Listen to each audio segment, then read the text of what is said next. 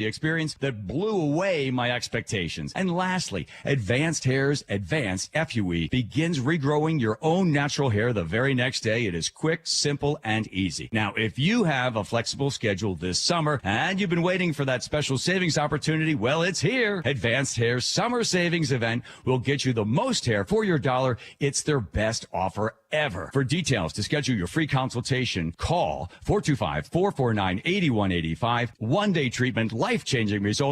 Your new hair is guaranteed to grow. Before and after pictures at advancedhair.com. At Shane Company, we have endless ways to create personalized jewelry that lets your unique style shine. Come marvel at our rainbow of gemstones and find the one that speaks to you.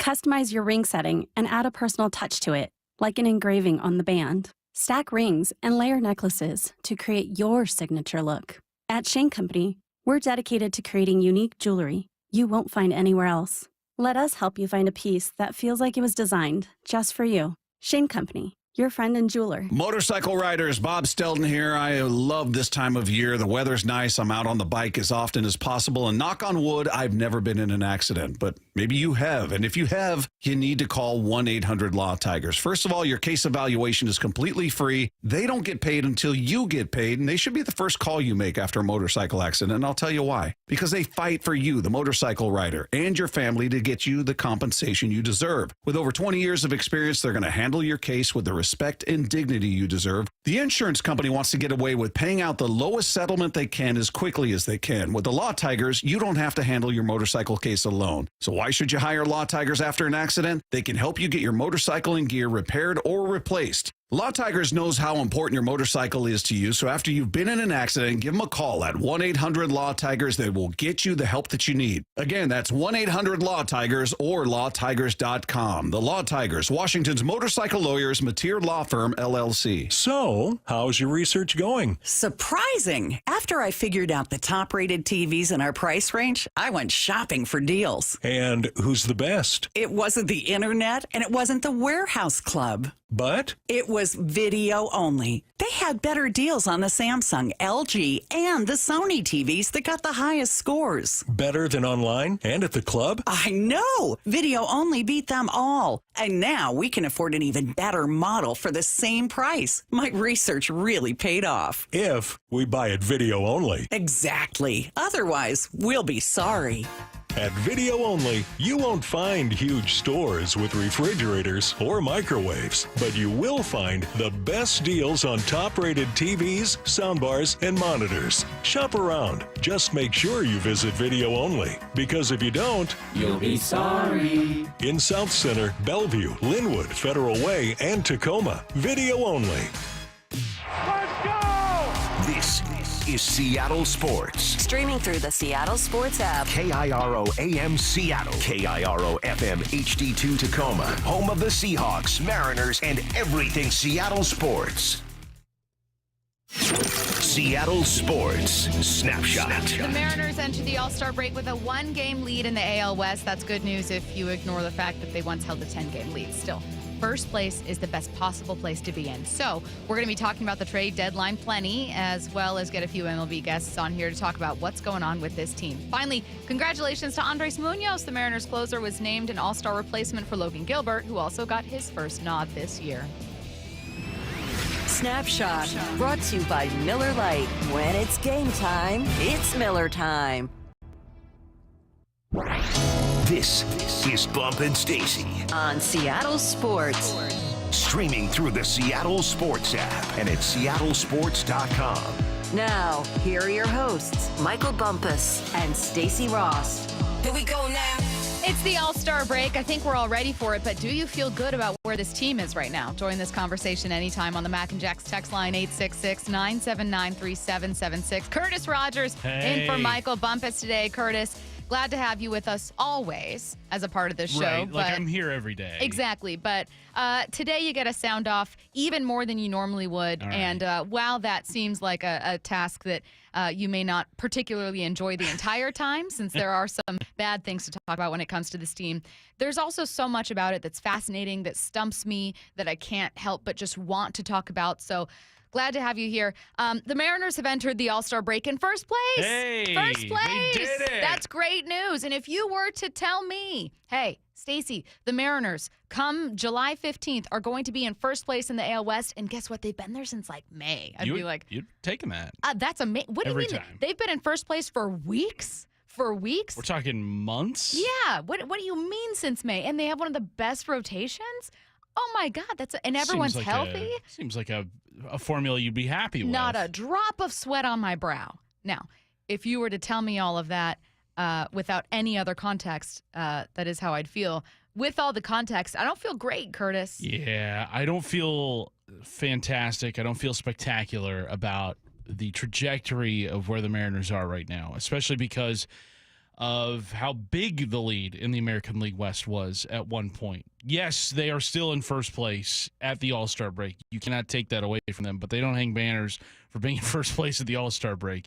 And also, about a month ago, they were 10 up in the American League West. It was not as tight as it is right now. You did not have Houston gaining on you, and you've also got a huge 3-game series against Houston immediately following the All-Star break, where there's going to be a ton of movement in the American League West coming off of that series. Stacey, I'm concerned. I am very concerned with where this Mariners roster is and with what they've got going in the season second half. Now, the second half of this season is a lot shorter than what the first half is, because you've only got, I think, like 70 or so games left. But still, you have an opportunity to change this thing, to put a stop to the slide, which has been going on now for a very extended period of time. But a series like that, heading into the All-Star break, you lose 3-4 to the Angels, and now you've got to sit on that for 4 days. Not a good taste in anybody's mouth. From the 206, to answer Stacey's question, no. To put it simply, no. Yeah. Now, the 714 says, look, the Angel series was great heading into the break because it highlighted exactly what we need to add after the break and put it right in ownership's face. The 206 says, it feels bad because we were 10 games up, now only 1. So that 1-game lead doesn't feel very good to the 206. We were 10 up because Houston had been so bad. Overall, it's a resounding success. Whether the second half is a success will be up to the front office right now. 425 says they don't belong in first place. So all of this completely fair. I'm going to focus, though, on those 2 texts prior to that one. One, whether they stay in first place. You can look at the first half and say, first place, great. You don't get a failing grade for the first half by virtue of having been in first place. I don't care that it's because the division is weaker this year. I don't care that your offense has been absolutely atrocious. You are in first place at the All-Star break. That's not a failing grade. However, whether or not you pass this class, that comes up to the second half. And I agree with this texter. It also depends on what the front office does here. Yes. And what these players do, I should throw in. Yeah. I'm kind of wondering who's under more pressure right now, the players of the front office, to finish off this regular season and get them back into the postseason after a 1-year reprieve last year. I think the pressure lies squarely on the front office's shoulder right now, because you're starting to see some of these bats wake up, even though the Mariners offense was quiet the final 3 games of the Angels series. But Julio is playing a lot better than he had been. Cal Raleigh has been hitting home runs like crazy as of late. Heck, even Victor Robles has given them some nice contributions too in that lineup. Jorge Polanco had a decent finish to the first half, especially considering how low things got for him at the end of the homestand. So, I mean, you can kind of see the makings of what could be in the second half, but there's still a long way to go. And this front office has not done a lot to add so far this season.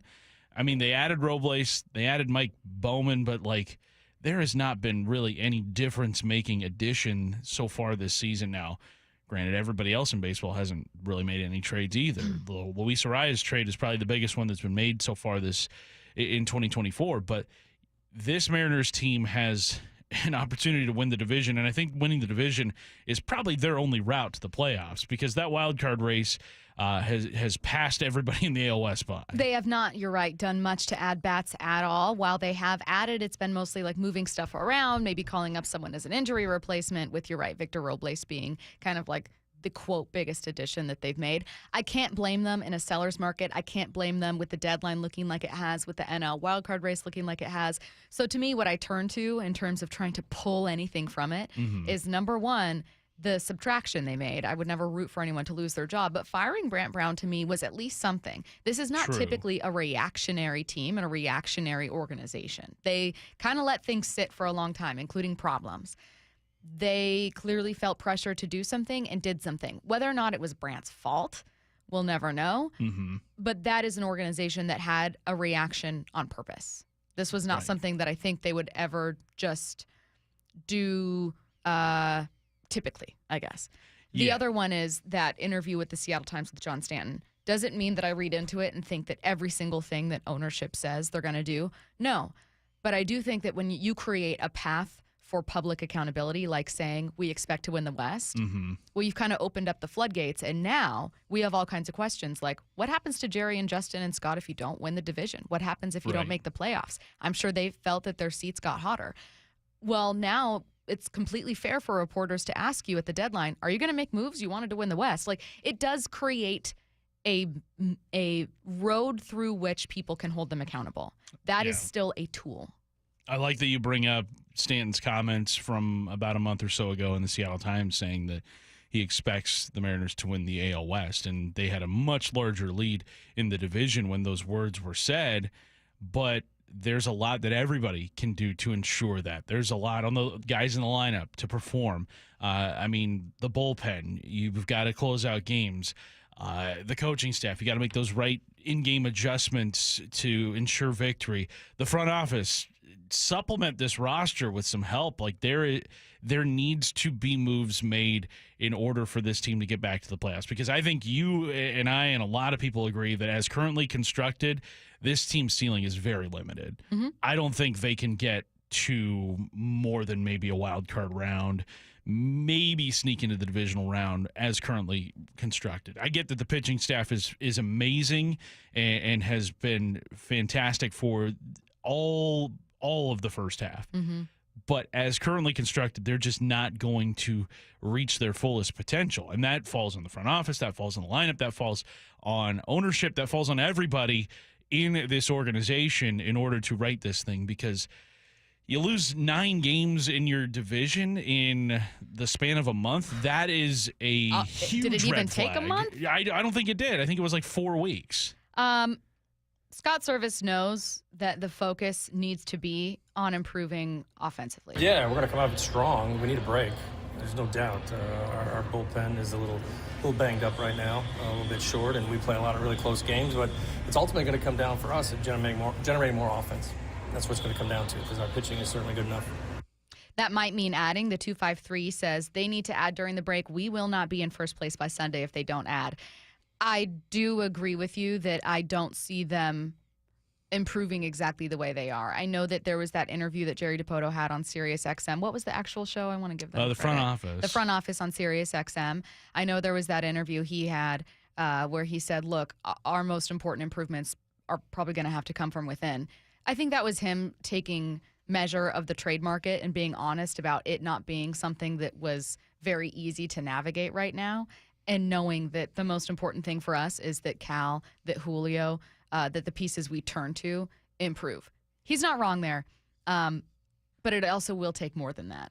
Like, it's not – Julio is heating up. You've pointed this out. You were looking at a lot of his stats as far as Julio kind of heating up over these past couple of weeks, and during that time, they have not had a winning record. Yeah. So then it's like, okay, we were waiting for Julio Rodriguez to heat up, and we were waiting for him to be the Julio that we've all known he can be. He's got that OPS plus now over 100, which 100 is like league average. Yeah. So it's slightly above 100. It's 102 right now. Better than it was. But he's heating up. He's playing like the player we know he can be, and the wins aren't there, which kind of shows, hey, maybe it's not just a Julio thing.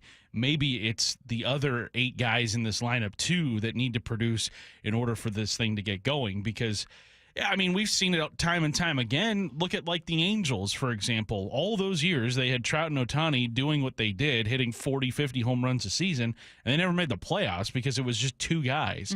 You can't build out a roster and hope that it's one guy that carries you. You've got to make sure that there's protection around him, and I get that lineup protection is something that some people don't believe in.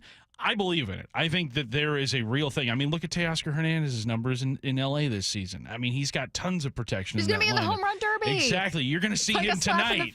You're going to see him tonight. It's like your ex parading around with their new partner in front of you. How dare you, Teo? Yeah, exactly. And they also are on national TV. Like, that would not be fun for anybody. But, yeah, like, Julio Rodriguez is now doing what we all kind of anticipated him doing. And he's put together a bunch of multi-hit games in a row. He has been hitting with power. His batting average over the last week has risen by 20 points. His OPS is up 60 points. I mean, this is the Julio that we saw in August last year. Now, it's interesting. His batting average on balls in play is 1,000 right now. It's either a hit or a strikeout for him. But he's had way more hits than strikeouts over the last week. But it's now to a point where it's like, oh, it wasn't enough. It wasn't enough. It's not enough to just have Julio hitting. The 253, there's nothing out there. Their future lies in their prospects. I disagree. I think there are bats out there that can help you. The question that's more interesting to me, which we are going to be talking about, to be fair, really coming up at 10:30, so we're only going to spend just a minute or two on it here. But Curtis, the question really for me is not whether or not there are bats that can help you. It's whether or not you're willing to give up prospect to get those bats, knowing that one or two bats might not be enough. And if your answer is, I am so out on this team and on this offense that I don't want to give up any prospects because I don't even think a really good bat would help, then you're looking at it going pure sell. I can't yet bring myself to do that, even though I acknowledge that one or two bats might not be enough. I cannot bring myself to just say, give up on it. Right. You're in first place with a team that in my adult life has been to the playoffs once. Frankly, in my childhood life. Like since I was a very young child, has been to the playoffs one time. I am not all in on selling. I am not co-signing that approach. No, especially in first place. No first place team should ever have that mindset. That's kind of pathetic, to be frank. I don't want to see a trade deadline like we saw last year where there were a lot of lateral moves or moves where it's like, hey, we'll give up something for this season if it shores things up for next year. Like, I don't want to think about next year's roster in 2024 when you're leading the division. Like, I want to think about winning this division. I want to think about this team in the playoffs and having a fighting chance. Like, it's not enough anymore to just get back to the playoffs here in Seattle. For so long, that was the conversation. Like, just get us to the playoffs. Cal Raleigh hits the home run that, wipes away 20 years of frustration, fine. But now it's like, okay, we have gotten that taste. The Mariners still haven't scored a run in a home playoff game since 2001. Yeah, 2001, guys. That was a long time ago. Like, I can't stress enough. Stan Javier had the last RBI by a Mariners player at a home playoff game. And think about that. And then think about the idea of folding at the deadline because your offense is so horrible. Yeah. You have too good a rotation and, frankly, a first-place standing that feels very, very vulnerable, but a first-place standing. And I refuse to look at those two things and think, maybe next year. Yeah. Do you think suddenly all these prospects are coming up next year? They're not. Right. They're like 2 years away. Yeah. Tyler Locklear is the closest guy to the big league level, and they sent him back down. Yeah. Like, you are still a couple years away from seeing the fruits of this farm system pay off. These are not rookies that are going to come up and help you and you can turn this around. And you also are not guaranteed to have this rotation. The Mariners are in a really unfortunate spot of having a really solid rotation that is mostly healthy when Wu isn't hurt, is healthy right now.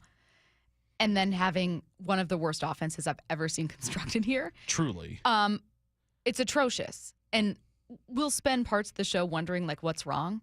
Is it Scott? Is it coaching? Is it the philosophy in the organization? Is it the front office setting them up for failure? Is it a budget from ownership that sets the front office up for failure no matter what? Like, what is it?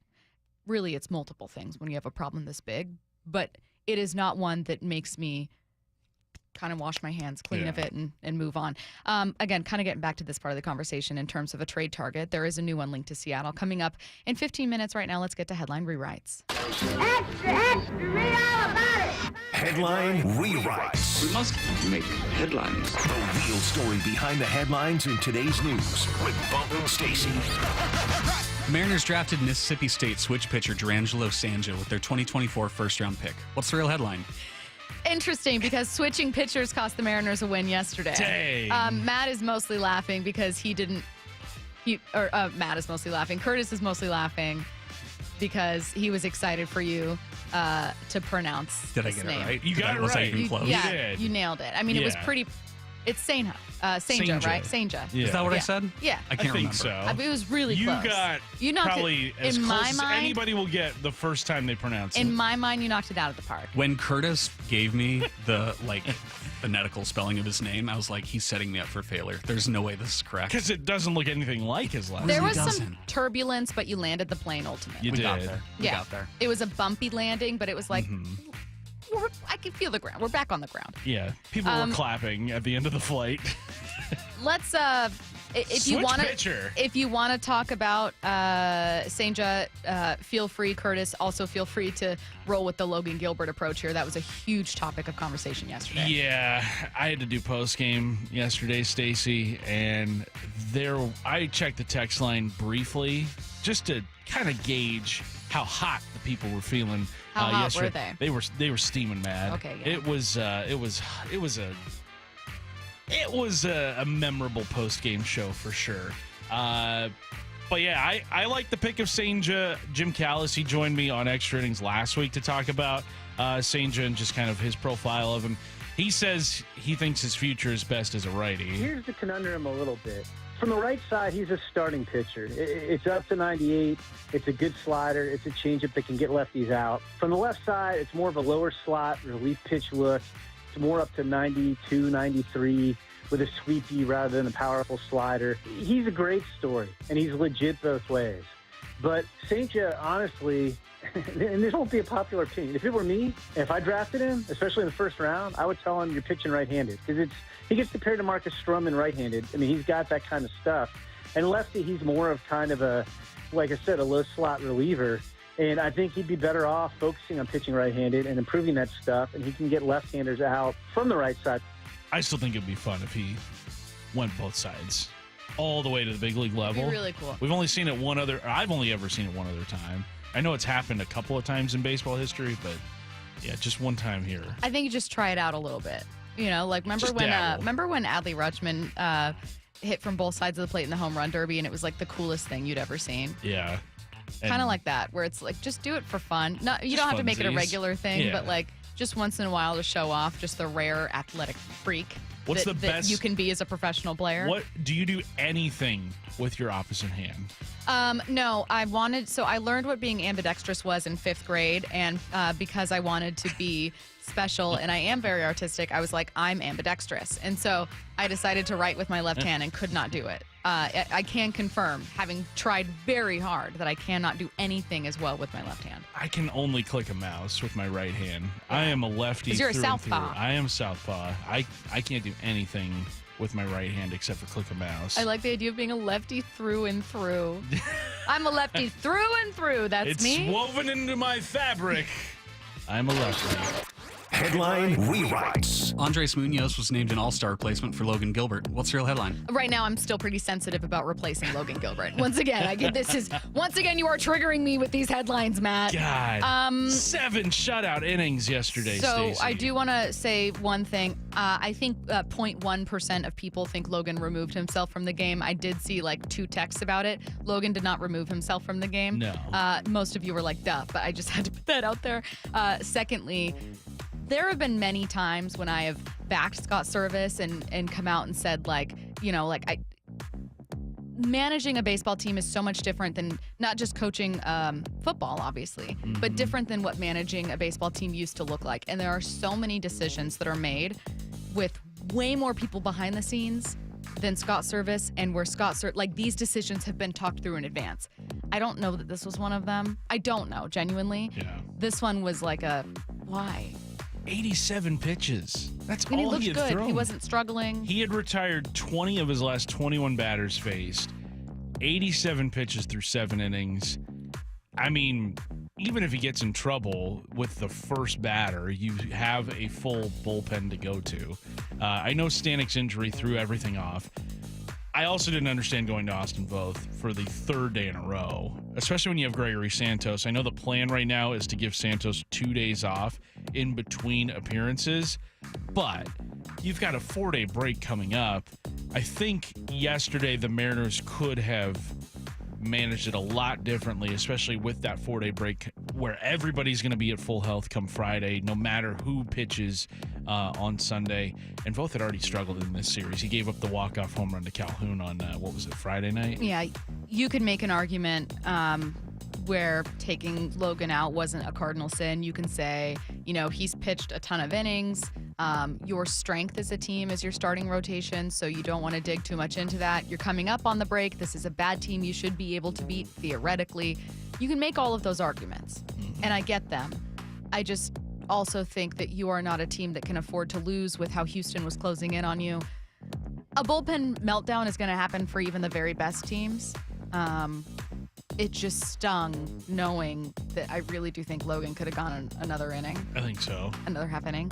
He had pitched, I believe, 2 of his previous 3 outings had gone at least 8 innings. Yeah. He leads the American League in innings pitched this season. Dr. 253. I forget why I labeled this person Dr. 253. I think it's because they said they had a PhD. Is the Logan decision completely Scott's idea? I don't know. I think it's a combination of the analytics department and also Scott, just kind of the numbers. I know Luke Larkins pointed out on social media yesterday that Logan Gilbert's OPS allowed or slugging percentage allowed, it was like pitches 75 and up, almost doubles from what it was earlier in the game. I get that, but 20 of 21 Angels were sat down. They had nothing against Logan yesterday. All right, we are going to stick with baseball for our next one, but we've got some football stuff to get to beginning at 10:45. Fun stuff. We'll take a nice little break. First, you're listening to Bump and Stacy. Curtis Rogers in for Michael Bumpus today on Seattle Sports and the Seattle Sports app. There is a trade target newly connected to the Mariners. We'll tell you who he is and how he could help. Plus, would you still acquire at the deadline knowing where this offense is? That's next. Seattle Sports, your home for Brock and Salk. Our next guest, Kevin Burkhardt. Where do you put this rotation compared to some other great ones in baseball right now? Well, I think it's them and the Phillies, 1 and 2, however way you want to rank them. And there's a lot of good ones in the game. And I think that's probably what you and every other Mariner fan is frustrated about, right? Because, you get that rotation in the playoffs here. I mean, you get that in a best-of-5 first-round series in a DS, and you're like, man, you could pick who you want to start in Game 1, right? You can't really go wrong. On Seattle Sports and 97.3 FM HD2. And this week's First Mark Challenge victory goes to Lonnie. Lonnie, why did you call First Mark Insurance? We've been with the same insurance company for over 32 years. And my husband said, come on, let's at least try it. And that was the smartest thing we ever did because we saved thousands, literally thousands a year on our insurance. They improved it. It cost me less, and it was a higher value. I can't say enough good things about Scott because everything that he said he'd do, he did. What do you tell your friends they can expect when they make the call to First Mark? An easy, profitable, and actually pleasant call. They genuinely are trying to help you, and you can't beat that. We were silly to wait so long. A couple other friends that have called, too, they said, why didn't you tell us about this sooner? You see, Lonnie did it. My family did it. You got to do it, and it's totally free. Go take the First Mark Challenge today. See how much they can save you and how much better your coverage will get. Maybe you will be our next First Mark Challenge victory. Go to firstmarkinsurance.com.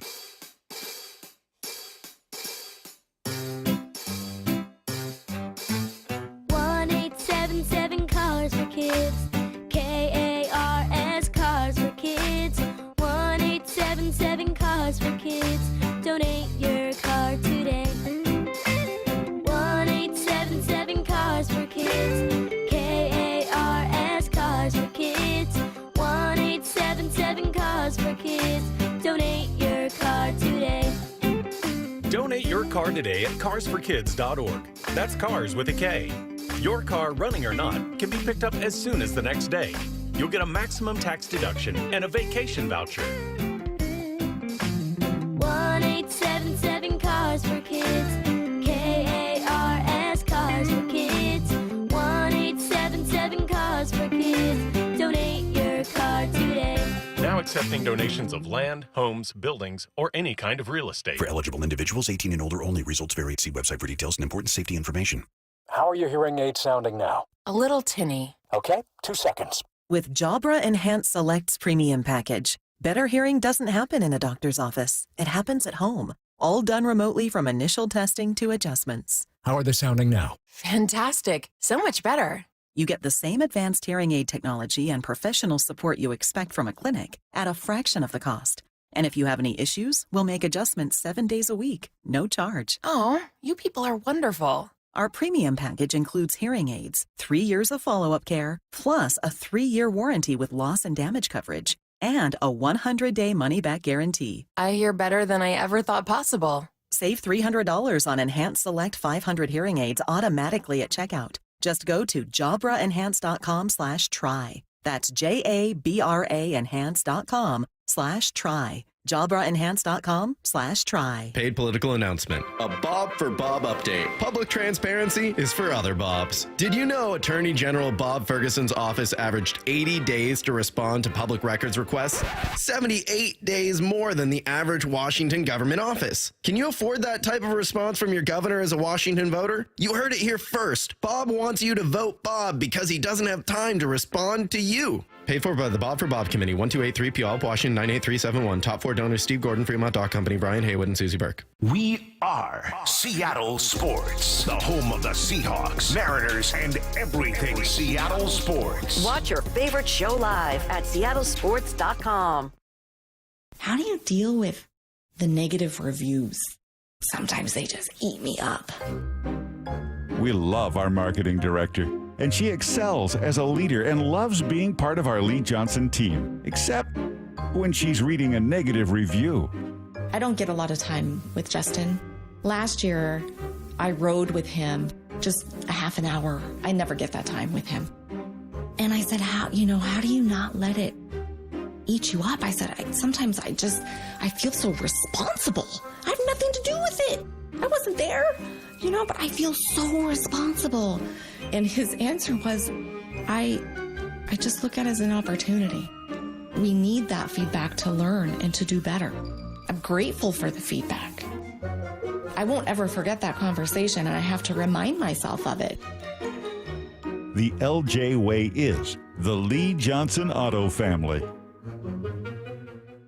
Have you been searching for a local, trustworthy group of professionals to assist with your mortgage? Hey, this is Brock Heward, and you can count on Tila Mortgage. They've been the go-to mortgage experts in Washington for over 25 years. If you are 62 or older and want to learn more about reverse mortgages, well, Tila can help you decide if it's the right choice for you. If monthly payments are impacting your credit score and just killing your cash flow, Tila can assist you in consolidating your debt with proven programs like a refinance loan or a home equity line of credit, a HELOC, enabling you to maintain your low fixed rate first mortgage. Additionally, if you're purchasing a new home, well, Tila can guide you through the ins and outs of a home loan as well. With hundreds of 5-star reviews, Tila, spelled Tila, is a trusted source for honest and ethical mortgage advice. Call Tila today at 206-766-8888 or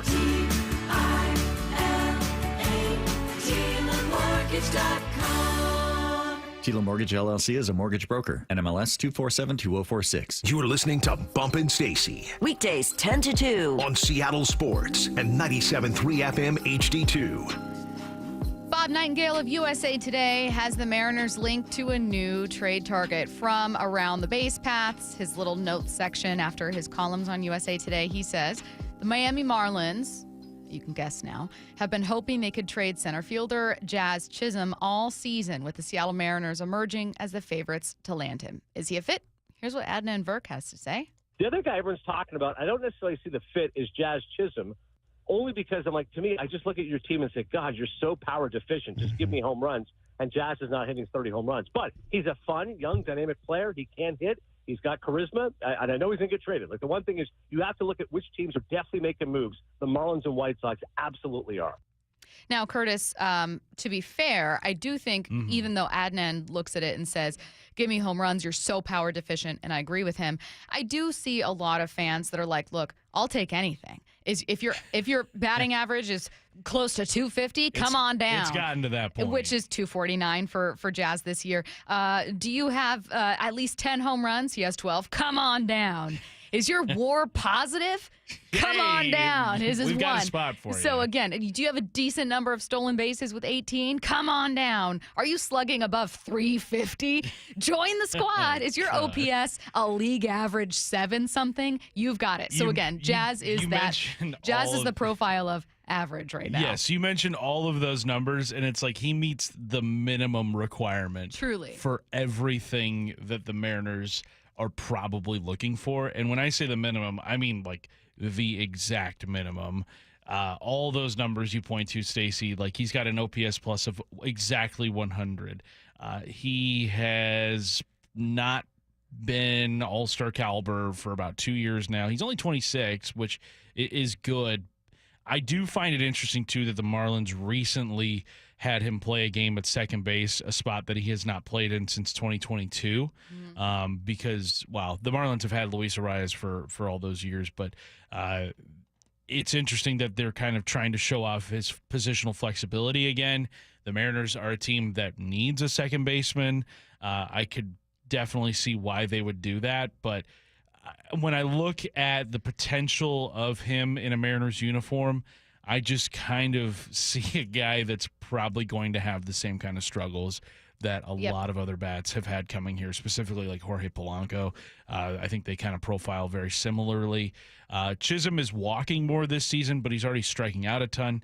He has struck out 99 times to start this season, so that is just right in line with everything the Mariners have done this season. I'm trying to find his actual strikeout rate. Is it close to 30? If it's 99, it's going to be at least mid-20s if he's a regular player. Strikeout percentage, 25.2. That's actually lower than – it's not a career high for him. He struck out 30% of the time last year. It is higher than league average. It's middling for the Mariners right now, which is sad. They just have so many players that are hovering around 30 or above 30 that – 25 is like, what a relief. It's still not great. You're right. 2 things with Jazz. The 206, regarding Chisholm, I don't know if Jazz would fit in. The Mariners' offense is Baroque. Broke. I like the play on. I like the play on it if it is a play on Broke. I get it. Okay, now I get it. But initially I thought it was fun wordplay. You can take credit for it if you want to. Well played. I saw something else. Oh, 206, another 206. It sounds like Jazz is a total me guy that clubhouses are not into. So this is the first point I want to make. There was that athletic column that came out a while ago, like who's the most overrated player, and it was players who are anonymously polled. And Jazz, was he number 1? He was. I don't love that players polled anonymously did not have great things to say. Yeah, he was number 1 by a pretty considerable margin, if I recall correctly. I'm trying to bring up that poll right now. While you're doing that, another thing I'll throw on is echoing your point, so it's a little bit of a retread. I want the Mariners, if they are to add, to at least take a shot. An average bat will not fix your offense. Particularly if that average bat is not someone that can, by virtue of connecting with players, tap into something else. Like Carlos Santana came in, was an average bat. He also had a great connection with Julio, was a great team leader. We heard behind the scenes from Scott Service how much he influenced like post-win celebrations. So he contributed in so many other ways that he did uplift the team. I don't know that Jazz is that guy. Credit to him if I'm wrong about that, and I'm very sorry. But unless you're bringing a lot of something else, I don't think an average bat does anything for this offense. I want above average. I know it'll cost. I know that might be stupid. Thankfully for all of you, I'm not the GM right now. But that's what I would rather see. Yeah, I worry that Jazz may be having an issue assimilating to the culture here in Seattle. We've seen guys in the past have trouble with that. Jesse Winker, I think, was a guy that had trouble with that, and he was immediately shipped out the following off season. So I wonder just kind of what his personality fit would be in Seattle if this trade were to happen. I have the numbers up from the Athletic Player poll. Yeah. Jazz Chisholm received 20% of the votes for who is the most overrated player in baseball. 20%. The next highest total was 10%, and that was Anthony Rendon. So he was like a runaway. And Anthony Rendon was second to Yeah, him. and Anthony Rendon is not a well-liked dude in Major League Baseball. I think a lot of these, a poll with that kind of question too, I think a lot of guys definitely vote for guys that they probably aren't friends with. You know what I don't love about this move if it were to happen as well? And look, if he was acquired, I would not be like, I hate this guy. I'm sure that I would love interviewing him. And if he did anything, I'd be so excited. And I'd be like, I'm having crow for dinner. I'm wrong. But I loathe the feeling of the Mariners being in first place. And holding on to that first place lead for, I'm guessing, the longest time also since 2001, 2, 3, around there. Holding on to that first place lead, being in first place, having a shot to pull ahead in a very weak AL West, having an amazing rotation, and doing a very predictable thing. To not have like a fire lit where you become aggressive. I would truly grind my gears. Yes. And we had talked about this as we were prepping for the show. Chisholm would be brought here to probably be a middle of the order bat, to probably be a guy hitting like third in your lineup, second or third in your lineup. And I look at his numbers, Stacey, I look at his profile. This would be a probably like 7, 8, 9 hitter in a deep lineup. Like if you put him on the Yankees, he's probably not hitting higher than 8th. If you put him on the Dodgers, same thing. And you've got the Mariners have had this come up in their lineup in years past too, where you've got guys hitting out of their regular spots or where they would normally be. I think Cal Raleigh is a prime example of that, where he has been asked to hit like third or fourth a lot this season. And I think he would be better suited as probably like a 6 or a 7 hitter if you had a deeper lineup. So I wonder if, you bring over a guy like Jazz Chisholm, who has had some success in the past. I look at his 2022 numbers. Was an all-star that year, but then got hurt and didn't play in the season's second half.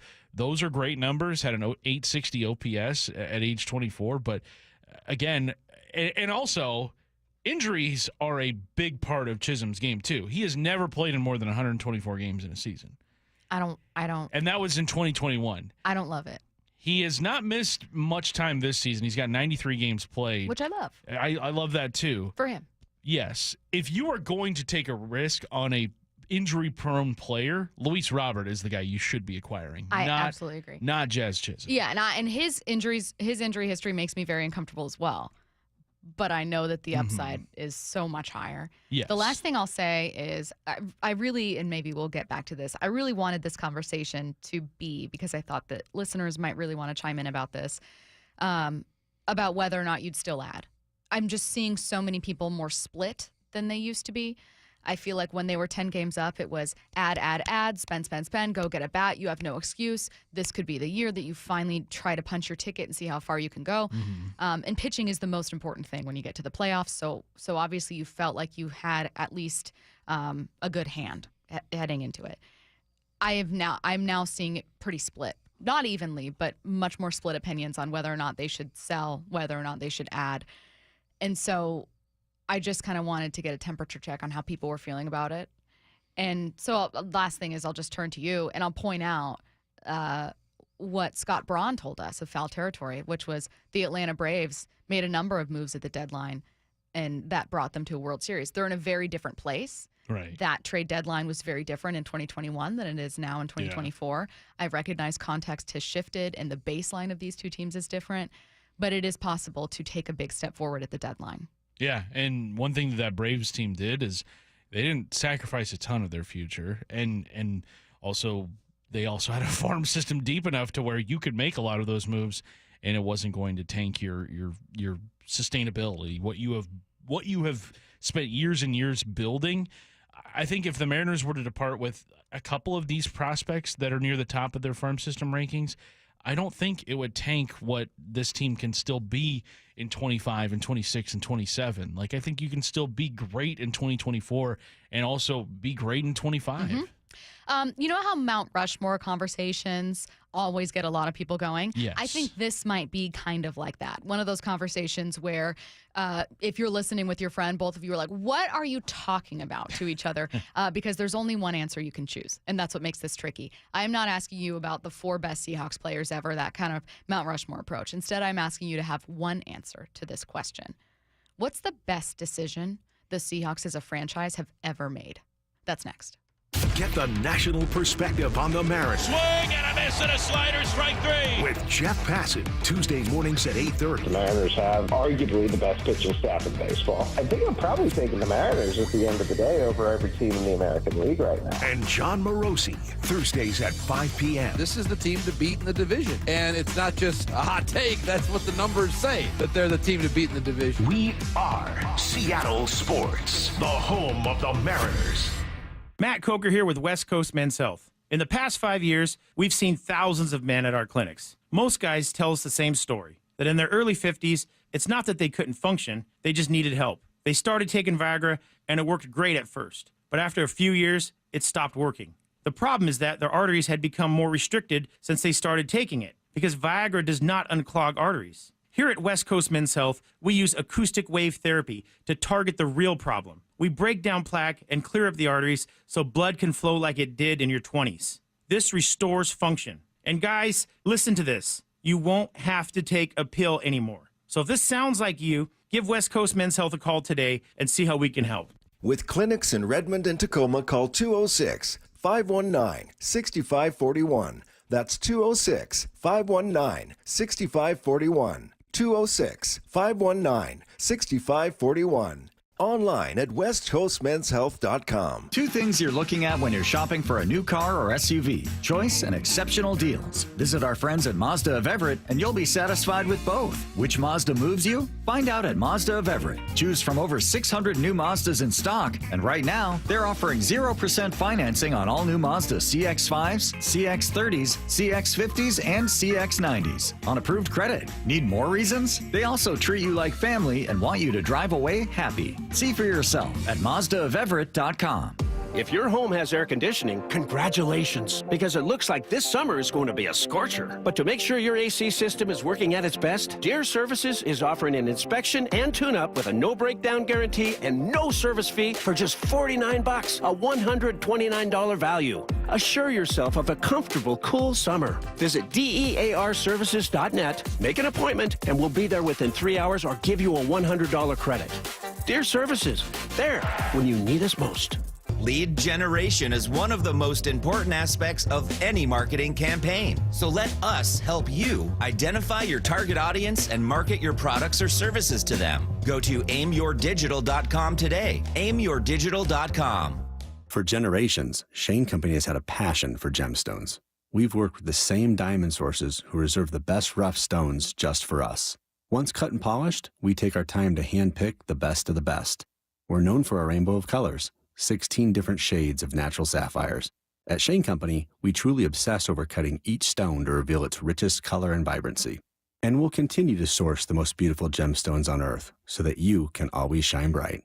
Shane Company, your friend and jeweler. Are you looking for a new ride? Well, I recommend the Harnish Auto Family. Up north, visit Chevrolet or Kia of Everett. Down south, visit Chevrolet, Buick, GMC, Subaru, or Volkswagen of Puyallup and tell them Brock sent you. Or you can visit HarnishAutoFamily.com. Harnish Auto Family. People matter. Hey, it's Dave Wyman speaking to those who have recently been diagnosed with prostate cancer. I spoke with Dr. Meyer, the medical director of the Swedish Radiosurgery Center, and Dr. Meyer said Swedish CyberKnife patients are really satisfied with their experience. They report very few side effects, and they're seeing excellent cancer control 10 years later. To learn more about CyberKnife for prostate cancer, go to swedish.org/cyberknifeprostate or call 206-320-7187. Treat prostate cancer with Swedish CyberKnife. Listen throughout the week to the Mariners Player Spotlight. Ever since I got here, I want to win a World Series in Seattle, and this city's starving for another winning team. Presented by Muckleshoot Casino Resort.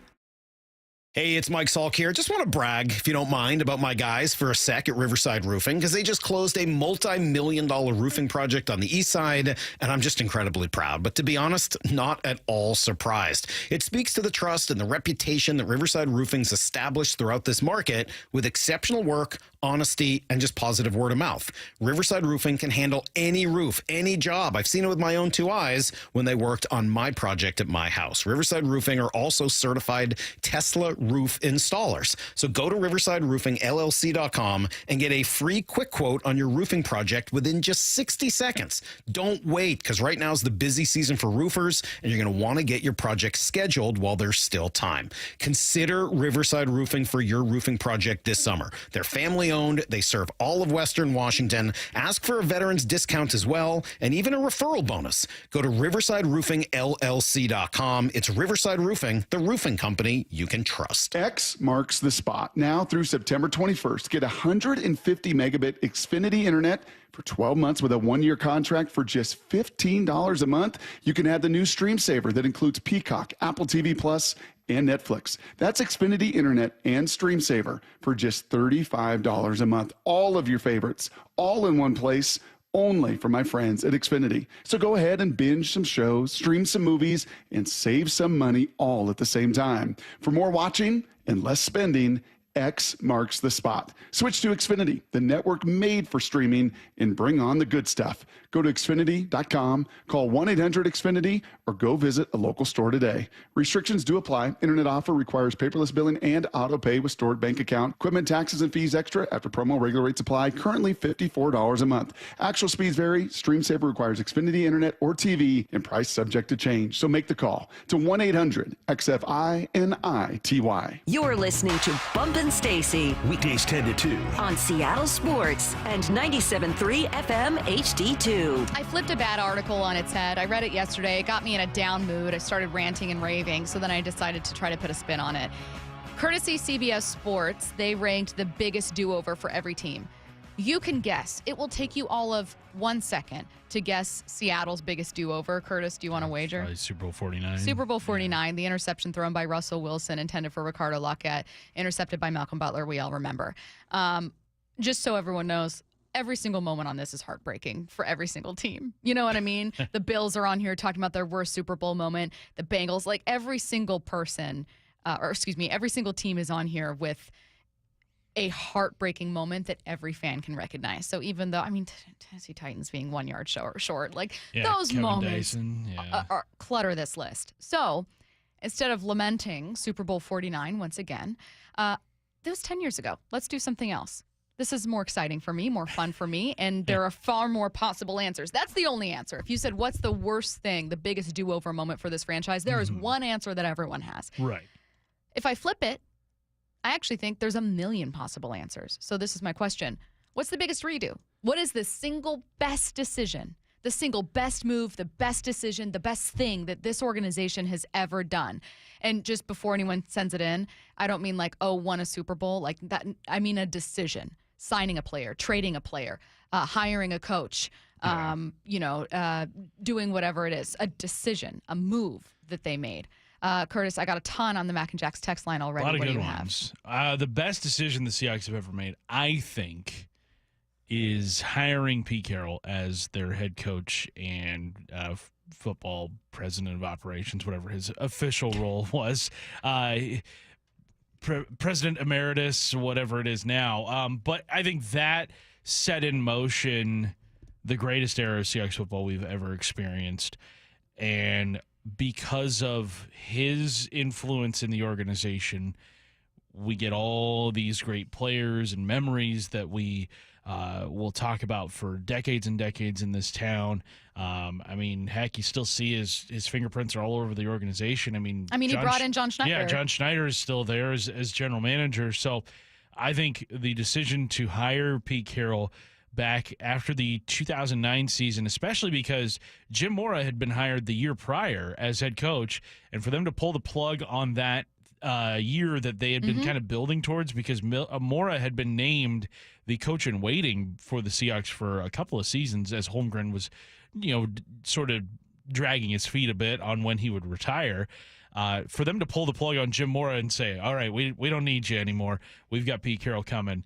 That was a big decision. So that would be my best decision the Seahawks have ever made. Hiring Pete Carroll was also mine, so I'm not going to spend too much time on it. You made so many good points. The only one I'll kind of re-highlight is that every subsequent thing that I loved was a byproduct of hiring Pete Carroll. Those connections he still had to USC and local recruiting trails brought in a lot of those gems that he found in the 5th round, and I don't want to discredit John from doing that as well. Pete Carroll, though, hired John Schneider. That was a relationship that he brought in, that he lifted up, and that the two of them went on and built a Super Bowl team, and that's a beautiful relationship, but it did start with Carroll. You got to give him the nod. So instead, I'm going to go to the Mac and Jacks text line for a couple more here. I love all of these answers. Yeah. I don't even agree with all of them, but you can make a case. This one, I think, is the only one that would make me reconsider mine. Selling the team to Paul Allen from the 253. Yeah, Joe and Bellevue also had that one. That's a very close. Monumental doesn't do it justice. Right. I need a thesaurus in front of me to find a bigger word. Yeah, the Seahawks were gone in Seattle. They were on their way to L.A. I believe they had already set up camp in Anaheim, California, and the NFL was like, whoa, Ken Behring, you can't just move without approval. Like, you got to you're the Seattle Seahawks. You got to stay put until we say so. And then it became a point of contention. Behring then sold to Paul Allen. Paul Allen saved the team, and then did a lot of legwork in order to get Lumen Field built back. It was the late 90s when that got approved. Yeah, Paul Allen has done more for this organization than anybody, the late Paul Allen. And that decision changed the course of Seattle sports because, I mean, in the 90s, every team just about threatened to leave Seattle. And that was the first team, them and the Mariners kind of simultaneously, to plant their flag and be like, no, we're here for the long term. Next most popular answer from several listeners, drafting Russell Wilson. Yeah. Say what Third you will round. about the man now. You found for 10 years stability at quarterback. No other team in your division had it during that time. And having that stability, along with many other important pieces, reflected directly in your win-loss record. Yeah. And the Seahawks don't win to the level that they did over the last decade without Russell Wilson. It's the most important position on your Right. roster. I don't care if he wasn't definitively the best quarterback or a top 3 quarterback. That doesn't matter to me. You found a franchise guy for 10 years. And he was super efficient. Yeah. Won everywhere. Drafting for Marshawn Lynch was a surprisingly popular answer. Not that I don't think that's one of the Trading for Marshawn Lynch was a surprisingly popular answer. Not that I don't think he's one of the single best trades this organization has ever made, especially for return value, giving up like a fourth rounder. Yes. To Buffalo. I'm a little surprised that one over a couple other moves that I expected to see, but I'm not mad at the answer. It created an identity for you. Right. In terms of trades, I don't think there's a better trade the Seahawks have made, unless there's one that I'm not thinking of right away. But that one paid off in the biggest way possible and for the longest time. Because normally when you're trading for guys in the NFL, you're trading for guys who are, entering a contract year or whatnot. He was sort of a reclamation project because he had kind of fizzled out in Buffalo. The Bills didn't really have a spot for him because they had just drafted C.J. Spiller. The Seahawks take a flyer on him, and he then develops into the most physically dominant running back in the NFL, like of his era. No one saw that coming, but yeah, that was a tremendous trade. Honorable mention to a couple other answers. Someone said that they actually look to Holmgren as the best move for this organization, being that it set up that first wave of success to take them out of the doldrums of what was previously a horrible time for Seahawks football. Bobby Wagner and a couple other picks were also in here, but I think you and I both settled on Pete Carroll and then selling the team to Paul Allen. Absolutely the only other thing that would sway me because it's so hugely important to the story of this organization. All right, we are not getting away from football just yet. We just talked about the best decision the Seahawks have ever made. Trevor Sikkema wrote about the best decision every NFC team made this offseason. Let's hear what he's got for Seattle. He joins us next.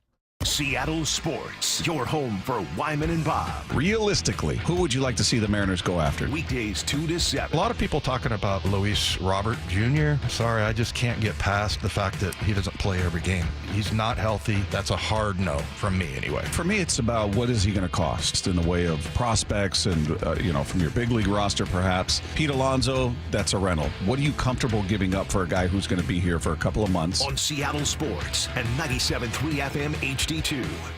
Are you looking for a construction loan to build your dream home? Are you a local builder needing a better financing option for your next spec project? Hi, I'm Scott Rireka, CEO of Legacy Group Capital in Bellevue. Stop wasting time with local banks and credit unions and their endless guidelines. We're the experts for common sense residential construction loans. We lend our own money, we make our own decisions. And if your deal makes sense, we'll get it done fast with flexible terms. For homeowners, we advise you every step of the way with things like budget and timeline, ensuring the completion of your dream home. For builders, Legacy's not only your lender, we'll source your next deal, provide permitting services, and if you're short on equity, we'll invest alongside of you. Legacy Group Capital has lent more than $1 billion, helping over 130 local builders and hundreds of homeowners. We can help you. Construction loans don't have to be hard. Borrow smart with a common sense construction loan from Legacy Group Capital. Visit LegacyG.com. LegacyG.com. Everybody knows home is where the heart is. But for the Mariners, home is where thousands of hearts come together all season long.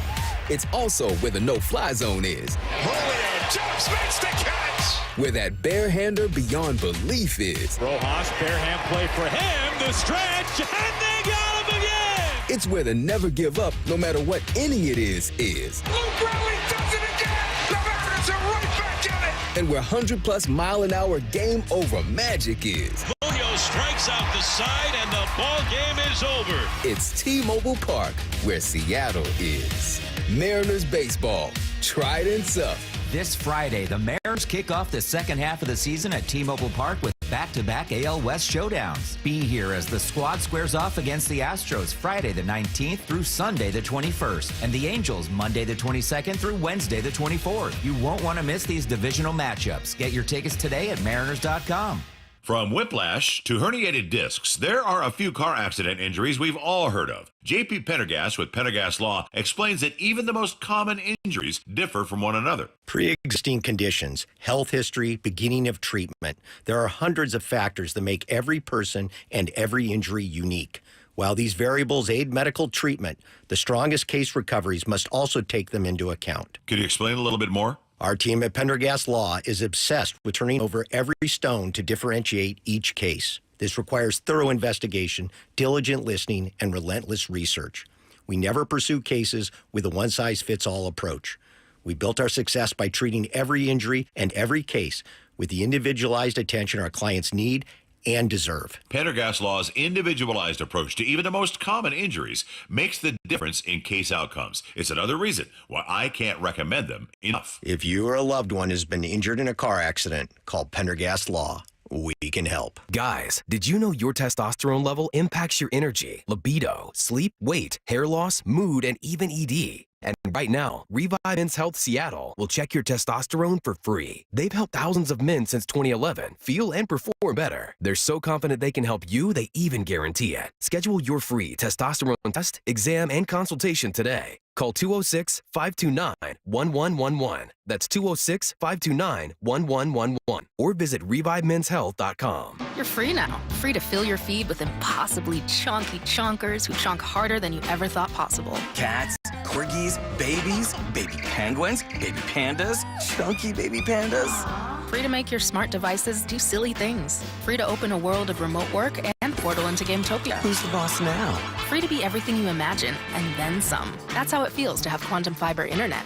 Quantum Fiber, your world unleashed. Learn more at quantumfiber.com. Limited availability, service in select locations only. You can host the best backyard barbecue when you find a professional on Angie to make your backyard the best around. Connect with skilled professionals to get all your home projects done well. Inside to outside, repairs to renovations. Get started on the Angie app or visit Angie.com today. You can do this when you Angie that. Ooh, ma. What was that? That is business phone bliss with the Ooma Cloud Phone System. It handles all our voice, video, and messaging needs. You sound very... Calm? I am. Ooma has everything I need to run my business more efficiently, like virtual receptionist, call routing, and video conferencing. And it starts at just $19.95 per month per user, plus taxes and fees. Ooma. Nice. Find your business calm at ooma.com/radio. This is Seattle Sports. Streaming through the Seattle Sports app. KIRO AM Seattle. KIRO FM HD2 Tacoma. Home of the Seahawks, Mariners, and everything Seattle sports. Seattle Sports Snapshot. The Mariners enter the All-Star break with a 1-game lead in the AL West. That's good news if you ignore the fact that they once held a 10-game lead. Still, listen, first place is the best possible place to be in. So today, when we're not talking about football, like we will in about 2 minutes, we're going to be talking about the trade deadline plenty, as well as get a few MLB guests on to talk about what the heck is going on with this Mariners team. There is some good news to come from the weekend. Congratulations to Andres Munoz. The M's closer was named an All-Star replacement for Logan Gilbert, who also got his first nod this year.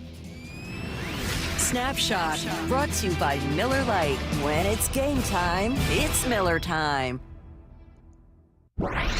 This is Bump and Stacy On Seattle Sports.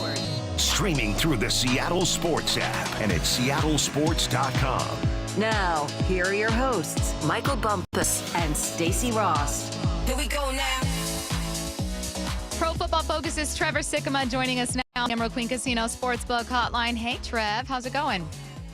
Hey, guys, I appreciate you having me on the show. We are happy to have you on. Curtis Rogers in for Bump. Curtis and I just spent like the last 10 minutes talking about the single best decision the Seahawks made in the history of their franchise. You profiled the best decision, not just the Seahawks, but every NFC team made this offseason. I'm going to start with a focus on the NFC West and start with what you had for the Seahawks.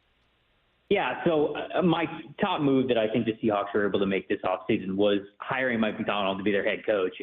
I was really shocked when, Pete Carroll was out as head coach. I thought that Carroll was one of the better coaches in the NFL. Obviously, his football pedigree kind of speaks for itself, the success he has had in Seattle. And I felt like there was still room to believe that there were some good years left for Pete Carroll at the top for the Seattle Seahawks organization. But the fact that they moved on from him was like, wow, that's great. You cannot just move on from a legend like Pete Carroll and just go to, say, a young coach that doesn't have any sort of experience at all, or that might be a really big risk. And I think they went with a guy who is younger. But man, what Mike McDonald has done over the last couple of years, both in the NFL and at the college football level, this is somebody to believe in. So for them to move on from Pete Carroll, I was really shocked by that. But of all of the moves that they've made, and they've made some good ones, getting Mike McDonald at the top of their organization to see what he has done on the defensive side of the football when all we have talked about is just offense over the last couple of years. This is one of the big defensive names that has been making waves across the NFL. So for you to get one of those guys that can look at all the innovation on the offense and say, okay, well, I got my own chess move to now kind of replace that and see what he has done with guys like Justin Madubuike and Kyle Hamilton and rejuvenating Jadeveon Clowney's career last year with the Ravens. I mean, you have to be very excited about that moving forward for Seattle Seahawks football. So that was my favorite move that the Seahawks made this offseason. When did you maybe get a sense that it was either time for the Seahawks to move on from Pete Carroll, or you were kind of like, oh, this might happen? Because we all were stunned by the move, but now we're months removed from it, and you can kind of see, why they did what they did. Well, I think that there were a number of good head coaching candidates that were going to be available, right? McDonald is one of them, but Dan Quinn, who I know has a history of in Seattle, he was available to potentially be a head coach. Jim Harbaugh was in the fold, right? I mean, Ben Johnson from Detroit. Obviously, he went back to Detroit, but at the time, you might be able to lure him in as a head coach. So there were a lot of really good head coaching options, and so I think just scouting sort of what would have been the options to maybe upgrade sounds like the wrong word, and it sounds disrespectful to Carroll, so I don't want to use the word upgrade, but replace, I suppose, him at head coach. It was a good head coaching cycle to do that. So you look at the timing of it, you go, okay, well, does Pete still have something left in the tank? Yeah, maybe, but this might be a really good time to strike. I also look at the fact that head coaches are often married to the quarterbacks that they're with, right? Russell Wilson, obviously that was highly publicized, how he got out of Seattle and just the whirlwind that was that whole episode. And obviously they get Geno Smith, and Smith has been fantastic for them, I think, especially relative to the situation that he stepped in with. But you go into this year, this is the last year with any guaranteed money left on Smith's deal. He's in his mid-30s now. So there's a lot of uncertainty of, okay, well, is Smith even on the team after this year? And so if you thought that, well, maybe we're going to turn the page from everybody, even a year from now, you're going to move on from Smith. Maybe you're going to try to get a younger franchise quarterback in there. You're probably going to look to move on from Pete Carroll a year from now anyways.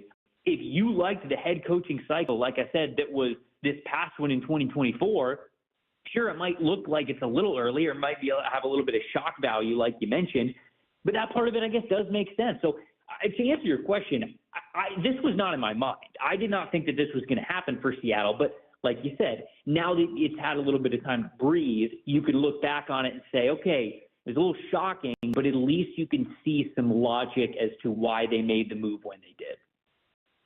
The Seahawks might be part of your answer here, Trevor, but if we were to step back and take a look once more at your list of the complete NFC, you have a lot of great decisions that are based on draft picks, but not every single one. Some are free agency moves, much like Seattle. Some are coaching moves, Washington in there as well with hiring Dan Quinn. Which move, as you were constructing this list, did you think, you know what, I think this move might impact this team's record far more than some other moves here? Basically, like, of the NFC, which NFC team might have made the single most important move in the conference, or the one that could catapult them to success compared to last year? Yeah, so I think that there's kind of two that immediately come to mind. Again, like you mentioned, there's a lot of really great moves you can focus on. I think a lot of teams got better in a lot of ways.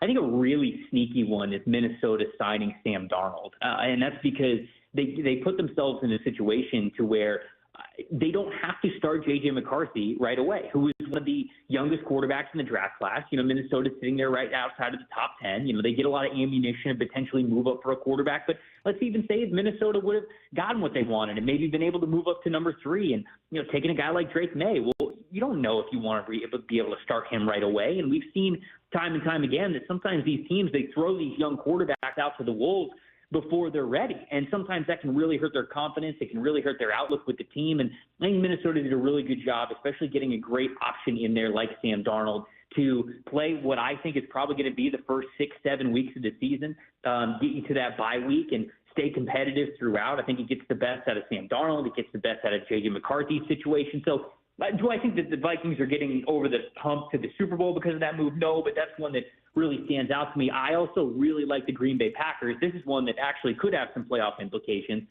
The Green Bay Packers hiring Jeff Hafley as their defensive coordinator, the old Boston College head coach, because, you know, you look at the Joe Brady era over the last 3 years for the Packers, their run defense was just, it was absolutely terrible. They didn't have a single run defense grade as a team above 62.5 in any of the last 3 years that he has been their defensive coordinator. And it's been a big reason why the Packers have kind of been all over the place. As they've been figuring out their offense, you just didn't know what version of their defense was going to show up every single week. So Hafley, I think, is really going to stabilize that group. They're going to defend the run a lot better. And I think because of what we saw from Jordan Love last season, that means that you're going to get a formidable Packers team that could absolutely have their sights set on competing for the top of the division with the Detroit Lions and potentially a longer playoff run than people really believe. So those are two moves that really just stood out as ones that I don't know if they're getting talked about a lot because you mentioned it's not like a big player comes over, but I think those two moves could mean a lot for those franchises short and long term.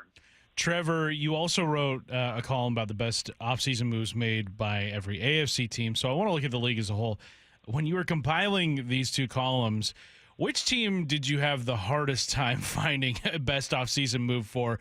Which team were you like, you know what, I'm going to save them for a little bit later. I'm going to knock these teams out here and maybe get back to them? Yeah, you know, it's an interesting question because, like I said, I think in general it would have been a hard question to answer outside of one team, the Dallas Cowboys. The Dallas Cowboys did not get better this offseason at all whatsoever. I know that Jerry Jones was on record saying, oh, the Cowboys are all in this offseason. They're going to do what they need to do to get over the hump. They've got a bad playoff loss taste in their mouth right now, and I thought that they were going to hit the offseason hard. They didn't. And instead, they lost Dan Quinn, they lost Tyron Smith, they lost Tony Pollard.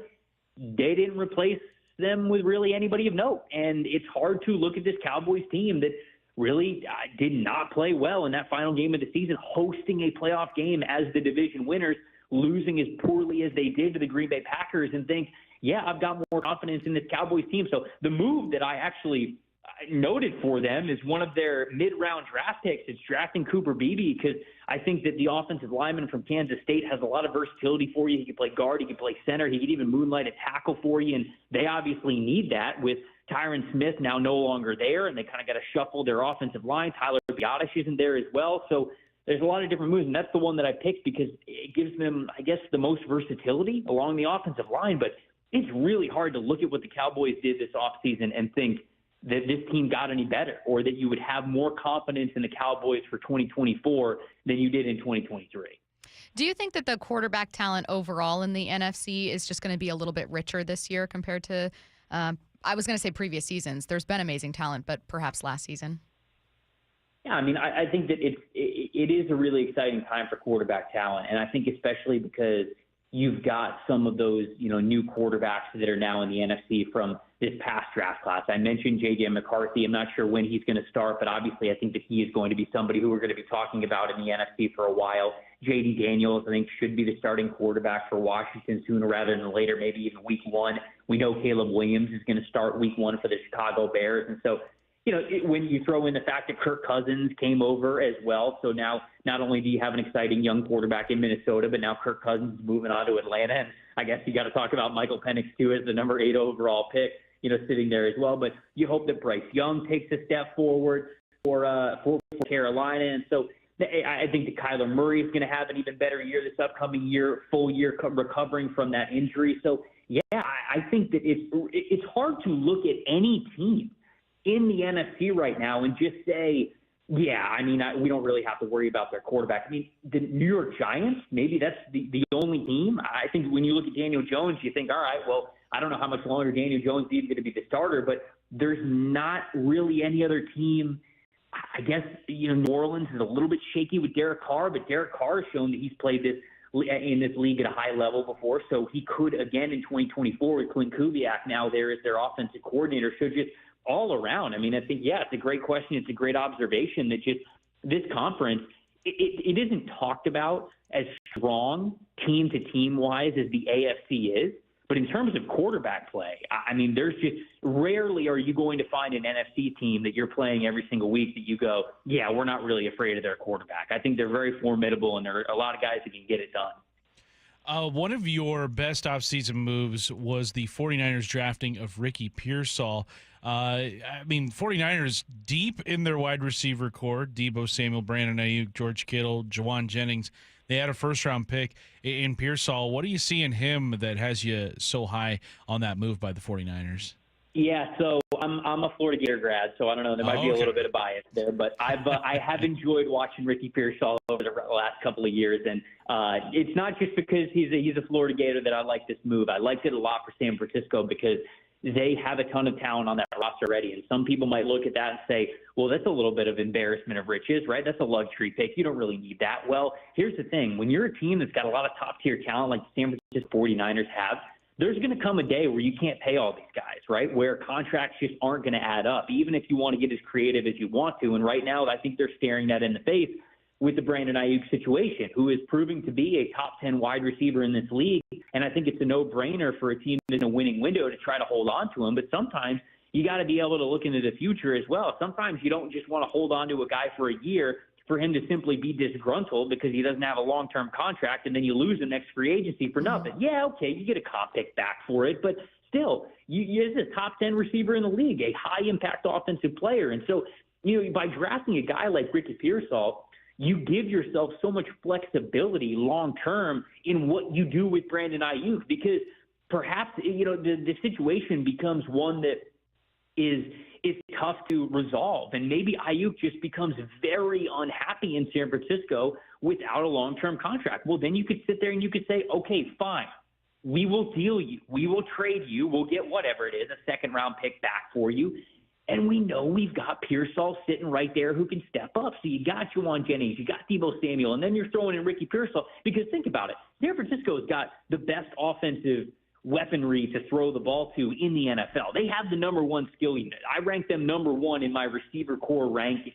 And if you take Brandon Ayuk off of that list, of course that gets objectively worse. But it doesn't get that much worse, right? I mean, you still got George Kittle, you still have Christian McCaffrey, you still got Deebo, you still got Juwan Jennings, and you got Ricky Pearsall. Like, that would still be a top 5 receiving core in the league, even without Brandon Ayuk. And I think a big reason for that is because you can look at what Pearsall might be able to give you in return. So it was a really great pick, I think, long-term for this team in the flexibility of how they are going to continue to stay strong, not just in this year with their winning window, but in the years that follow as well. Hey, Trevor, last one, just a very quick one. Out of curiosity, was this a fairly easy list for you to construct, or was there one or two teams where you thought, God, I really hated their offseason, and I'm just struggling to find something that I thought was their single best move? No, it was relatively an easier exercise to go through because I really did think that a lot of teams got better. Like I mentioned, the Cowboys was kind of a tough one to pinpoint, but there are a lot of teams around the league that I think that they at least changed something up, right? I mean, okay, the New York Giants, they didn't really upgrade quarterback, which I think they wanted to, but they upgraded their offensive line a lot. They brought in guys like Jermaine Illuminor and John Runyon and Aaron Stinney and Austin Slotman, right? So these guys who, it's like, okay, well, if we can't improve the quarterback play, let's make the line as best as we can. And, New Orleans, another team, lost a lot of veterans, okay, not really great, but at least you're switching things up on the offensive side of things. You're bringing in Clint Kubiak as their offensive coordinator. The Bills were also kind of a tough one, right? You're saying goodbye to so many of those veterans that made up the core of that team over the last couple of years that gave them a Super Bowl window, but the restructuring Von Miller's contract, allowing you to bring in a couple of extra pieces, I think that was a decent move by them. So generally, it was a pretty easy list to come up with, but those are a couple that just kind of come to my mind that were like, all right, it was a little tougher to find a good one, but I do still think they did as well as they could. He is Pro Football Focus's Trevor Sikkema. Make sure to check out his article up on PFF.com today. Thanks so much, Trevor. Thanks, Trevor. Thanks, guys. Anytime. Let's get to 4 Down territory. This is 4 Down territory, going inside the game with former Seahawks and Coug wide receiver Michael Bumpus. First down to you, Stacy. Keyshawn Johnson of Fox Sports had a problem this morning with a recent top 10 list.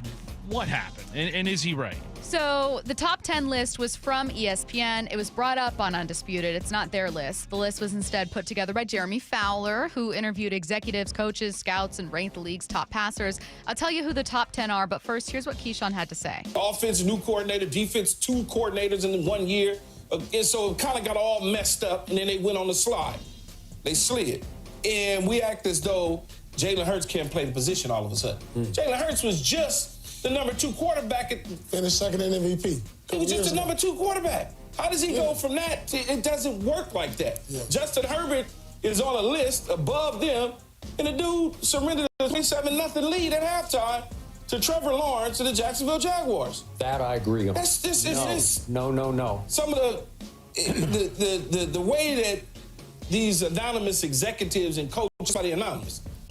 The controversy is really near the end of the list. No one's arguing with Patrick Mahomes at number 1. I don't even think people argue with Burrow and Allen at 2 and 3. Here's the full top 10. Mahomes, Burrow, Allen, Jackson, Stafford, Herbert, C.J. Stroud, Rodgers, Goff. Dak Prescott getting in at number 10 over Jalen Hurts is what Keyshawn is talking about here. I have no problem, ultimately, with Hurts not being on this list. Like, it truly did not offend me. I didn't see it and think, oh my God, how could you? I could see the case for other passers over him. I know he's talented. He's also not like the very best dual threat passer I've ever seen. However, what Keyshawn is mostly doing is calling out our short-term memory when it comes to ranking great players, noting that, hey, last year he's number 2, this year he's not even on it. Like, what, did he suddenly become worse, or did he have a team that absolutely fell apart and wasn't as good and a defense that couldn't get anything done? He's also pointing on our focus on potential over resume, which is where I'm all aboard. Jalen Hurts led his team to a Super Bowl. He had a great offensive line, but so does Jared Goff and Patrick Mahomes. He had great offensive weapons, but so does Dak Prescott. And if Jalen is profiled or was profiled as some big passer, I do think he'd be on this list. He has as many rushing touchdowns as Josh Allen, who gets credit for that mobility where Jalen doesn't. Josh Allen here at number 3, he hasn't been to a Super Bowl, whereas Jalen Hurts has and nearly won it, by the way. His defense fell apart. This wasn't a Jalen Hurts problem. This was a Philadelphia defense problem. So basically, Fowler's explanation on NFL Network, I also don't mind. He said, look, evaluators don't think Jalen looked quite right last year. He wasn't moving the same. They think that he'll never really be a top 5 guy, but could be a top 7 to 13, depending on how he does every single year. Fine. I'm fine with that. But the idea that we often prioritize potential over resume, looking at Justin Herbert at number 6 over someone who's actually been there before, is like a bigger flaw that I see with quarterback rankings that kind of drives me crazy. Second down. Stacey, you're fine being wrong about one quarterback. Who's that quarterback? Looking at you, Tua Tagovailoa, I don't think that Tua is definitively like a franchise quarterback. I don't know that he's a sure thing that's going to take Miami to the promised land. And I don't know that Miami knows that, because if they did, I think he'd have an extension by now. But his teammate Tyreek Hill had his back. He said recently Tua should be one of the highest paid quarterbacks in football. He was part of one of the more prolific offenses last year, trailing only Dallas in total yards, but he doesn't get a ton of credit for it. This is despite the fact that he actually led the league in passing yards. And when you look at overall offensive production in Dallas compared to here, you can make the argument easily that Dak is a better quarterback overall, has more talent, whatever you want to say, but he also has a ton of weapons in Dallas, a good offensive line in Dallas. You know what I mean? It's not like Dak did this all himself and Tua got help from everyone around him. But it is that thing, and I know that there are a lot of people listening who agree with me, at least who aren't Miami Dolphins fans, where there's always this pause that you make with Tua. Tua is not the first person I talk about when I talk about what the Dolphins have going for them. I look at the receiver group. I look at a really underrated running back rotation with those two guys. I look at a head coach that I think is really, really smart and innovative, and then I mention Tua. And I'm open to being wrong about that. I kind of want him to prove me wrong this year, because I think that'd be an interesting storyline for the AFC East. Third down. Jamal Adams signed with the Titans on Friday. So, Stacey, do you think it was a mistake for the Seahawks to let him go? No. First of all, you don't know what that relationship was like. We'd heard rumblings that the Hawks would be open to bringing him back on a cheaper deal for linebacker depth. We talked about it a ton, but it's not like things went swimmingly for Jamal in Seattle in his final season. So saying, well, Seattle let him go, assumes that Jamal even wanted to be here, that he'd be comfortable taking a big pay cut, that he'd not want to start fresh somewhere else. I wish Seattle had more linebacker depth. I wouldn't have been angry with the signing, but I don't know that it was ever actually going to happen. I don't know that that depth was ever going to come from Jamal. And I do think the right thing for him is to be in a place where he can start fresh with a new team and a new fan base. Also, the Titans didn't give up first-round picks for Jamal. They didn't pay him a ton of money. He doesn't have that weight in those expectations on his shoulders right now. So he gets to take that pressure off. The Seahawks get a fresh chance moving forward and clear up at least some of that salary. Not all of it, certainly. So I don't regret him not being here in Seattle. Wish him the best of luck in Tennessee, genuinely. But I'm also okay with Seattle getting a fresh start. Fourth down. Turn my mic on. Stacey, we just talked to Trevor Sikkema about the best offseason move for the Seahawks, and he had Mike Macdonald's hire as that. But what was the best offseason move for Seattle outside of that hire? So I'll make this one quick. I would have chosen Mike Macdonald as well. My second best would just be continuing to address the trenches, particularly the defensive line, which they did in the draft at number 16, taking Byron Murphy. I think that outside of hiring Mike Macdonald, focusing on their needs and then actually doing something about it was, I think, the best move that they made. Timeline coming your way next.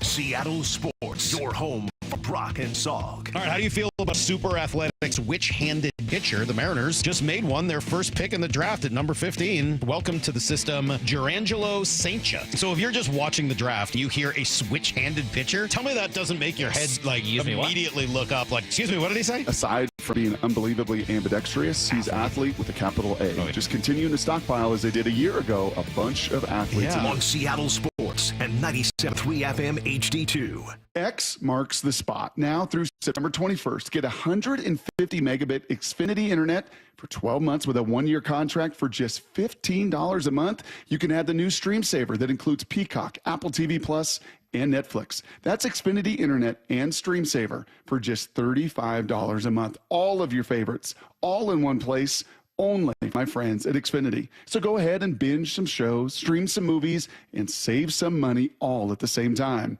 For more watching and less spending, X marks the spot. Switch to Xfinity, the network made for streaming, and bring on the good stuff. Go to Xfinity.com, call 1-800-XFINITY, or go visit a local store today. Restrictions do apply. Internet offer requires paperless billing and auto pay with stored bank account. Equipment taxes and fees extra after promo. Regular rates apply. Currently $54 a month. Actual speeds vary. Stream Saver requires Xfinity Internet or TV, and price subject to change. So make the call to 1-800-XFINITY. Or grill on a new deck this season. Get a free Makita Bluetooth radio or portable pellet grill with a qualifying PAR deck package purchase. But hurry, offer ends soon. Visit PAR.com for details. PAR, your total home building source. Go where the builders go.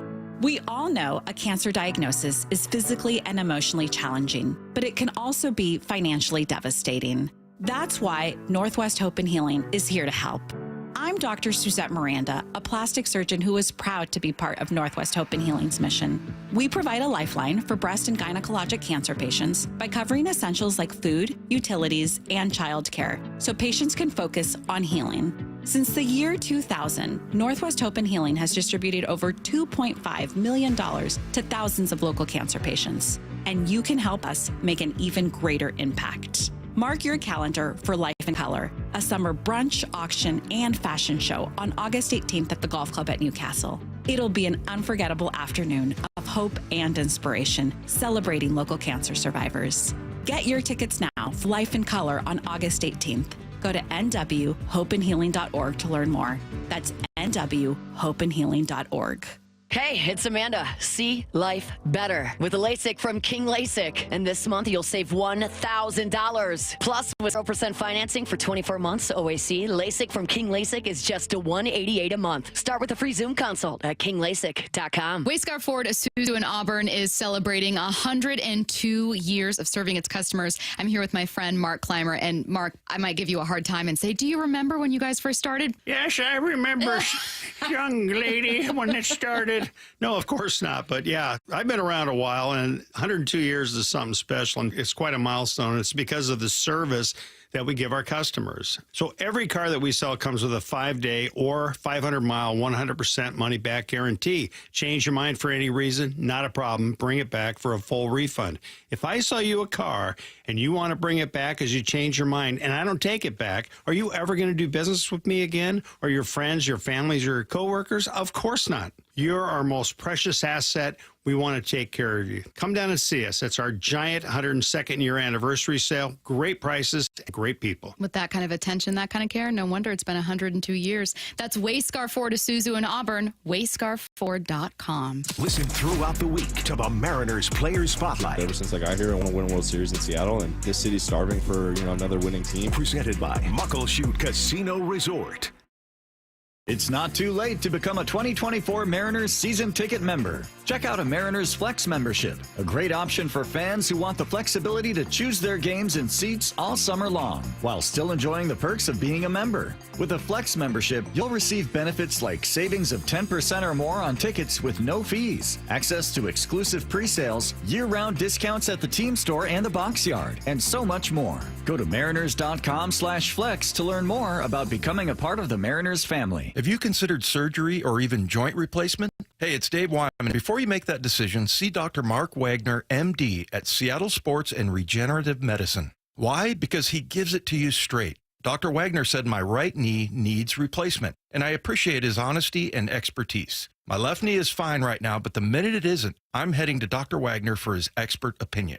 I want to avoid another surgery, and I've heard so many patients rave about results from their 90-minute outpatient stem cell procedure with Dr. Wagner. He's a board-certified Seattle physician with over 30 years of experience and has performed more than 20,000 stem cell procedures using a person's own stem cells to regenerate cartilage in their own joints. People with severe osteoarthritis, even bone on bone, are back doing what they enjoy without pain and without surgery. Whether it's a shoulder, hip, elbow, ankle, wrist, or knee, before choosing surgery, see Dr. Mark Wagner first. Go to drmarkwagnermd.com. After his accident, our daughter-in-law arranged for us to meet with 3 different law firms, and the Davis Law Group was the clear choice. Throughout the entire process, I've been pretty neutral in terms of my emotions. When I found out the Supreme Court had ruled in our favor, I just remember that I was exhilarated. It was very elating. Chris did a great job in bringing it to closure. We always felt that they were going above and beyond. This is The Timeline with Bump and Stacy. Brought to you by 1-800-DUI-AWAY. Remember when we went over that top 10 quarterback list very briefly? Well, we're going to talk about that coming up in 15 minutes, ranking the league's top 10 quarterbacks. Let us know if you agree or disagree. Again, that's coming your way in 15. Maybe you have some different answers. On a College Football 25 live stream, Colorado star Travis Hunter did his team's offensive line dirty when asked if the game was realistic. How? The O-line is realistic. Yes, very realistic. What you mean? Can't block for nothing. That's, man, come on. What are you doing? What are you doing? You cannot talk about teammates that way. Especially the O-line. Bro. Those are the guys that need to be taken care Bro. of. Those are the guys that do the dirty work. Like, come on, Travis Hunter. Like, also, like this, I think Travis Hunter is genuinely one of the more talented players in college football right now. Certainly, maybe the most talented player on his team, and all of that is great. You have to accept that there is going to be a bigger gap in talent on college teams, particularly with a school like Colorado, than there's going to be in the pros. Not only do you need to be aware of that just in terms of like being a decent teammate and learning the importance of being a teammate and not throwing teammates under the bus. Like, you're going to have a player on your squad in college who like will never make it to the pros. Correct. Won't touch they the pros. are going to be a sales associate at Enterprise Car Rental. If that. And it does not mean that they didn't earn that scholarship or aren't trying their best.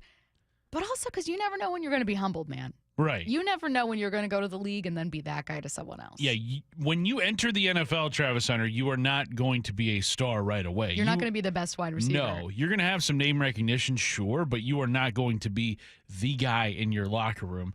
I feel like Travis Hunter and Shedeur Sanders are the embodiment of that tweet that Cardale Jones sent off a few years ago where he's like, I didn't come here to play school. I came here to play football. Cardale Jones was an incredible voice on Twitter when he was playing.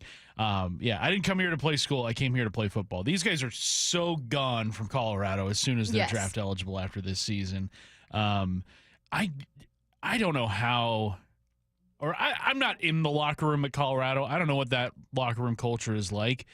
But some of the stories that you hear, what was it? Shedeur Sanders was alleged to have opened for Lil Wayne, and it was like a mandatory and that was thing since for the Colorado team to go watch. Like it.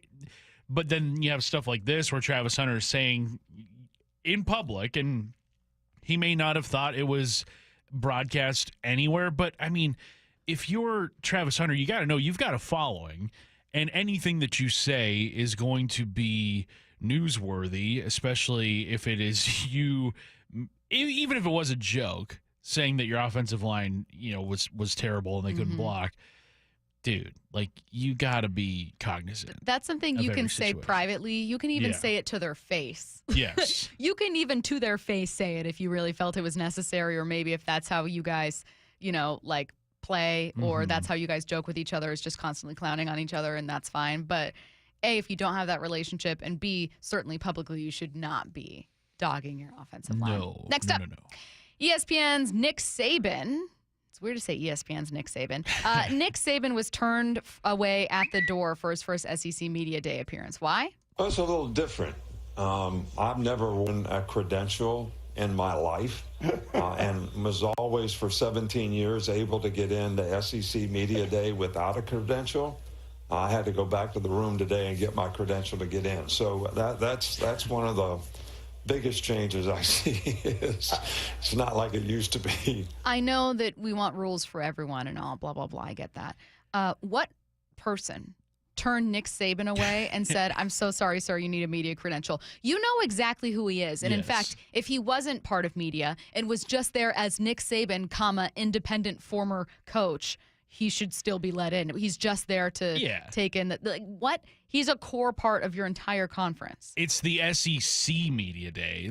I'm convinced a door person, someone at the door, did not understand. Yeah, if it were Nick Saban at a concert or something, a place where he may not necessarily, a place where you wouldn't expect to see him, I could understand maybe some confusion. Maybe a security guard doesn't watch football, maybe something like that. But you're at the SEC media days. I'm sure his face, even though he is no longer the coach at Alabama, is on some billboard, some poster in whatever conference room they've designated for themselves. I think it's in Atlanta or something like that, or like Mobile, Alabama or something like that.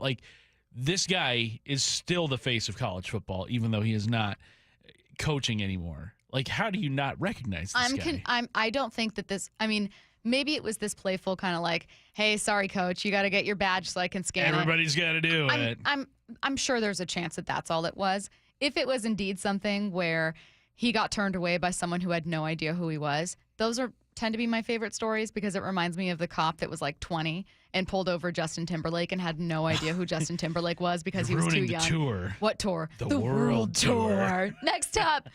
Copa America's final was delayed twice after fans tried to storm the gates at Miami's Hard Rock Stadium. This is a huge story. If you aren't following Copa America, if you don't follow soccer, if you weren't paying attention to the story over the weekend, especially considering this weekend's news cycle, you could be forgiven for that.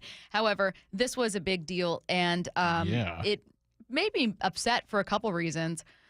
One, it looks bad for USA soccer. The U.S. wasn't represented in these games, obviously having already been eliminated. But as a hosting country who will soon be one of the countries hosting the 2026 World Cup, it doesn't look great. But also, is this on Hard Rock or is it on the planning organizational wing? Was it CONMEBOL or whatever? Yeah. It sounds as though they're more responsible than is Hard Rock, a venue that's hosted Super Bowls, a venue that's hosted huge concerts. I know that crowds are different, attention is different, that this is a huge, huge event, but it is not a venue unfamiliar with that. Still, there was some kind of huge breach, and nothing made me angrier than A, seeing pictures of crying kids, and B, seeing tweets of people who were reportedly going to their seats and fans without tickets had already broken in and gone there and security couldn't help them. Imagine that you're taking your kid, you spent, $3,000 on tickets or $1,000 per or whatever it is. Yeah, now you go to concerned for your life. Yeah, you go to your seat, there are people there that did not have a ticket and they won't move. Yeah, the videos of this incident and also the pictures, I saw an escalator was completely destroyed. People were hopping a wall. People are trying to crawl in through the crawl ducts or the air ducts of the stadium to try and get to their seats. It was crazy. I've been to a Super Bowl at Hard Rock Stadium, and it was one of the most orderly events I've ever been to. No one was getting into that stadium without proper ticketing or without proper credential. So just to see what yesterday kind of devolved into was pretty stunning to watch. And the fact that they had to delay the start of the game itself by almost an hour and a half kind of speaks to the severity of all this. Well, and that players, Argentinian players were removing their families and putting them in different places because they were concerned for their safety. It's just another thing that you risk when you have unticketed people breaching gates, sneaking in, is none of those people have gone through security.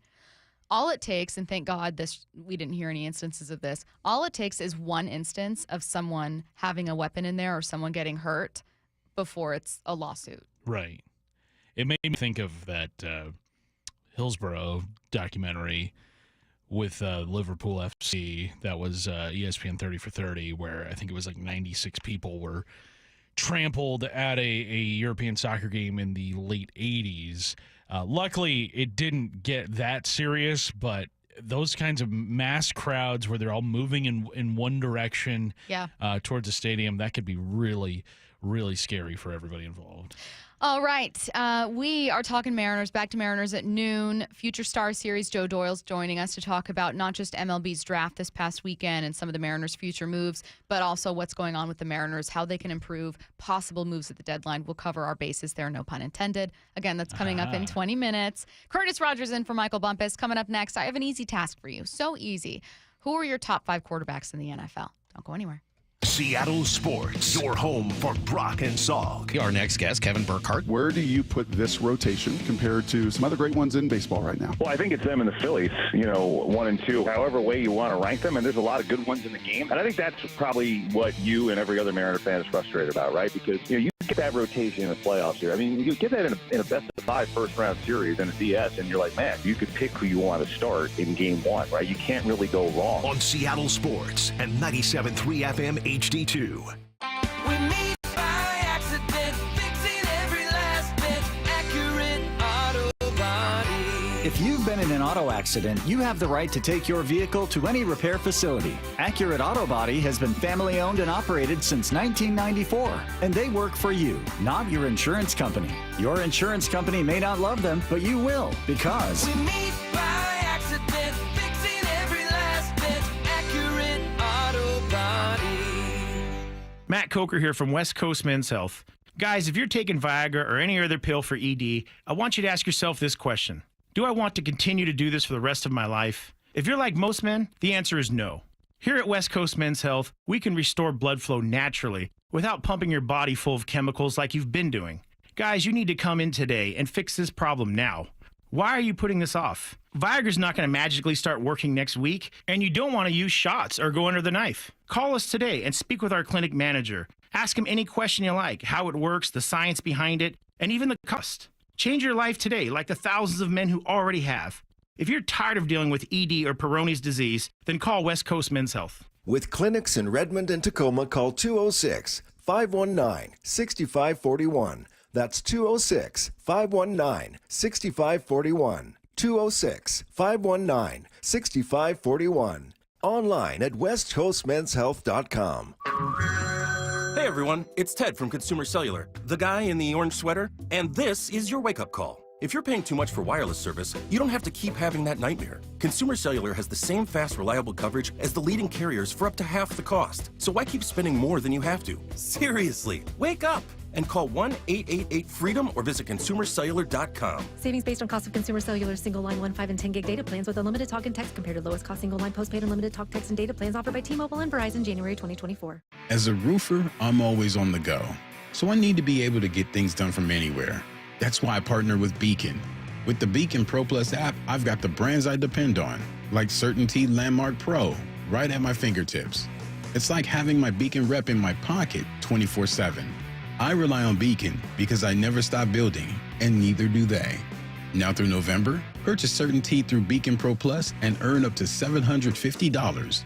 Beacon, always building. Tired of slow play? Kickstart your day with an early round of golf. Play before 8 a.m. for a quick round before work with faster pace of play. From Bellingham, Everett, and Marysville to Linwood, Bellevue, and Seattle, even out on the coast, there's a premier course near you. Play Interbay, Jackson Park, Jefferson Park, West Seattle, Bellevue, Legion Memorial, Walter E. Hall, Linwood, Cedar Crest, Lake Padden, Ocean Shores, or the Crossroads Par 3. The courses are in great shape and ready for your next round. Go to premiergolfcenters.com to book your tee time today. Bonneville International radio station contests are open to participants 18 years of age or older that are residents of Washington State unless otherwise specified. Employees or agents of the station, Bonneville International Corporation, other area radio stations, or any entity associated with the contests are not eligible to win unless the station otherwise specifies at its own discretion. Persons who have won in the last 60 days from a station contest or event may not be eligible. Full general contest rules are available on seattlesports.com or in person at the station during regular business hours. The noon hour of the Bump and Stacy Show is powered every day by the caring and compassionate team at Pendergast Law Personal Injury Lawyers. Go to pendergastlaw.com.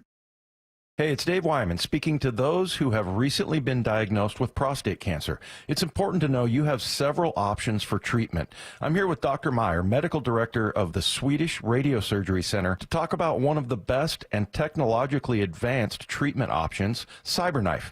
Dr. Meyer, why is CyberKnife one of the best procedures to treat prostate cancer? Well, treatment for prostate cancer can affect men's quality of life. It can affect their romantic life. It can affect their urine and bowel function. And the CyberKnife does the best job of preserving that function while having excellent cancer control rates. What do your patients think of the CyberKnife treatment experience? Well, at the Swedish CyberKnife, our patients are really satisfied with the experience. They report very few side effects, and we are seeing excellent cancer control 10 years later. To learn more about CyberKnife for prostate cancer, go to swedish.org/CyberKnifeProstate or call 206-320-7187. Treat prostate cancer with Swedish CyberKnife. To me, stress-free means I don't have to worry. Everything will turn out great with little or no effort. That's exactly why more people choose Subaru Puyallup. Brock here. Look no further than Subaru Puyallup for the very best. Stress-free, huge selection, pricing, and ownership experience. Stop by,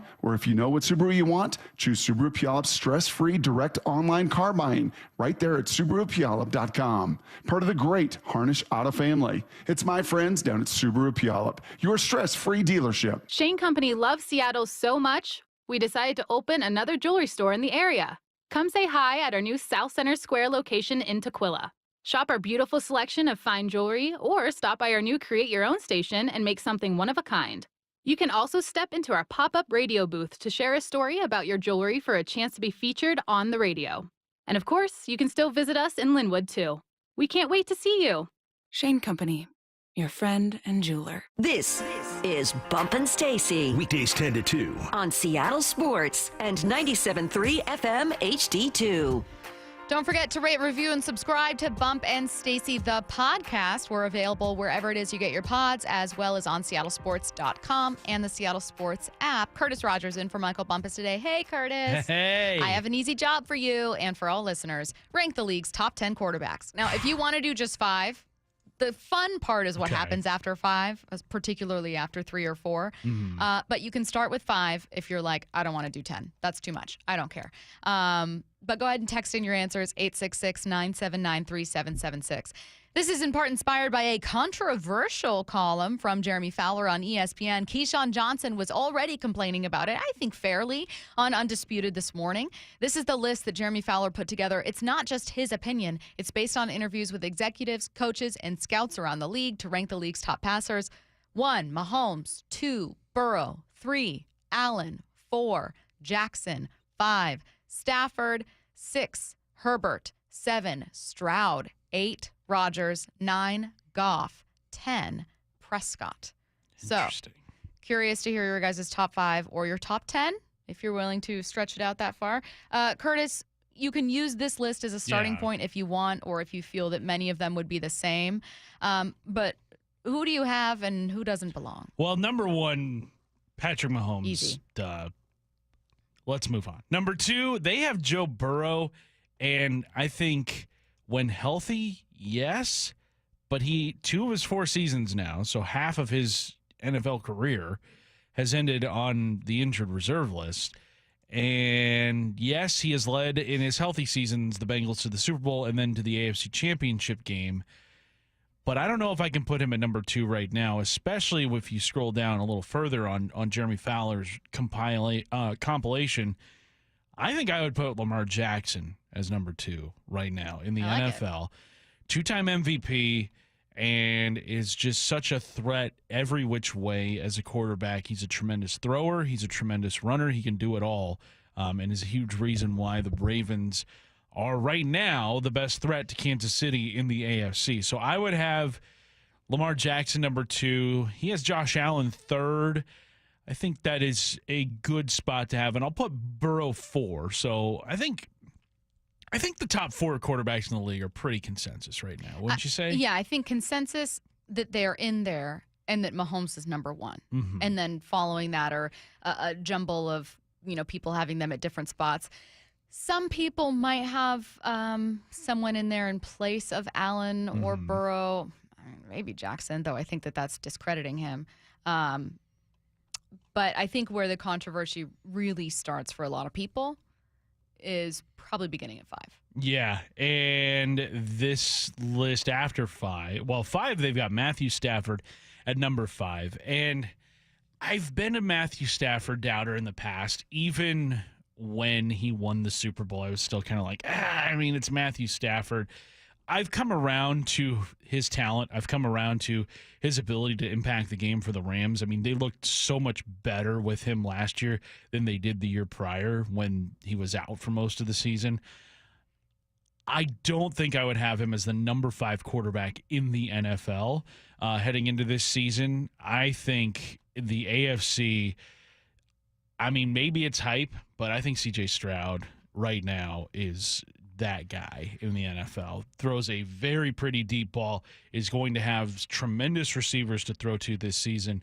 I look at Houston as a team that is just ready to take over that AFC South.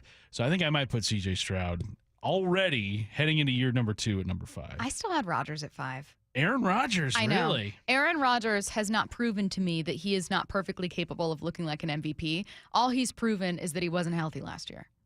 Okay. And that he's kind of annoying. Like Aaron Rodgers, Kinda. there Definitely. are 1,005,005 reasons to think that Aaron Rodgers, who is nearing 40, if he's not already 40, I think he's 38 or 39. There is 1,005,005 reasons to believe that he's going to fall off, that he may not be able to succeed with the Jets. I think that there's also real intrigue around a Jets offensive line that's hopefully improved, around a defensive line and a defense that's already really solid, and a run game that could be really, really good. He doesn't have as many overall receiving weapons as you could argue some other quarterbacks had, but neither did he in some of his best seasons in Green Bay. It was like Devontae Adams and then a grouping of Randall Cobb, maybe Jordy Nelson for a minute. They're like, Aaron Rodgers is so incredibly talented, and I was really curious to see what he would look like. He has not proven to me that he is not one of the best quarterbacks in the league yet. We'll see what he looks like when he's actually healthy and back out there. And if he looks washed, then he's not touching the top 5. But to me, I'm like, look, I'm sorry, this guy's a 4-time MVP, and he hasn't had that like Brett Favre-esque fall from grace. He was just hurt last year. Right. Although his last season in Green Bay finished 8-9, didn't make the playoffs. They lost in Week 17 to the Lions, and he didn't throw for 4,000 yards in a 17-game schedule. That was his first full season where he didn't reach 4,000 yards since 2015, and that was a 16-game schedule. So I don't know if the writing was on the wall maybe in Green Bay that they were kind of like, okay, maybe this is the downturn of Aaron Rodgers' productivity as an elite quarterback. I would love to see him bounce back and love to see him have success with the Jets. I just kind of wonder, I mean, he was in a very ideal spot in Green Bay coming off 3 straight 13-win seasons. You've got one of the best head coaches in the league in Matt LaFleur. And look, Jordan Love had a good season this last year. His season was much more productive than Rodgers' final season was in 2022. So I don't know if Aaron Rodgers is able to get back to the level that he was at in Green Bay when he was winning MVPs. But I don't think the Jets need him to be that quarterback if they want to get back to the playoffs. I think when you're as talented as Aaron Rodgers has been at his peak, there's this like leftover talent that even when you dwindle, now you're just above average rather than being like the best. I think that there are so many young quarterbacks that are currently better in the AFC. Or maybe better than Rodgers ever was. In the case of Mahomes, he's doing things that are just uncanny. I think that this is in part a pushback on my part to the idea of potential outweighing resume. Like I look at Herbert, I think he's an exceptional passer, and I think he has a rare combination of tools. And I would love to know what he looks like in a functioning offense on a functioning team that isn't banged up and led by a head coach that's on the hot seat and about to get fired. I also think putting him at number 6, and for that matter, putting Caleb Williams or anyone who has no resume anywhere on this list is misguided. Like if there was a top 10 potential talent list, that's a bit different. But like with Herbert, potential has so outweighed resume. And it's not that he's not exceptional. I'm not blind. People aren't like, they can see the talent that he has. Pretty ball. But what's he done? Gone to the playoffs one time, lost to Jacksonville, otherwise has an overall career losing record. I'm just saying, if you're going to use certain arguments against putting other quarterbacks on here and then completely ignore them for Herbert, it's weird to me. Yeah. I agree that I don't think Justin Herbert has done anywhere close to enough to be considered as high as he is on this list. I do think it's interesting, though, that Dak Prescott's all the way down at number 10 when he finished, second in MVP voting this season? I think there's some Prescott, I think fatigue, that idea. maybe? No, I think the idea that Prescott must not have this special thing because he hasn't willed his team to a Super Bowl is something that might also be held by scouts and coaches and executives who should know better. Right. And I'm not saying that he doesn't make mistakes. I mean, what did he lead the league in interceptions among regular starters like 2 years ago? Yeah. So it's not like he doesn't make horrible, ill-timed mistakes and throws. I'm also surprised to see him, for instance, behind Goff or behind, for that matter, C.J. Stroud, even though I think C.J. Stroud is incredibly talented. Yeah. So. It's once you get past that group of four, then it's the fun. That's where it gets messy. The fun commences. Rate, review, and subscribe to the Bump and Stacy Pod. I already told you where to find it, but don't forget to also give us a quick review if you have the time. Back to Mariners with Future Star Series Joe Doyle next. Seattle Sports is your exclusive home for Mariners baseball. That baby is out of here! Every strikeout. Swing and a miss for strike 3. Bryce Miller caps his day of 7 scoreless. Every home run. Goodbye, baseball, he did it! Julio Rodriguez! Every Mariners win. And Mitch Haniger, just like the old days, he wins it for the Mariners in the 10th inning. Stream every game at seattlesports.com or on the Seattle Sports app. We are Seattle Sports. This is a paid political announcement. A Bob for Bob update. Under 12 years of Bob Ferguson as Attorney General and Chief Prosecutor, we in Washington have seen a lot of increases. This, of course, includes a 26% increase in violent crime, 58% increase in homicides, and Washington ranking 4th in the country in stolen vehicles in 2023, behind California, Texas, and Florida. Oh, and according to the FBI, Washington was the 8th most dangerous state between 2020 and 2022. Don't ask for help if you drive a Hyundai or a Kia that's been stolen. What has AG Bob Ferguson done? Bob's been busy planning his governor's campaign and keeping Washington last in the country in law enforcement officers per citizen.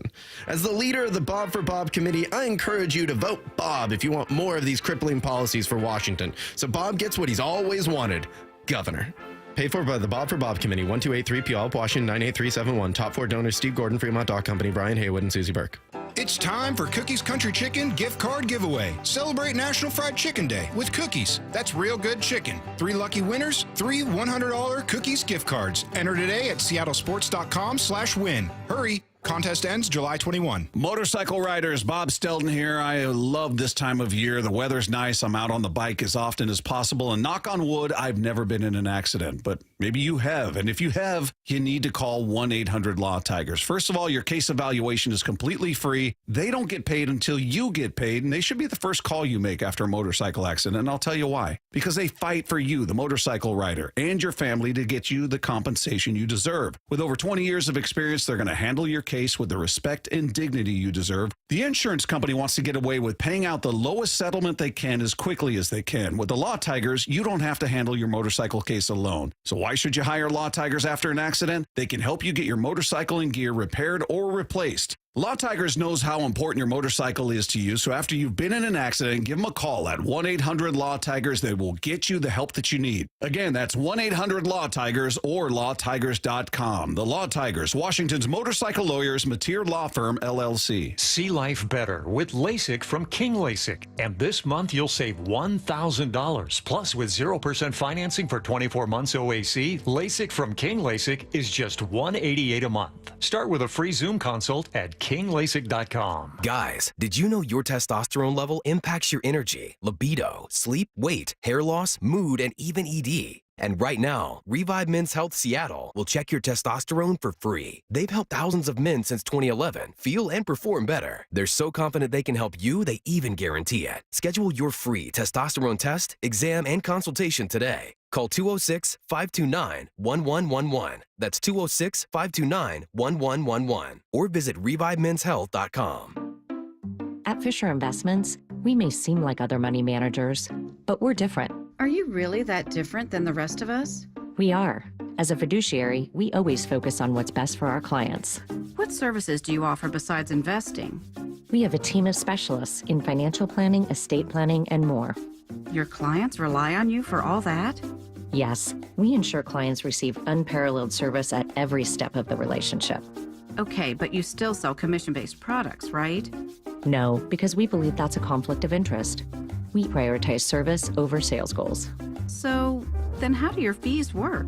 We have a simple and transparent fee that's a percentage of our clients' portfolios. So we do better when our clients do better. Wow, we're more different than I thought. At Fisher Investments, we're clearly different. Learn more at fisherinvestments.com. Investing in securities involves the risk of loss. X marks the spot. Now through September 21st, get 150 megabit Xfinity internet for 12 months with a 1-year contract for just $15 a month. You can add the new Stream Saver that includes Peacock, Apple TV Plus, and Netflix. That's Xfinity internet and Stream Saver for just $35 a month. All of your favorites, all in one place, only for my friends at Xfinity. So go ahead and binge some shows, stream some movies, and save some money all at the same time. For more watching and less spending, X marks the spot. Switch to Xfinity, the network made for streaming, and bring on the good stuff. Go to Xfinity.com, call 1-800-XFINITY, or go visit a local store today. Restrictions do apply. Internet offer requires paperless billing and auto pay with stored bank account. Equipment taxes and fees extra after promo regular rates apply. Currently $54 a month. Actual speeds vary. Stream Saver requires Xfinity Internet or TV and price subject to change. So make the call to 1-800-XFINITY. This is Seattle Sports. Streaming through the Seattle Sports app. KIRO AM Seattle. KIRO FM HD2 Tacoma. Home of the Seahawks, Mariners, and everything Seattle sports. Seattle Sports Snapshot. The Mariners entered the All-Star break with a 1-game lead in the AL West. That's good news if you ignore the fact that they once held a 10-game lead. Still, first place is the best possible place to be in. So we're going to be talking about the trade deadline plenty, as well as get a few MLB guests on here to talk about what's going on with this team. That starts in 30 seconds. Snapshot, brought to you by Miller Lite. When it's game time, it's Miller time. This is Bump and Stacy On Seattle Sports. Streaming through the Seattle Sports app and at seattlesports.com. Now, here are your hosts, Michael Bumpus and Stacy Ross. Here we go now. Future Star Series Joe Doyle joining us now on the Emerald Queen Casino Sportsbook Hotline. Joe, we're going to check in on the MLB draft, ask about new additions for the Mariners. Before we do, we're entering the All-Star break. Mariners 1 game up in the AL West. How are you feeling about this team? I just want a temperature check. Hey guys, how's it going? I hope you can hear me over the music at Globe Life. It is an absolute party down here. I'm feeling pretty good. I'm actually feeling pretty good about the Mariners. They did make some strides here down the stretch offensively, the Angels series notwithstanding. But hey, listen, all of their pitchers are healthy in the rotation. Julio is starting to heat up. They are showing some signs of life that they did not show for months at a time. And so with the deadline right ahead of us, if they can add a bat or two, I think they're going to be in good shape. Joe, yesterday the Mariners made probably their most unique first-round selection ever, taking switch pitcher Durangelo Sanger from Mississippi State. How do you evaluate a guy who is so unique in his approach to the game? Because I can only ever remember Pat Venditti being a switch pitcher, so I imagine there's not a whole lot to compare him to. That's a great point, Curtis. I don't think the switch pitching thing is going to be realistic when it's all said and done, when he gets to the final level. Now, listen, I'm certainly not going to discount it. I think the Mariners have proven time and time again they know how to develop pitching. I don't know if anybody in the league has proven that they know how to develop switch pitching or how to deploy it. But I would say this about Sanger: he is very, very special from the right side. I mean, it's up to 98. It's a low release, a la Ryan Wu. Not quite that low, but interesting release traits that Seattle has done so well with. The slider is legit. The changeup is legit. And for those out there that have been saying, it should have been Trey Savage, he's ranked higher on most boards. I'll say this. Trey Savage is a very good pitching prospect, but he is plug and play. He is optimized. He is a number 4 pitcher. If Seattle works their magic with the athlete that Durangelo Sanger is, you have the shot at a high number 3 starter here. So I like that despite the fact that they picked, 15 in this draft, they still went for upside over safety because it's really paid off during the Scott Hunter and Jerry Dipoto era. They've made some really interesting choices. Obviously, many of them are working out right now, right? Logan, Kirby, Emerson Hancock had some time. Those since been sent back down, but they've really hit on those pitchers. They've since drafted a lot of position players, including some guys straight out of high school. If you look at some of the prospects they have that are a little closer to debuting, who's especially intriguing, and anyone you have fingers crossed hoping they don't move at the deadline?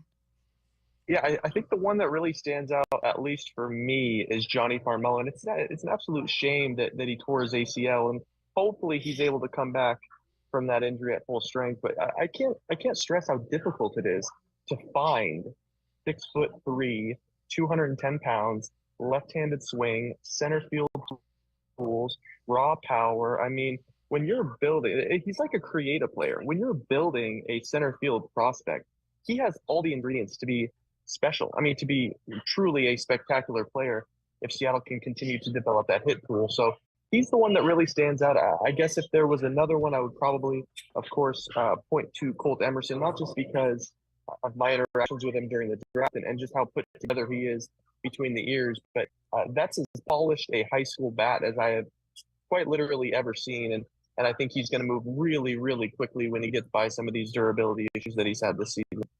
Joe, we've seen Jazz Chisholm's name get linked to the Mariners over the last few days. I believe it was Bob Nightingale most recently who had him as a target for the Mariners. If the Mariners do make a trade for him, what kind of prospect package are you looking at for the Mariners to give up? Because Stacey and I have talked about it today. That's not necessarily a name that would excite either one of us. And so if that were the case, we're both kind of hoping that it's not, anybody maybe in your top 5 to 8 prospects that you're having to trade back to Miami.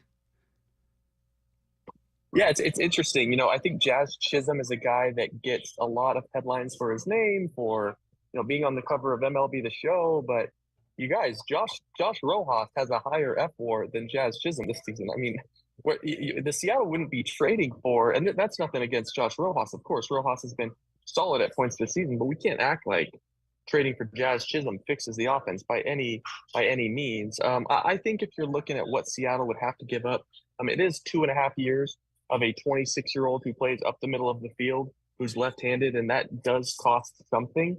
I would guess that it's probably going to be something along the lines of an Aiden Smith and a Michael Arroyo and probably a lottery ticket type of an arm. I don't think that Seattle, knowing this front office, knowing the way that they've operated, I don't think they would blow up the culture that they've built at different stages in the minor leagues with Laz and with Ty Pete and with Johnny and Cole. I just don't think it would require any of those players and all of the equity that they have built up in terms of building a culture down in the low minors. I don't think they would blow it up for Jazz Chisholm. So I would say it would probably be a couple of guys in the 10 to 18 range, and then probably a guy that's in the DSL level that throws really hard and is kind of interesting. Hey, Joe, you know a ton about the prospects Seattle has to trade, and you also know about the talent that's out there at the trade deadline. Knowing that, what do you make of the take that it's just not worth it for Seattle? This offense is so atrocious, even a good bat wouldn't help it, just sell. I'm sure you're seeing that take a lot. What do you make of it? I think that's absolutely insanity, Stacey. I think it's, like unmitigated insanity. The fan base went sideways when Seattle made lateral moves in 2023 or 2022, whenever it was. I think it was 2023 with the Paul Sewald deal. And Seattle was what, 2 games under 500 and several games out in the division, and they were showing, they were limping to the All-Star break. I don't know how you can look at a 1-game lead in the AL West with the rotation that they have, knowing full well the rotation is going to get more expensive in 2025, and it's only going to get more expensive from here on out. You have to capitalize on a calendar year, on a season where you have a chance to win.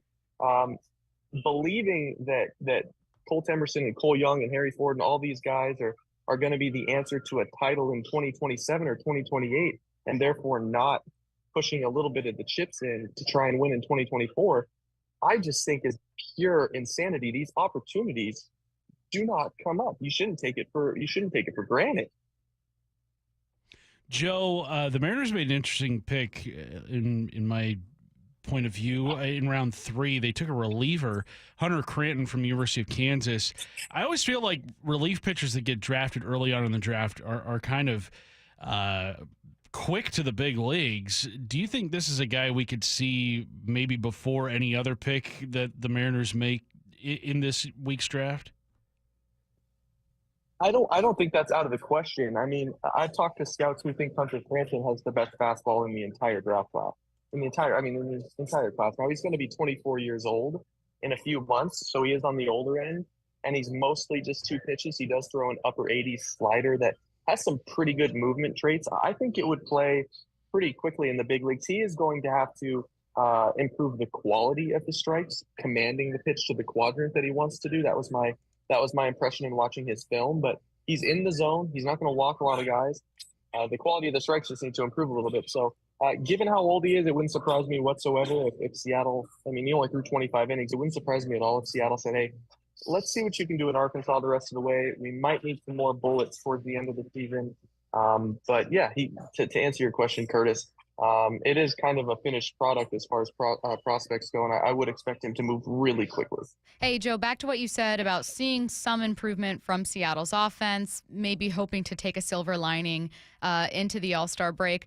What are some numbers you're seeing? Where's that improvement coming from? And do you think that there's a bat out there who could improve the lineup? It's just the toughest thing about this market right now is despite the amount of time that has gone by, there hasn't been a lot of movement in terms of the teams that need to sell and the teams that want to buy. There's so many teams that are still in it.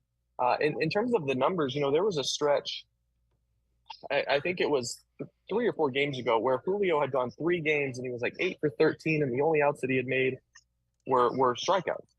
He's just hitting the ball harder. He's hitting the ball more consistently. So Julio has always been the keys to this offense. I know that we say that on a seemingly weekly basis on the radio, but if Julio is coming around, which it looks like he is, he can jumpstart this offense. So they need some other guys around him, ironically, to say this, to get hot. But in terms of the team that I would look for, I think the guy that makes more sense would be Nico Horner in Chicago. I don't know if the Chicago Cubs are going to sell or if they're going to buy. They did have a nice series against the Orioles, which made it a little bit muddy. But, you add a guy like that who can play second base, who can play third base, who makes an immense amount of contact.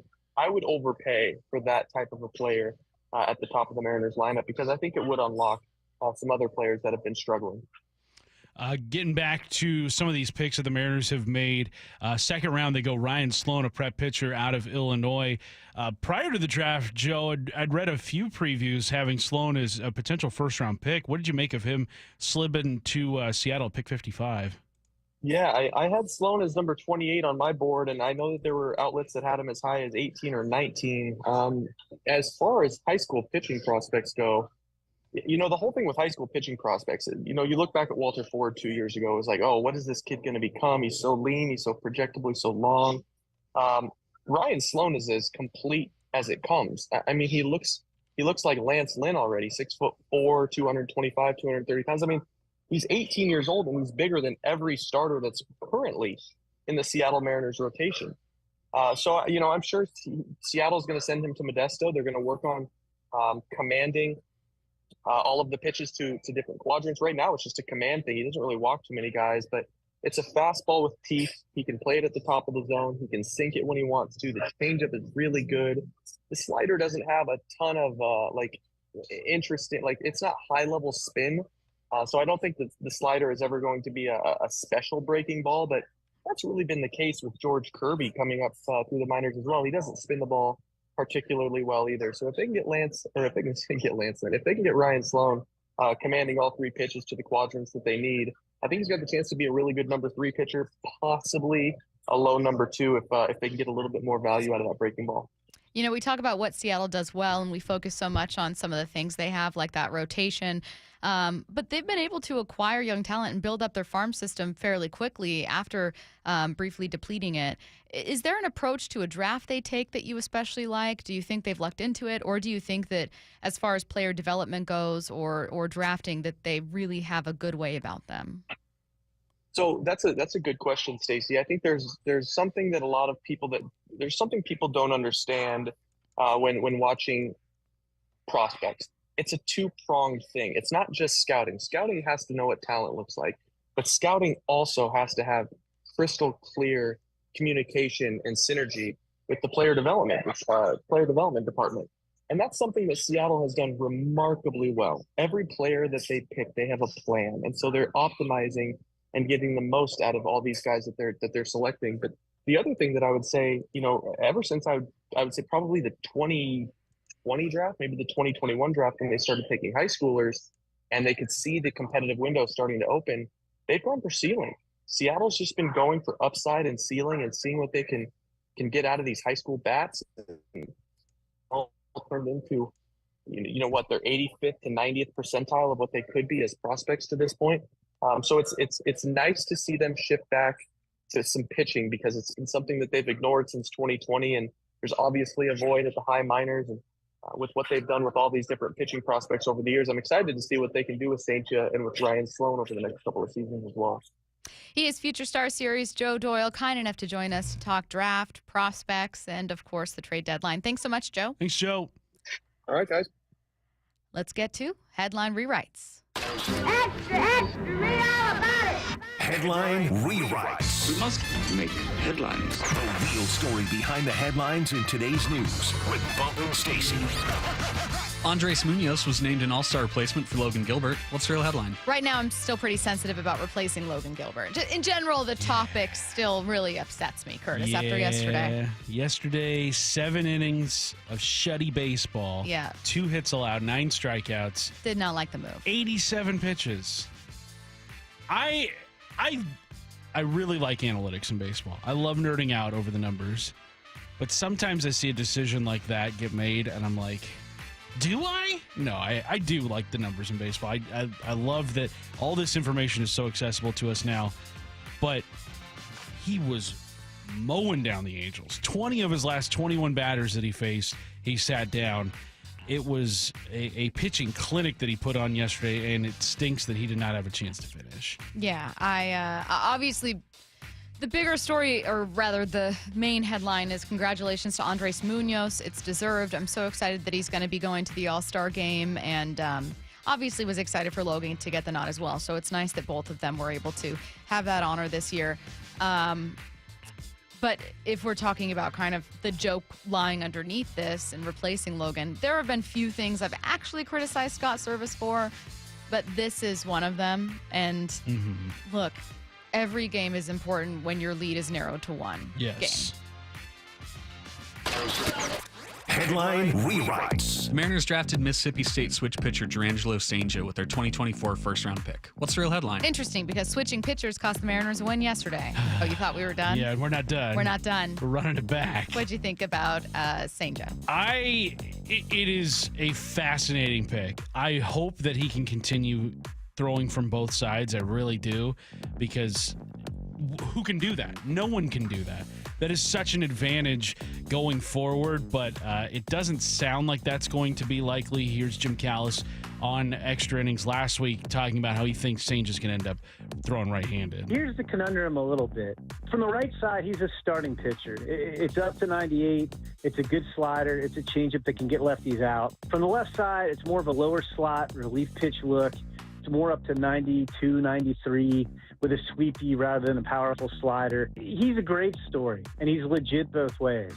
But Saintia, honestly, and this won't be a popular opinion. If it were me, if I drafted him, especially in the first round, I would tell him you're pitching right-handed, because he gets compared to Marcus Stroman right-handed. I mean, he's got that kind of stuff.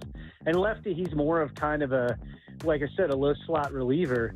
And I think he'd be better off focusing on pitching right-handed and improving that stuff, and he can get left-handers out from the right side. It's ideally you want him to be pitching his very best. I just wonder, kind of like, since he's probably never had to throw often to the opposite-handed batter, how that would be, how he would receive that going forward. I know after the draft yesterday, I think he had a phone call with Seattle media, and said like he would prefer to do switch pitching at the big league level, but I think the Mariners may end up moving just one side. It would just be such a cool thing to see, and such a frustrating thing for an opposing manager to try to get that lineup together. Like, imagine being like, let me get my lefties, all my ducks in a row, and then you're like, just kidding. I guess I'll just go best player. I guess I'll just go with this. I hope we get to see it. That's so cool. Obviously, it's not something we'll see imminently, but what an awesome addition for this club. Headline rewrites. EA Sports College Football 25 releases today. What's the real headline? We thought it was a little suspicious Bump took today off. Yeah. Before last week ended, Bump had told me that his boys were going to buy the game. And he said before his boys were allowed to log in and play the game, he was going to play it for an hour by himself. And I think that hour is going to turn into Commenced days. This morning. Yeah, I think I don't know if he's showered. I don't know if he's gotten any sunlight. We need to do a wellness check on Michael The beard Bumpus. is growing in, dark got circles. Like he's just been staring at this TV. Dude, have you just been drinking Mountain Dew? You're not. Jen, can you hear us? You're not 18 anymore. We need to do a wellness check. Is he still in front of the TV?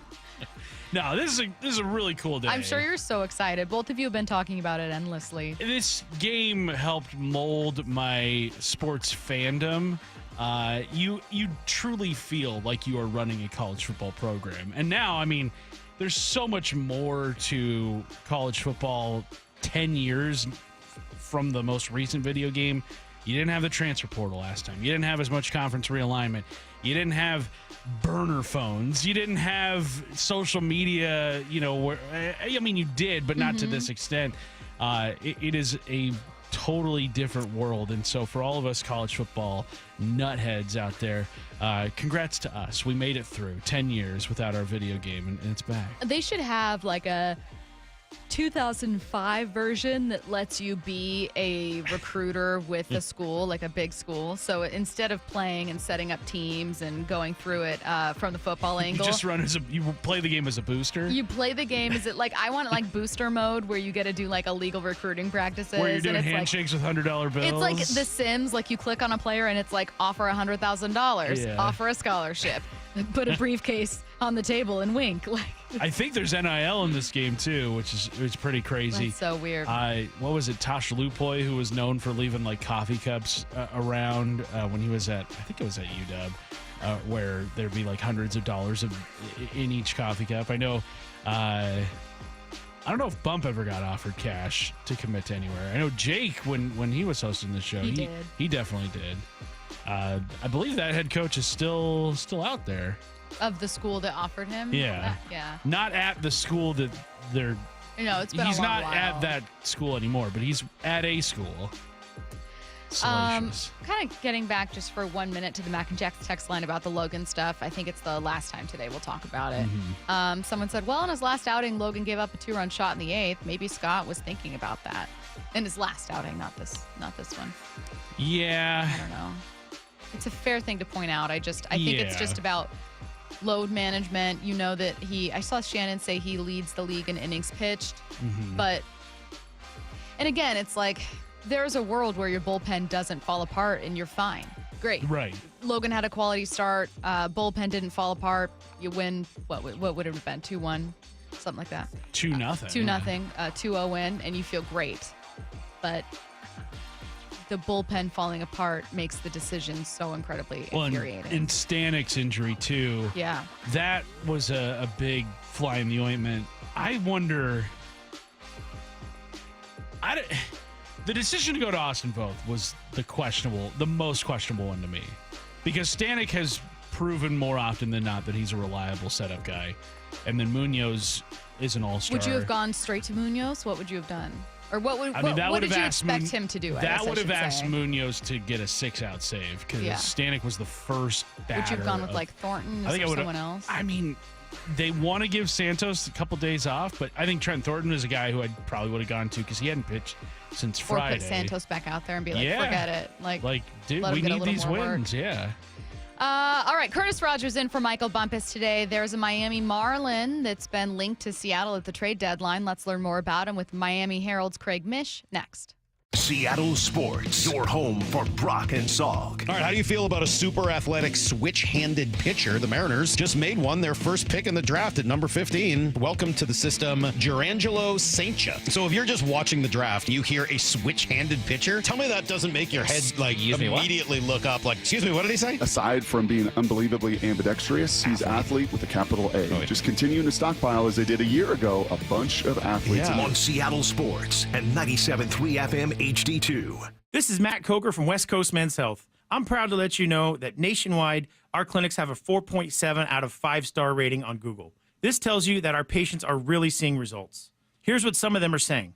The results are close to phenomenal. On top of that, the staff and the scheduling are top-notch, and my technician is a consummate professional.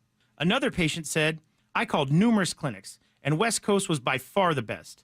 The other places wouldn't give me any information over the phone, but West Coast answered all of my questions. My wife and I were skeptical, but we've already noticed the difference. This was a game changer for us.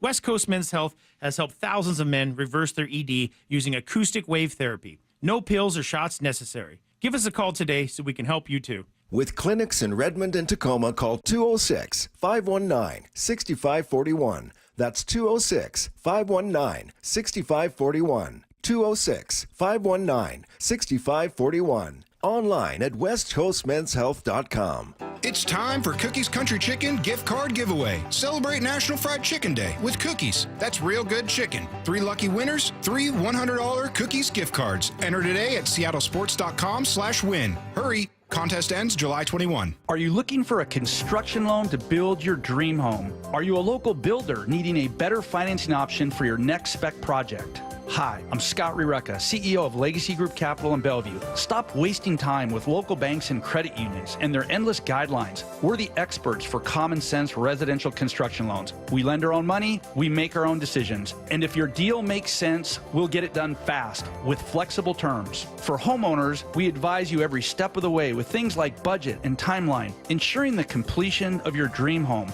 For builders, Legacy's not only your lender, we'll source your next deal, provide permitting services, and if you're short on equity, we'll invest alongside of you. Legacy Group Capital has lent more than $1 billion, helping over 130 local builders and hundreds of homeowners. We can help you. Construction loans don't have to be hard. Borrow smart with a common sense construction loan from Legacy Group Capital. Visit LegacyG.com. LegacyG.com. Looking for a new ride? I recommend you visit HarnishAutoFamily.com for the hometown hookup on new Subarus, Chevrolets, Buicks, GMCs, Kias, Volkswagens, and over 300 used cars and trucks. Tell them Brock sent you. HarnishAutoFamily.com. People matter. Timmy, everybody. Great job. Next up for our 5th grade class recital, we have Samantha. 10 times better performance can make a big difference. Castrol Edge Motor Oil gives your engine 10 times better high-stress performance. Castrol Edge, better oil for maximum performance. Now through December 28th, Castrol Edge and Edge High Mileage Motor Oil are on rollback at Walmart. Claim based on sequence 9 test under high-load conditions versus API SP test limits. Don't miss limited time doorbusters during Pro Savings Days right now at Lowe's. Starting July 15th for 3 days only, you can save $60 when you buy a DeWalt 12-volt multi-head drill driver. Was $189, now $129. Plus, get 50% off a DeWalt Tough Grip 110-piece screwdriver bit set. Shop these deals and more while supplies last. Because Lowe's knows savings, Lowe's knows pros. Valid 7/15 through 7/17. Selection varies by location. Subscribe to the Seattle Sports YouTube page to find new and exclusive content from your favorite shows and personalities daily. Just head to YouTube, search Seattle Sports, and click subscribe. Hey, Brock Ewart here with my buddy Dave Taylor from First Mark Insurance. You know, Dave, I love sport. You love sport. And I love sitting with coaches and hearing their game plan each and every week. What are the keys to a First Mark Insurance game plan? It's a great question, Brock. I think there's really 3 keys to a great game plan with us. Number 1 is we want to make sure that our clients have the correct coverage for their unique specific needs. So that's number 1. Do you have the right coverage? Number 2, once we have the right coverage, are we getting that coverage at the most competitive price possible? And then last and not least would be, once we have the right coverage at the most competitive price, are we providing world-class service to those customers so that when they need it, they have someone there that's got their back? Those are the 3 keys to a First Mark Challenge victory. And man, am I so glad Molly and I took the challenge. We are one of so many through a decade plus of being a First Mark Challenge victory. You can too. Just simply go to firstmarkinsurance.com. Firstmarkinsurance.com. Hey, it's Mike Salkir, and look, summer is now officially upon us, so what do you have planned? Oh, it's got to be a lot, right? Vacations, road trips, seeing all that our beautiful area has to offer. You don't want to be limited by how you look or how you feel. You've heard how I went on the Eastside Weight Loss Clinic plan, right? I lost 35 pounds in just 8 weeks. The results were incredible, and I couldn't be happier with how my life and energy improved. Well, I just want the same thing for you. Eastside Weight Loss Clinic is looking for 710 listeners to help this summer. Here's the ask. Schedule a 15-minute, no-obligation consultation at eastsideweightlossclinic.com. It's safe, healthy, sustainable weight loss, no pills, injections, or surgery. You eat real food that you get at the grocery store. You'll lose weight, look, and feel your very best. That feeling can be yours this summer. So what's the secret? Call Eastside Weight Loss Clinic at 425-588-0080 or go to eastsideweightlossclinic.com. That's 425-588-0080 or eastsideweightlossclinic.com. Dr. Ryan Coogan, D.C. Results may vary. You're listening to Bumpin' Stacy. Weekdays 10 to 2. On Seattle Sports and 97.3 FM HD2. Craig Mish of the Miami Herald has a new column looking at the Marlins being big sellers, who's most likely to be traded. He joins us now, Craig, on the Emerald Queen Casino Sportsbook Hotline. Hey, Craig, how's it going? Hi, thanks for having me. We're happy to have you. Hey, in this column that I mentioned, you said the Mariners are a possible trade partner for Jazz Chisholm. What kind of gave you that inkling? Had you been hearing things? Is Jazz just a very popular candidate that makes sense to Seattle for you? What's the background there? Yeah, I mean, I think it's a combination of both. I think, the Mariners definitely, have some interest in Jazz, but to say, at least in my opinion, to say that it's like a guarantee, I think that goes too far for me, just based on my intel. I think that several teams will be interested in him. But yeah, I mean, look, it definitely fills a need for the Mariners, and you could check some boxes there with his ability to play the outfield, his ability to play the infield. And, in my opinion, the Mariners are one of those teams.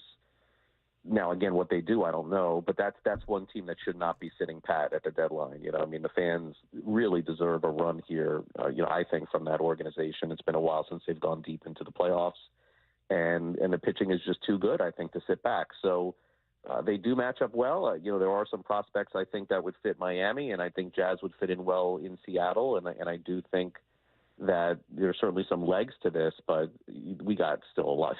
I know the deadline is a couple of weeks away, but 2 weeks away is like an eternity in the deadline in baseball. It really is, and a lot can change between now and the 30th. But, Craig, I'm sure you saw that The Athletic, their players poll had Jazz Chisholm as the most overrated player in baseball by a considerable margin. Why do you think that was the case, especially because it was his peers voting on the poll? Yeah, what's funny is I'm glad you asked that question, because after that poll was out, I think, if I'm not mistaken, you'd have to correct me if I'm wrong, but I think only a few dozen players ended up actually doing that, meaning that this was not a poll of 1,000 players in Major League Baseball or even 500. I think it was a lot less than that. So you literally could have 5 or 6 feeling a certain way about him, and that's why he was the number one most overrated player. So I don't know that it necessarily speaks to the entire league, but at the same time, I can understand that, because he was on the cover of MLB The Show, and he's a flashy player. But I would say that any sense of being overrated, maybe in the past, I think that would probably be accurate, just because he's had a hard time staying on the field. But he has played virtually every game the Marlins have played in this year, and he's played the right way this year too. And I think he's grown up quite a bit over the last year or two. So I just don't buy that, I guess, is what I'm saying. I mean, he probably has a few players in the league that are his enemy or jealous, and I personally think he's a very good player. Is he a fantastic all-star, perennial MVP type? No, he has not proven that yet. What has he proven? I ask because I'm curious as to whether he's someone who has been kept from reaching his ceiling because of injury, or someone who has a much more limited ceiling than maybe people initially expected. I mean, how do you see him as a player? Yeah, he's very talented. I don't know if we've seen the best of him yet. I've seen some patches of his career where he looks like he's a perennial all-star. And I've also seen some patches of him, during his career where he just seems like a player who's above average. So I think it's really hard to answer. I think that from what I'm hearing, I think the perception is not just from the Mariners, but from other teams that are looking at him, is that maybe getting him into a postseason race with a lot more motivation, both from an individual and team point of view, could really unlock him. Whether or not that would happen still remains to be seen. He was not around last year for a period of time when the Marlins were going through their playoff run. So I really don't have the answer to that, but I think that may be the perception for some of the clubs that are involved, is saying, hey, look, let's get this guy into a postseason race, and maybe we get the most out of him. What's the relationship like between Jazz and maybe the Marlins front office? Because we've seen on social media, he's kind of a me first guy, what have you. What have you observed in your time covering the Marlins and Jazz? Yeah, I mean, he and I have a great relationship. When he was asked to move to center field, he told me about it. So, again, I have nothing negative to say as far as my relationship with him. I think that if you're speaking of like any negatives, look, I think that he decided to do a podcast in the off season where it recounted a clubhouse issue a couple of years ago with a former player in Miguel Rojas, and kind of went through that. And there was a lot of negative stuff that came out of that as well. I think he's a showman in the end, and basically is likes to be in front of the camera, and he likes to get all the attention. I think that goes without saying as well. But, as far as him being me first, I mean, I guess my counter to that would be, he could have told the club, hey, I don't want to go from short to second, and I don't want to go from second to center, and now I don't want to go back from center to second. So, I guess I don't really completely buy that estimation on him, but I could understand from the outside looking in how that would be perceived. We know that when it comes to a trade for Luis Robert, the White Sox, even though they're horrible this year, are going to be really hesitant to lower that asking price, right? It's going to kind of sting to trade away him, and so they're going to want to ask for the moon.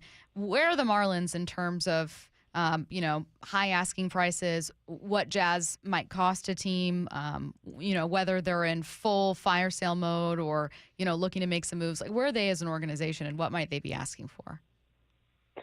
Yeah, well, there are two different players. Jazz, contract-wise, has 2 years left, I believe, on his deal. So that's 2 years of arbitration and control, and then he would become a free agent.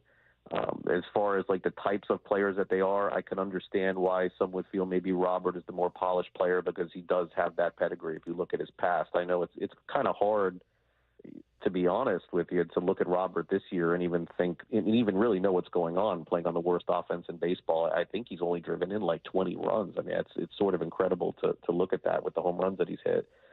As far as what the Marlins are looking for in the trades that they've made and the ones that they've been looking at, it's more or less players that can help them down the road.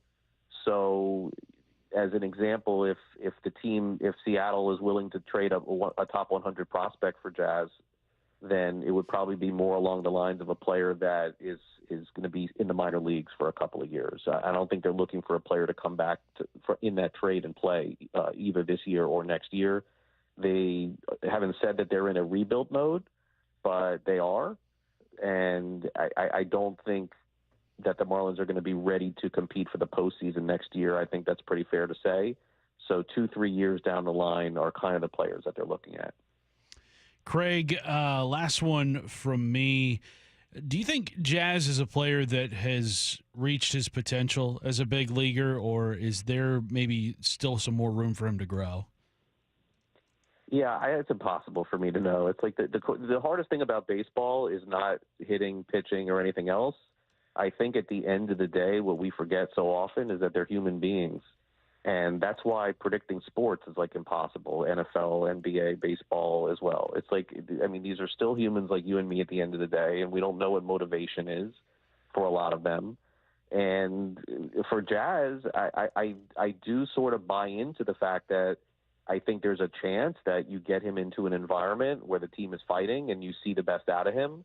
But on the flip side, I don't know how Jazz would react in New York or Philadelphia or Boston or one of those major marketplaces, because in South Florida, while he has gotten quite a bit of attention, the media is pretty soft, just generally speaking. So that's why I think Seattle, Kansas City, Pittsburgh, like one of these markets where they're not in your face every day like some others would work for him.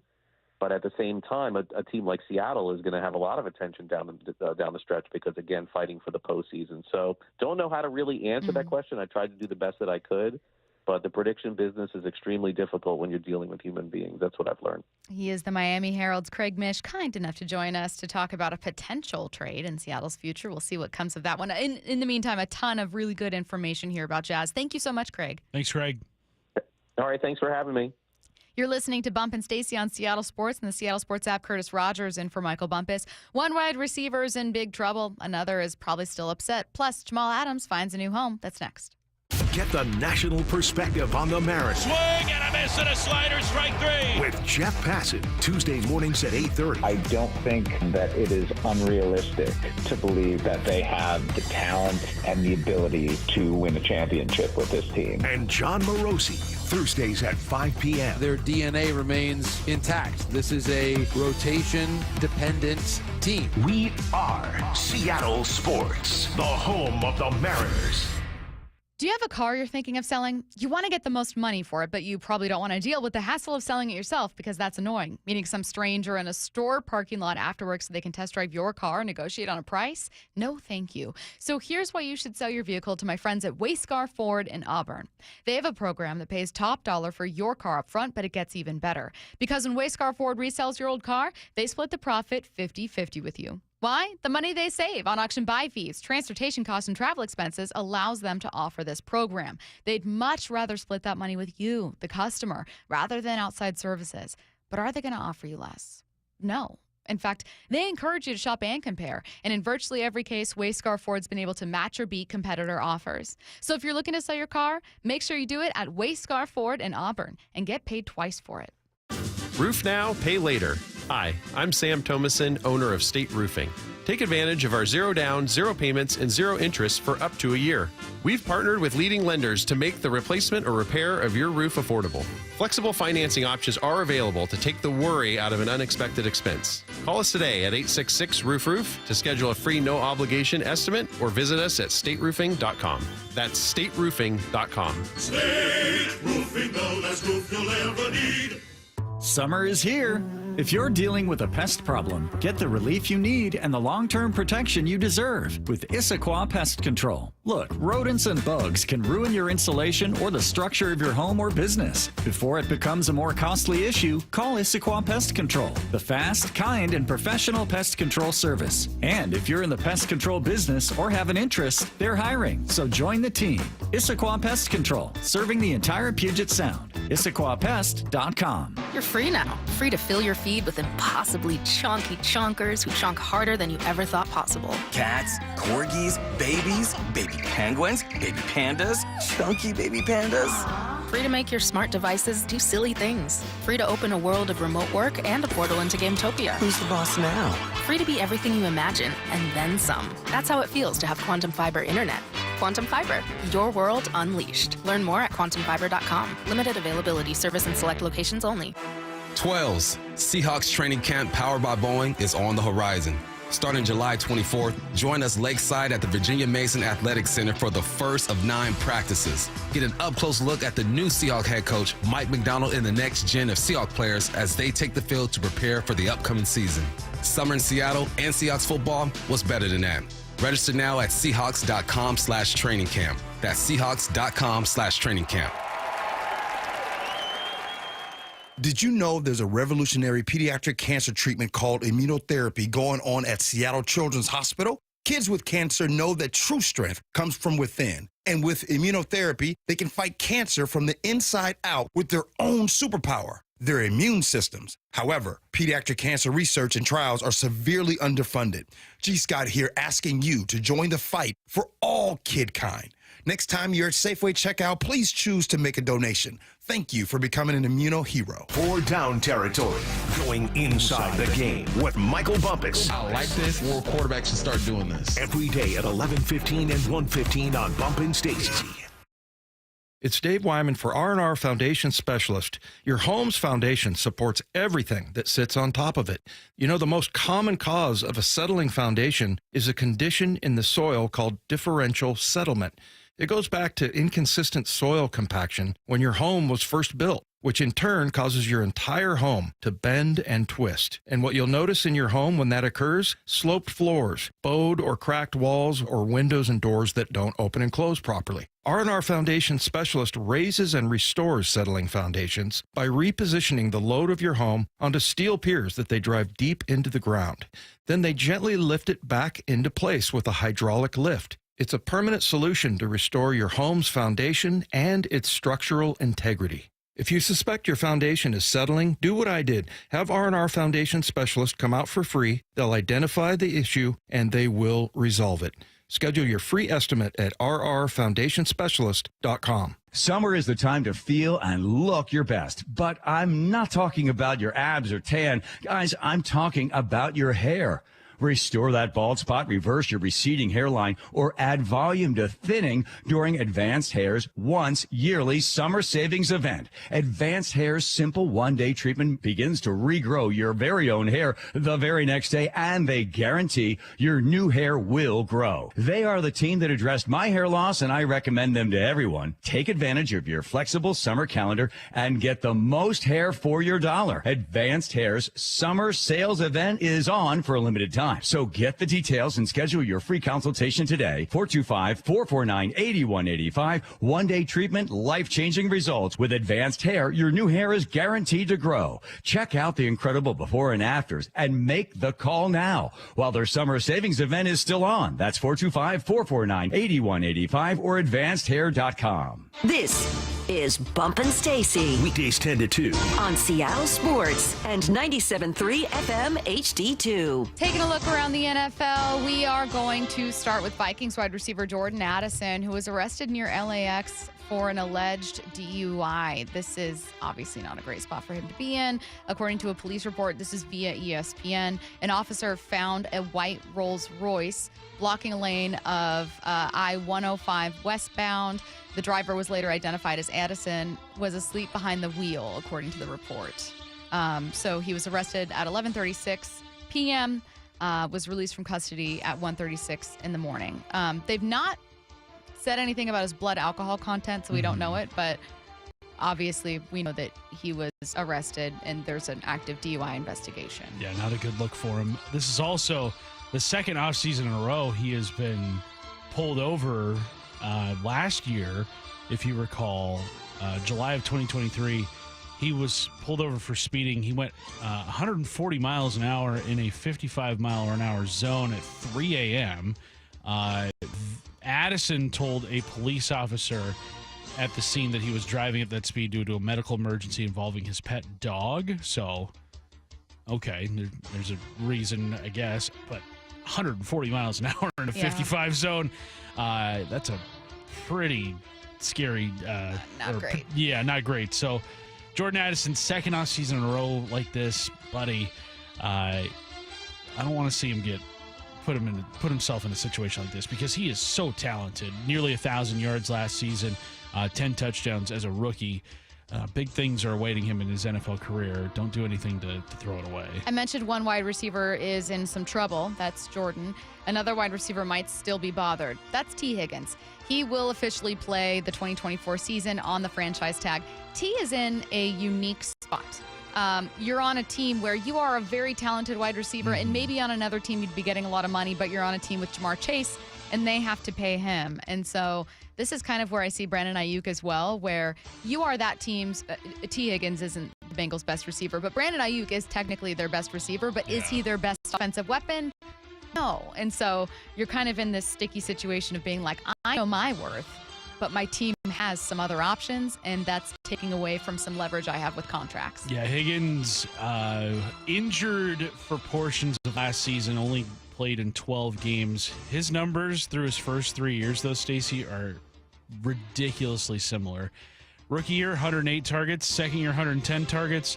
Third year, 109 targets. 60 67 receptions in his rookie season. His sophomore or his second and third years, he had 74 receptions in both those years. Around 1,000 yards every year that he has played. So he is consistent in his production, yes. But I don't know if he's necessarily worth maybe getting paid top 10 wide receiver money. I think the franchise tag, what is it for a receiver? Probably like 24, 25 million, something like that. Good amount of money. That's pretty good money for T. Higgins, and I don't know if you're going to get that if you hit the open market, but yeah, I mean, you always want to see these guys get long-term security, and like you said, he's not their best receiver. It's Jamar Chase. I know. Like, he's in a weird spot where maybe he goes somewhere else following this season, but his best shot at winning the Super Bowl is still in Cincinnati. Let's talk about another wide receiver. The Lions have announced they will induct, no surprise here, Calvin Johnson into their Ring of Honor at halftime. This is going to be in their Monday night game against the Seahawks. I'm glad to see that the relationship between the two parties has thawed a little bit, because it was icy for a while there. Calvin Johnson retired abruptly and then just kind of gave the Lions the cold shoulder for a number of years. I believe it wasn't until this last season where things kind of were repaired between the two sides. Good to see cooler heads have prevailed. I don't like that this is coming at the expense of the Seahawks, where that stadium is already going to be a madhouse anyway on that Monday night game. Throw this in there. Not a good look for the Seahawks. The Seahawks' last two games against the Lions have been really interesting, because in both cases you could make the case that the Lions were either equally as talented or more talented, or that the game was so close, and the Seahawks have just still managed to get the better of them. Yeah. And in the history of these two teams, whether it was their last meeting in the playoffs, which was a wild card matchup where Thomas Rawls just absolutely went off, like, they've just managed to get the better of the Lions. Which is interesting because the Lions have just steadily improved over the last couple of years. Yes, they are one of the probably 3 or 4 teams in the NFC you could easily see representing the Super Bowl this season. Don't forget also DK Metcalf getting carted off because he needed to go use the bathroom. Oh, yeah. Just some classics. Yeah. Classics between these two teams. Cam Hayward is not a fan of the Steelers being involved with in-season Hard Knocks. What was the reaction when you guys found out you were getting Hard Knocks in the season? I hated it. Like, I don't want to be on this. My wife's going to be like, man, you really love your job. But, like, it's one, like, the locker room is the locker room, and, like, I just don't want that getting messed up. Like, there's so many inside jokes. There's so many people, like, yeah. You would assume everybody's a jerk if you heard everything, but, like, it comes from, like, a loving place, and, like, it comes from, like, a caring place.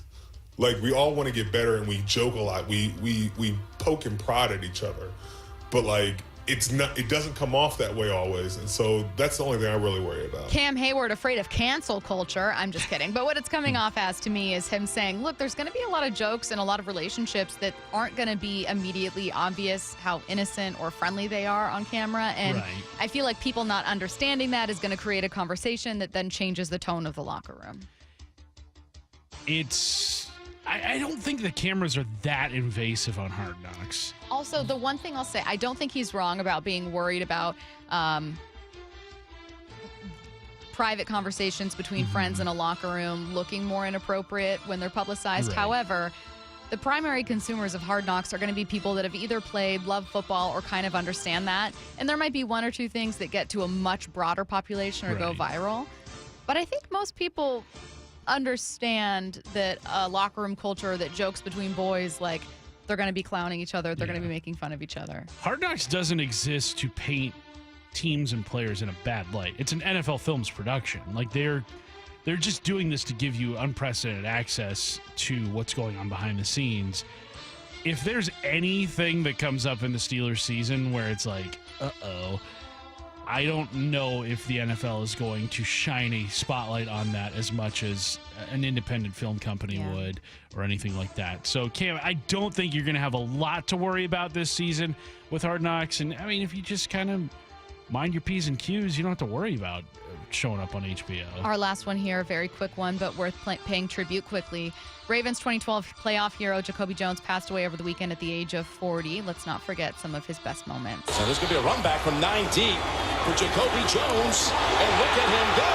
Jones is past the 50, and he is flying inside the 20. And a kickoff return, 109 yards and a touchdown, an all-time record. Cause of death wasn't immediately released, obviously, though. Tragedy and prayers for his family, loved ones. Really tragic passing. Lots of members of the NFL and Ravens community mourning that loss over the weekend. Yeah, everybody noting the kind of personality that he had. I forgot he even had a stint on Dancing with the Stars. That's how popular he was following that Ravens Super Bowl. I contend that his kickoff return is what cut the power at the Superdome that year, because that was the not year Beyonce. It was right, because it was I think the first play of the second half when Jacoby Jones took that kickoff return back, and ultimately turned out to be the deciding play in that game, because I think the Ravens held on for just a one touchdown victory. But yeah, sad to see that news yesterday. Dude was a threat every time he touched the football. I don't by any means feel bad for the 49ers, who have had some amazing trips and more trips to the Super Bowl in general than Seattle over the last 15 years. So who am I? But that being said, they've also had some pretty heartbreaking losses. Like, they've not won since the 90s, but they've made 2012, obviously, with 2019 and 23 against Patrick Mahomes. Is there one I'm missing here? No, they've lost they've lost their last 3 Super Bowl appearances. Yeah. So Ravens and then the Chiefs twice. Just a bummer for them. Yeah. I don't feel anything, but you love to see it.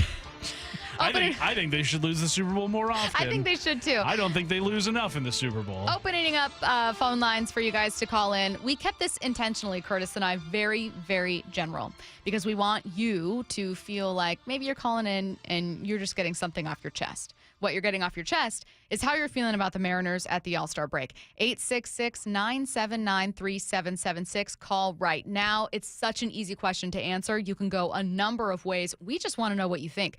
How are you feeling about the Mariners at the All-Star break? 866-979-3776. Call now. The Dugout. Go in depth with the Mariners. Goodbye, baseball. With voices like Rick Riz, Aaron Goldsmith, and Dave Sims. This is a club that has the ability to go on another run. You never know when a team is going to get hot. This team's window is wide open. Hear from the players and coaches, and go behind the scenes with insider Shannon Dreyer. We are seeing him comfortable with where he is at the plate. We're seeing a guy that has his timing. The Dugout. Tuesdays at 1 p.m. on Seattle Sports. Free consultations, no fee guarantees, 5-star reviews. JP Pendergast with Pendergast Law explains the importance of going beyond these familiar offerings. Accident victims want an attorney, Tom, that satisfies their needs. Someone who handles those needs with the highest degree of care. Pendergast Law offers the no-fee guarantees and free consultations, but these only scratch the surface. Okay, explain more. We make sure that every member of our team is genuinely passionate about helping others. Customer service and communication are our top priority. It's how we take care of our clients so they always feel one step ahead of the insurance companies. Our strong reputation for high standards provides comfort and confidence when it's needed most. Pendergast Law offers the free consultations, the no-fee guarantees, and, of course, they are 5-star rated. But what really makes them different is their genuine passion for helping others. I can't recommend them enough. If you or a loved one has been injured in a car accident, call Pendergast Law. We can help. That's PendergastLaw.com. July is Vehicle Theft Prevention Month. The Puget Sound Auto Theft Task Force, in cooperation with the International Auto Theft Investigators Association, asks you to help prevent vehicle theft and stop auto fraud. Lock your doors, use anti-theft devices, and don't leave titles or important documents in your vehicle. Install immobilization devices such as ignition or fuel disablers. Never leave keys or fobs in your vehicle, and never leave your vehicle running unattended. Paid for by the Washington Auto Theft Prevention Authority. Jake was suffering from osteoarthritis when his doctors asked him to consider surgery. However, there's a 9-month recovery period where essentially you're not walking and you're not putting much in the way of weight on. That wasn't going to work for him, so he decided to see Dr. Mark Wagner, MD, at Seattle Sports and Regenerative Medicine for stem cell therapy. I heard the ads, and that caused me to do due diligence. And how are you doing now? There's not really any pain now at all. I have no limitations in what I want to do. Wow, so you're able to do anything you want to do? I recently played golf at Cycle House down in Pebble Beach, walked 18 holes, which I hadn't been able to do for a number of years, and then went for about a 2-mile walk with my friend. I take it you'd recommend stem cell therapy to others then? Absolutely. Had I known then what I know now, I would have done this several years ago and saved myself a lot of pain and suffering and agony and limitation to activity. Before you choose surgery, consider stem cell therapy with Dr. Mark Wagner, MD, at Seattle Sports and Regenerative Medicine. Schedule your consultation at drmarkwagnermd.com. Guys, did you know your testosterone level impacts your energy, libido, sleep, weight, hair loss, mood, and even ED? And right now, Revive Men's Health Seattle will check your testosterone for free. They've helped thousands of men since 2011 feel and perform better. They're so confident they can help you, they even guarantee it. Schedule your free testosterone test, exam, and consultation today. Call 206-529-1111. That's 206-529-1111. Or visit ReviveMen'sHealth.com. If you're looking to get a new car, you could really cut expenses by bundling your car and renter's insurance with Progressive. Sure, you love your old car, but you know it's not normal to give instructions on how to open the window. It should be self-explanatory, but it's not. And notice how when you're in other people's cars, you can feel cushion in the seats? That's pretty nice, right? No, it's just normal. So bundle your renters and car insurance with Progressive and put the savings toward a new car. It's time. Progressive Casualty Insurance Company. Coverage provided and serviced by affiliates and third-party insurers. Not available in all states. Timmy, everybody. Great job. Next up for our 5th grade class recital, we have Samantha. 10 times better performance can make a big difference. Castrol Edge Motor Oil gives your engine 10 times better high-stress performance. Castrol Edge, better oil for maximum performance. Now through December 28th, Castrol Edge and Edge High Mileage Motor Oil are on rollback at Walmart. Claim based on sequence 9 test under high-load conditions versus API SP test limits. Let's face it, nothing makes you look older than you really are than thinning hair. But what if you could not only increase your hair count, but promote new hair growth without surgery, without drugs with potential side effects, and without a prescription from your doctor? Well, now you can, thanks to a breakthrough new supplement called Hair Grow, provided by New Nordic, the #1 supplier of dietary supplements in Europe. Hair Grow is now available in the U.S. Only Hair Grow contains Tocogaya, a powerful antioxidant that has received a U.S. patent. Multiple clinical studies show Hair Grow is safe and effective in promoting new hair growth. In one study, 95% of the patients using Hair Grow saw increased hair count. Don't lose more time and more hair. Try Hair Grow today to feel and look your best. Available online at Amazon, Walmart.com, and NewNordicUSA.com, or in stores at your local CVS. Look younger and feel more confident with Hair Grow by New Nordic at NewNordicUSA.com, or in stores at your local CVS. Let's go! This is Seattle Sports. Streaming through the Seattle Sports app. KIRO AM Seattle. KIRO FM HD2 Tacoma. Home of the Seahawks, Mariners, and everything Seattle sports. Seattle Sports Snapshot. Congratulations to Andres Munoz. The Mariners closer was named an All-Star replacement for Logan Gilbert, who got his first nod this year. The Mariners enter the All-Star break with a 1-game lead in the AL West. That's good news if you ignore the fact that they once held a 10-game lead. Still, first place is the best possible place to be in, so we're going to be talking about the trade deadline plenty, as well as get a few MLB guests on here to talk about what's going on with this team. And right now, we are taking your calls to see how you feel, coming up in 30 seconds. Snapshot, brought to you by Miller Lite. When it's game time, it's Miller time. This hour is brought to you by Mazda of Everett. This is Bump and Stacy on Seattle Sports. Streaming through the Seattle Sports app and at seattlesports.com. Now, here are your hosts, Michael Bumpus and Stacy Ross. Here we go now. Taking your calls right now. We're keeping it simple. How are you feeling about the Mariners? Curtis Rogers in for Michael Bumpus today. We are going to be answering your calls. So let's go to Jeremy in Linwood. Jeremy, how are you feeling about the Mariners at the All-Star break?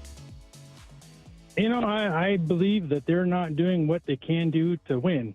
They had a 10-game lead. They saw it dwindling away, and they have done nothing. this makes me believe the ownership really doesn't care to put a winning product on the field. And I don't think they're going to do anything at the deadline because they should have done something already. Jeremy, do you think they should? All. So, absolutely. Yeah. I think they, we got a lot of, I like Hancock. He's a great player, but he's a starter on any other team. He'd be a great trade bait. Ty France might be on the block too because Locklear, came up. He did well. But there's other things that we need hitters. I'm tired of them trying to hit home runs when they can't even get a base hit. Base hit scores runs. Jeremy, Jeremy, is there a word that you would use to describe how you're feeling about this Mariners team at the break? I don't think I could say it on the radio. Oh, wow. Thank you, Jeremy. Thank you very much. Thank you for that discretion. We appreciate it. Thanks for the call, Jeremy. I've been. Yeah, you're welcome. Thank you for your time. We had Matt wrote down flabbergasted for Jeremy, which I really enjoy. Good call from Jeremy. I mean, it is kind of. Yeah. Just kind of like, what is going on? Yes, I would also feel flabbergasted. Thank you, Jeremy, for calling in. Let's go to Miles in Bremerton. Miles, how are you feeling about the Mariners at the All-Star break? Oh, I wish I was feeling a little bit better. Thanks for having me on. I just want to say I'm tired of the Mariners being too conservative. My whole life, I'm 24. It just seems year after year, it's, getting prospects and all that. And I'm tired of them pulling Logan Gilbert at 87 pitches because they're being conservative. Mm-hmm. It's like, yeah, it's the long game. That's what they say. But, how are you going to play the long game if you're going to miss the playoffs by being too conservative? So I say go out and make a move. I don't think they will because, that's what they do. But, yeah. Thanks for the call, Miles. I'm actually so glad that as part of his call, Miles said his age because even though in my mind I was like, maybe, I still think Miles clearly is and sounds like he's a grown man. Yes. He's calling in. He's an adult. Right. We don't know if Miles is married with kids, but Miles is an adult. Miles' entire life has spanned most of the Mariners' playoff drought. Yeah, he's basically seen one playoff appearance. One of the things, I like how I completely went over Miles' opinion, like bulldozed over it and just talked about his age. But Miles, I'm so sorry to use you as an example, but one of the things that always gets me and irks me is as someone older than Miles, I have very, very dim memories of the early 2000s and then late 90s Mariners, but not clear ones. But I still have those memories. And then people kind of hang on to 95, it's so great and all these things, forgetting that that is a generation. It's not just, it's been 10 years since you've done whatever. Miles was born, lived his whole life, and then called into our show today to complain. During that entire time, the Mariners have given him nothing, and yet here he is as a loyal fan calling in. The majority of playoff appearances call, that Miles has seen in his life have been with him wearing diapers. Okay. That's what I know, Miles. It sounds like it's not like you were, I don't know, are you wearing them now? But you were a baby and a toddler the last time Miles, the Mariners have made consecutive playoff appearances. I hope for you, all your friends, and everyone in that age group that the Mariners give you a ton of fun stuff to root for very, very soon. I truly, truly do. You guys deserve it. I respect fandom where for Miles' almost entire life there has not been playoff success, and yet still a diehard, still caring enough to call in to this show and be like, I got some takes I got to fire off. Seth in Fresno, Miles ain't no 24. Do you think Miles is please stop talking about me? Please move on to the next caller. Well, I mean, you gave us a lot of material, I would say we got some Miles out of the call. Hey. Okay, I'm done. Let's go to Rich in Auburn. Rich, how are you feeling about the Mariners at the All-Star break? Man, well, you guys just asked for a one-word answer, and I feel pretty hopeless right now, honestly. Mainly because of, what this offense was supposed to look like with taking away all the strikeouts and what it's ended up being even worse. And the idea of trading all these hitting prospects that I really like, Montez, Ford, Celestin, any of them, for somebody who I feel like is going to come here and likely just not produce like Jorge Polanco did and Hal Garver hasn't. I just feel like there's no real solution to this, and there's a deeper issue here that isn't getting solved. Do you think this issue can get solved with the people currently in place? Not the players maybe, but the decision makers. I mean, I've been a big fan of Dipoto, Service. Like, I don't have any issue with any of the people that are in charge of running the organization right now and the people coming in. It's just I don't even know what the issue really necessarily is. It's just, like I said, a very hopeless feeling when I can't diagnose what the issue is. I feel you, Rich. Thank you for calling. Curtis and I were having the same conversation this morning. We almost made it to open, and then we decided instead to have a little more of a focused conversation. But we kept going back and forth being like, God, you don't want to think it's a coach, but then you think, well, why are so many people failing? You don't want to think it's talent, but then you think like, well, are they being set up for success and being given the best resources? It's just, I go back and forth a million times over all the causes. And the true answer is when you have something that fails to this degree, there are multiple causes. And, you know, to have a very talented player struggle and a less talented player struggle might also have two different causes. Yeah, it's everybody's struggles in baseball are so unique to themselves. I mean, it's like golf where just the slightest adjustment is going to change everything, good or bad, about your swing or good or bad about your timing. Everything is so there's just so much minutia to baseball where what is somebody else's problem is probably not what's bugging another guy. And so you've got to be able to find multiple solutions to fix essentially the same problem. Yeah. Let's go to Bob in Bothell. Bob, how are you? Oh, just kidding. We just lost Bob. Don, you're up. Pinch hitting. Don in Renton, how are you feeling about the Mariners at the All-Star break? I'm feeling ready. I take that two ways. The first way is I'm ready for them to really, really have the finish to their season that we expect. But really, I believe they are ready. They've gone through the doldrums. They've gone through being too tight, and they finally start to get loosened up, you know, and perfectly timed. The bullpen didn't do it, you know. That's not going to be anything that's going to make them get tired again. That's going to make them say, okay, yep, now we're ready to get that edge, okay? I'm ready for them to have the edge that they need. That little bit of cockiness, that little bit of, we know we got this. That's what I'm waiting to see, and I'm ready to see it, and I think they're ready to show it to us. Don, is that edge that you think they can find, is that currently on the roster, or is it maybe somebody that they need to go out and get? I think it's on the roster, but I think that somebody that they get could help be a catalyst. That way we're not always looking at just two or three people.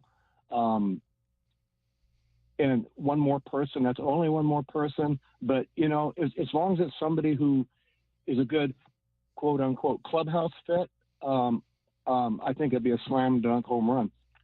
Thanks. There goes another pun, sorry. That's okay. Thanks for the call, Don. I liked Don's. It was different. Yeah. And I tend to be glass half empty, and I don't mean to. I'm trying not to be, but I appreciate someone who's glass half full. And not only that, but I always love a different take in sports. And I agreed with his answer about, well, do you think the answer is on the roster or not? And immediately I thought, Julio. Like Julio playing angry, Julio figuring it out and tapping into his talent. But then maybe you need to bring in someone to unleash that, whether it is a veteran who can come in and connect with him or other players, whether it's a young bat like a Luis Robert to come in and all of a sudden there's a little bit less pressure or there's some kind of feeling of a front office fully investing. Now, what are you going to do kind of thing? I don't know. It's interesting that you bring up a veteran that can come in and connect with him because who was that guy in the 2022 season? Carlos Santana. Exactly. They would train together the offseason prior. That was a guy who Julio could really, confide in and just pick the brain of. And Carlos Santana has done everything there is to do in the game of baseball. I wonder if that's a route. I mean, not Santana specifically because he's playing for a good Twins team. Can you imagine? They trade for Carlos Santana. Yeah. So if they trade for Carlos Santana, this entire fan base would lose their mind. Just trade for a week or two. Just do it. Just bring back the whole 2022 Why team. not? Sewald, Gino, get them all back. You know what I mean? No, that's not going to be possible. But maybe there's somebody out there that Julio really respects. What's Tommy La Stella doing? Oh God, I had blocked him out of my mind. I agree. I hope that he is having a great post-playing career, whatever it is that he's doing. far away from T-Mobile Park. How are you feeling about the Mariners at the All-Star break? 866-979-3776. We got 2 open lines. First come, first serve. Let's go to Kaiser in Cedar Woolley. Kaiser, how are you feeling about the Mariners at the break? Hi, I'm not feeling too good. You know, my dad, he grew up. I'm only 23. You know, I'm a young guy like Miles, but my dad grew up and he witnessed the 01 team and all that, and he was always he's just been almost dejected, like always the sky is falling. And I've been, it's different these last 4 or 5 years. They're starting to build a winning culture, but now I'm almost not even like mad at the players. Like, Ty France, good player. He's, not doing as good right now. JP, Mitch Garver. I mean, statistically, he's been a good player. I think something needs to change with like our hitting coach. I mean, you look at Jared Kelnick. I still love Jared Kelnick. I wish he was still here, but he wasn't doing very good, and now he's lighting it up over in Atlanta. Like, maybe it's not the players. I mean, I think we do need to bring in go get Kyle Tucker. Go get someone to bring off a little bit of pressure from Julio, but make some, shake it up shake it up. I mean, something needs to change here. Thanks so much, Kaiser. And that's such a depressing part of the phone call, too, is I'm 23. I've watched this. Me and my dad watch.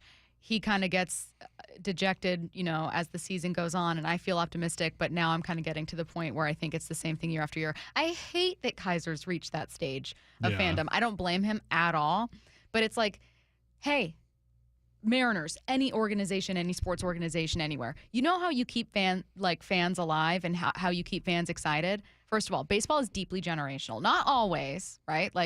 Neither of my parents especially cared about baseball at all. I got into it far more once I started getting into other sports. But for Kaiser and for many other people, it is. You like it because your dad or your mom or whoever liked it. And you want to reward different generations with different moments that they can point to and go, oh, Griffey was your guy? Man, Julio was it for me, or whatever it is, or whoever it becomes.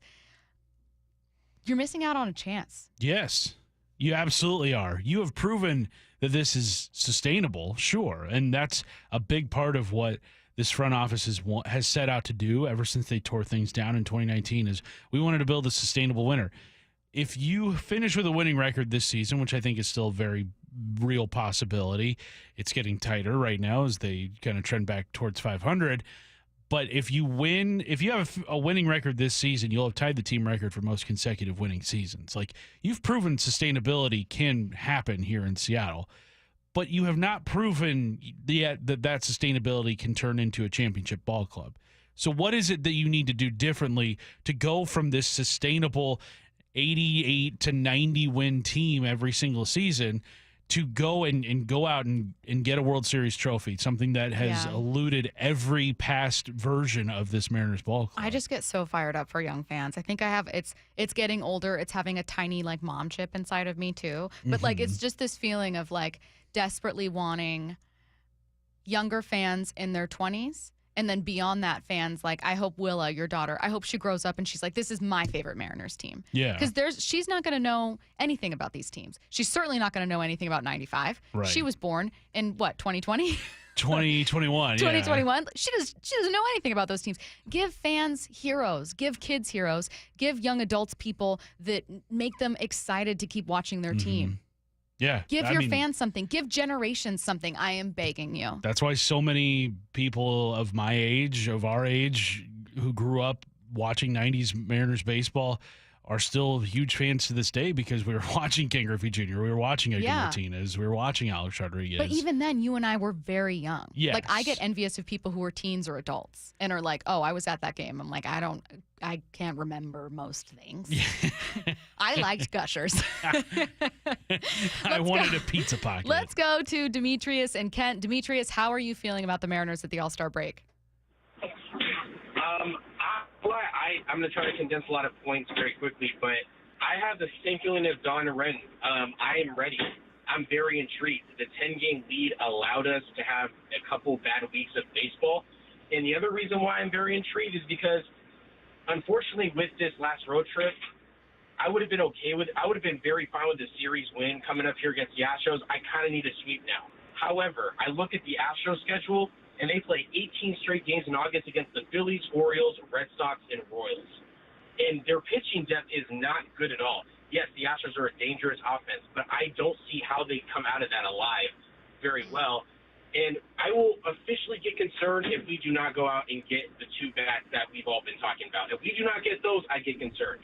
But if we stay the course, we keep winning series after series coming out the break, I really think we're going to come out of this. I'm not even concerned. I'm just letting the marathon just go up and down the waves. Thanks for the call, Demetrius. Curtis, are you on board with Demetrius that the ship can indeed be righted? Absolutely. And like Demetrius pointed out, you've got to go out and make those additions to right this thing, to get this thing moving towards a playoff appearance. I think there is still time for the Mariners to gain ground or to build up that lead in the American League West, but ultimately it's going to come down to them. It's not going to be anybody else that builds that lead back up but themselves.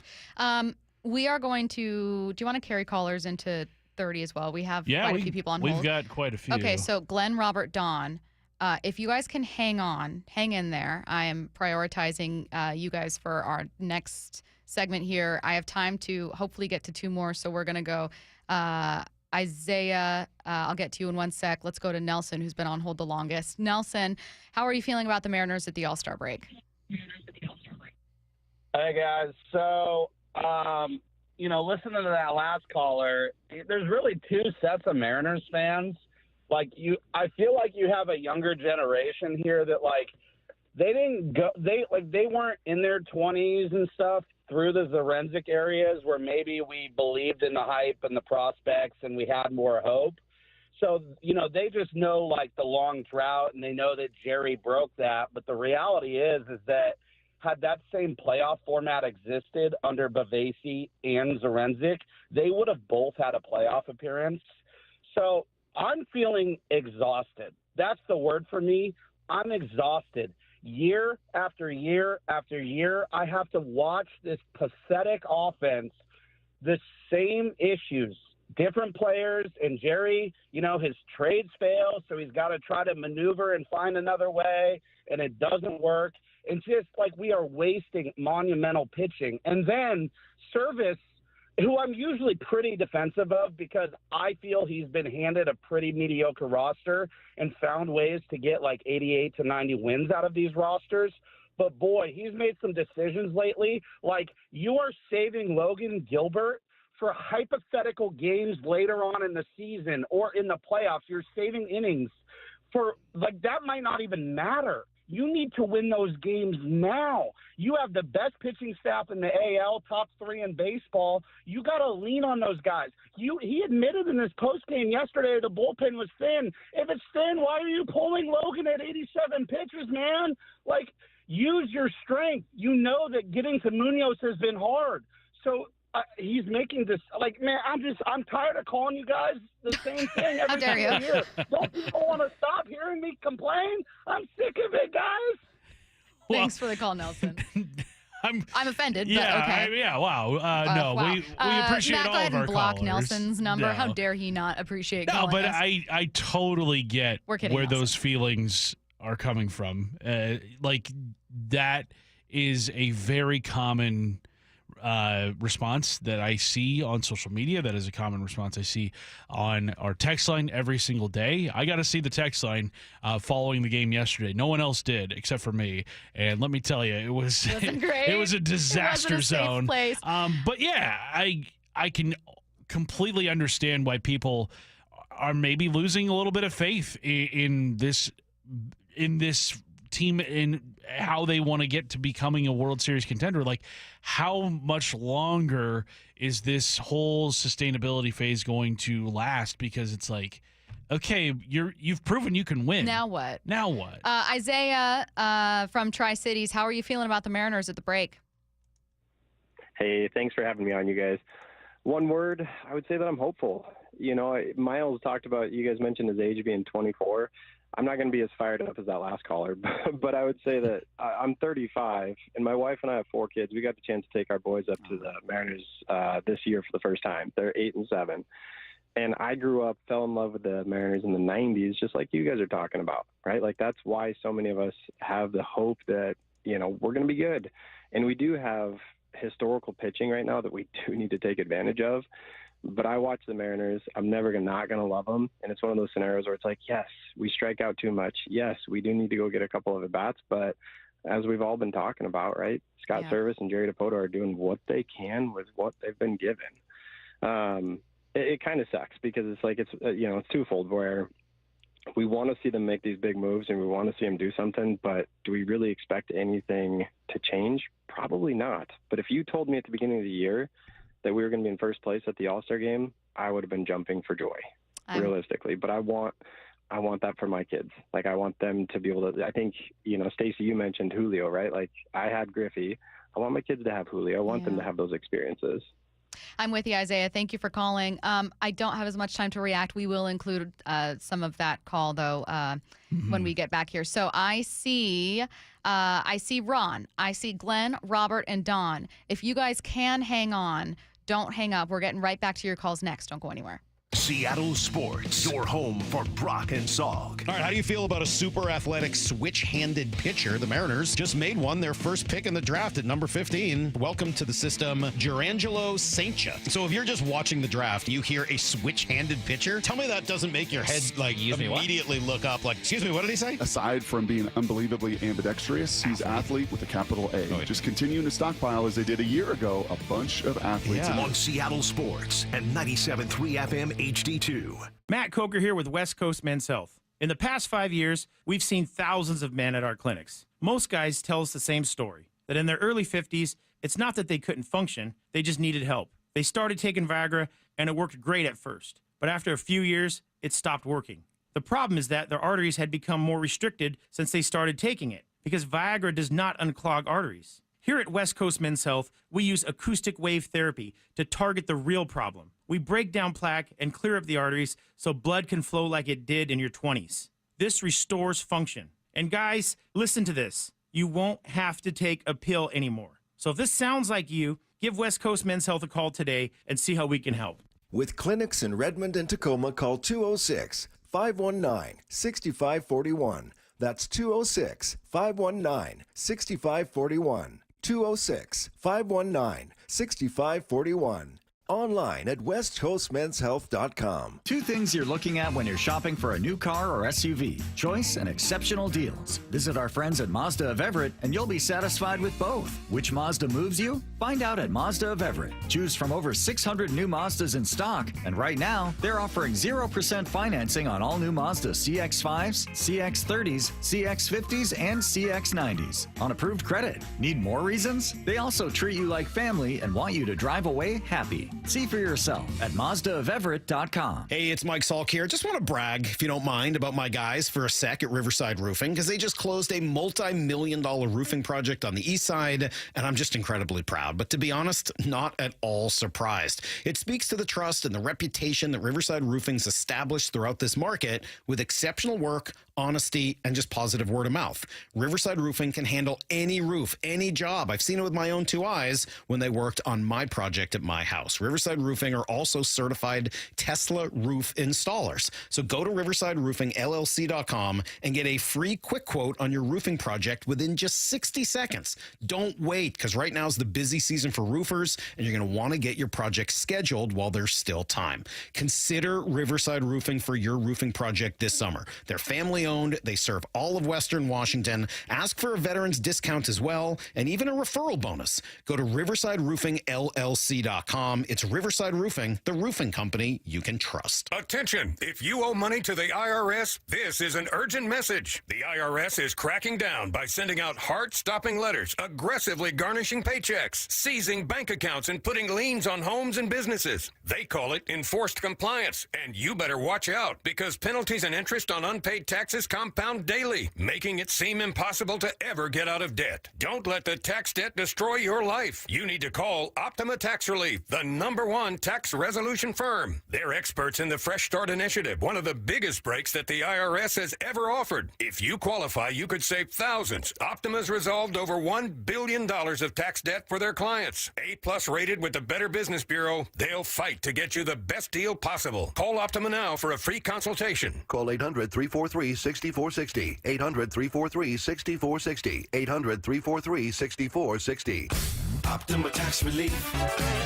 Some restrictions apply. For complete details, please visit OptimaTaxRelief.com. Subscribe to the Seattle Sports YouTube page to find new and exclusive content from your favorite shows and personalities daily. Just head to YouTube, search Seattle Sports, and click subscribe.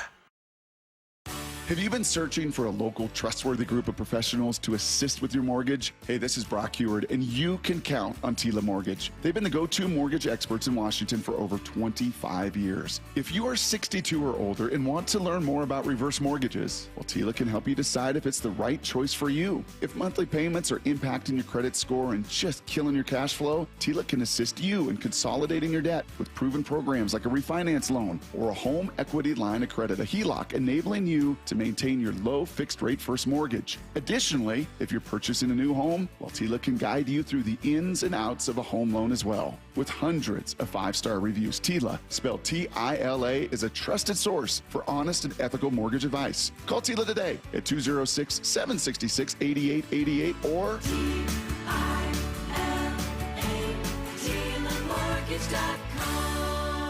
Tila Mortgage LLC is a mortgage broker. NMLS 2472046. Guys, did you know your testosterone affects everything in your system, including how you feel and perform every day? Right now, Revive Men's Health Seattle will check your testosterone for free. Knowing your T levels is the first step in understanding if you have low T. Your testosterone level impacts your energy, libido, sleep, weight, hair loss, mood, and even ED. Maintaining an appropriate T level can change your whole life. Most men start to see changes in their hormone levels in their 30s. Experience and results matter. So what are you waiting for? Get your T levels checked today by local, experienced, and trusted men's health experts. They've helped thousands of men since 2011. They're so confident they can help you, they even guarantee it. Call Revive today and schedule your free testosterone test, free exam, and free consultation. Call Revive Men's Health at 206-529-1111. That's 206-529-1111. Or visit ReviveMen'sHealth.com. This hour is brought to you by Mazda of Everett. You're listening to Bumpin' Stacy Weekdays 10 to 2 on Seattle Sports and 97.3 FM HD2. How are you feeling about the Mariners at the All-Star break? Back to the phone lines. Let's go to Glenn in Seattle. Glenn, how are you feeling? Hello. Can you hear me? We can hear you, Glenn. Go we ahead. We got you. Hey, how you guys doing? Hey, I'm glad to thank you for accepting my call. I haven't been on the line since probably 1969. Oh, wow. On a phone call. So that lets you know I'm a seasoned Mariners fan. All right, beginning of the season, I looked at our pitching. I thought we were going to be solid all year, as long as everybody stays healthy. The hitting, we saw that coming already. They bring in all these want-to-bees or used-to-bees, and nobody seems to be panning out. Yeah. One other point, too much emphasis on Julio being the driver of this team. I never remember them talking about Griffey back in the day, that he was the driver. When he went out for those months with his wrist injury, the team kept on chugging along because he had players around him. We need to stop putting the pressure on that young man and get people other than him to step up. And also bring in one back, and I'll spark the offense. That's all I got to say. Thank you for taking me. Thanks so much, Glenn. Thanks for calling in. Sounds like broke a non-calling streak to call in and sound off. I mean, he did cuss on the air. Yeah, but then he corrected. We have the dump button. Only some people heard it. That's okay. If you heard it, congratulations. You're special. He Glenn, wanted to make his time worthwhile on the air. Matt had a small heart attack. Matt, how are you feeling? Glenn, you're a great guy. Love you, Glenn. But don't call in again. Sorry, honestly, don't. I think of it as like a 3-cone drill. Like basically you want to test the quickness of a producer's hand to the dump button. Combine? Yeah, this is great. board op combine, is calling in and going and just letting one curse word slip in and then just seeing that reaction time from Matt. Matt, I thought you did a great job. I thought this is the equivalent of, I want to say, this is certainly a sub 540. Yeah.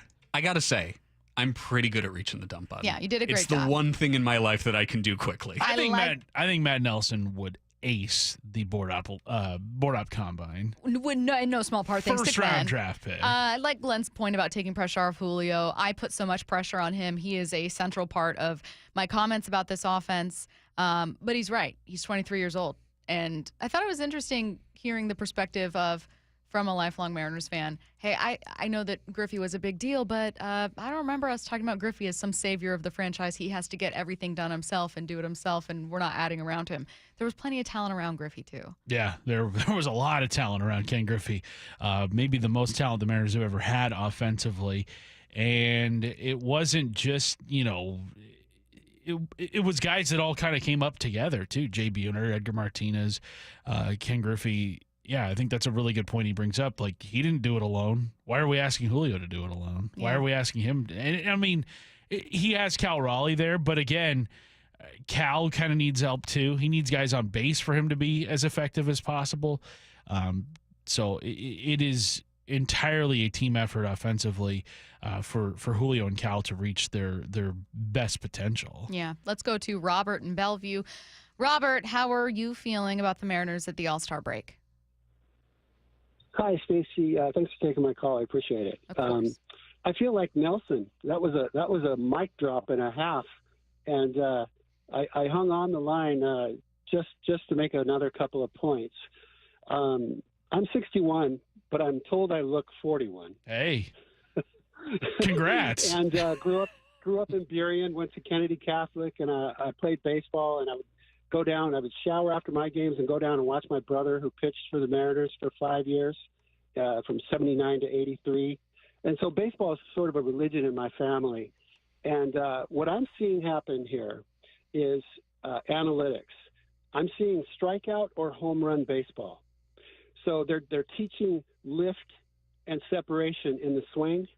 And so you're not getting guys who hit the balls to the gaps anymore. We're not getting four hits strung back to back to back to back. It's strikeout, strikeout, strikeout, and once in a while a home run. And it's just the worst kind of baseball to watch. Yeah. It's just terrible to watch. And so if you go back to Lou Pinella's teams, go back to the 2001 team, you had guys like Mark McLemore and Stan Javier, who Lou called professional hitters. The reason he called these guys professional hitters is because with a man on third and less than 2 outs, what did they do? They brought that run home. They would either pull the ball to the right side, they'd hit a sac fly, but 9 out of 10 times that run was scoring.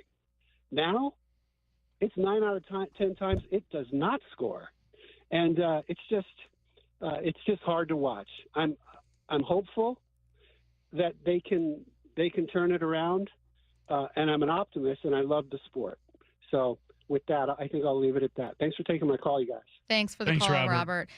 It's really interesting to hear from Robert's perspective. Clearly knows a ton about baseball and has been watching it his whole life. His family's played and he's played. He's right in that the league has changed to not just incentivize pitchers to get strikeouts, but incentivize hitters to get home runs, and that strikeouts just matter less in general. Where I'm always stumped is this is a league-wide thing. Yeah. Why do the Mariners feel those changes more than some other offenses? Like, that's what always just baffles me is like barely any clubs. It was a story that Cleveland was playing kind of what looked like small ball. Yeah. That was a story in baseball. It doesn't happen. Home run hitters are rewarded, are incentivized. They're the most expensive free agents. They're the stars for every team, and they have a ton of strikeouts every year. No one cares. Meanwhile, pitchers are incentivized not just to not pitch full games, but to not allow any contact to strike guys out. That's where the league is. Mm-hmm. Why is a team like Seattle feeling that so much more? Like, what are other clubs doing that Seattle's just not? I know. It's bizarre, too, because I look at players like Luis Arias and Steven Kwan who are not going to be guys that hit 40 home runs a season. They're not even going to be guys that hit like 10 to 15 home runs a season. But they have clearly shown that there is still a place in the game for those kinds of hitters, guys who are not going to be swinging for the fences every single time and are going to be swinging for contact, and they've cut down on their strikeouts in a huge way. And if those guys are having so much success, then why is that not the route that a lot of guys take, guys who maybe don't have the ability to hit for power as much. Like, I'm not saying it's easy to replicate because I think those two guys are also supremely talented at what they do. But if I'm a guy like, I don't know, Dylan Moore, where I'm not probably going to hit 25 to 30 home runs in any season that I play in, like, why not try to, hit for contact a little bit more? I get that it's a lot easier said than done, but if you're not having success in the way that the game is being played, I think that is a clear sign to any player, like, hey, maybe I should change things up and look for a different way to get on base and look for a different way to be effective. Let's go to Ron in Seattle. Ron, you're our final caller. How are you feeling about the Mariners at the All-Star break? I am feeling very, very, very frustrated. I feel like we have historic good pitching, and we're wasting it. We can't score 4 runs a game. If we score 4 runs a game, we win 90% of those games. And also, we're at a historic high on strikeouts. We're striking out at a historic pace, almost 10 strikeouts a game.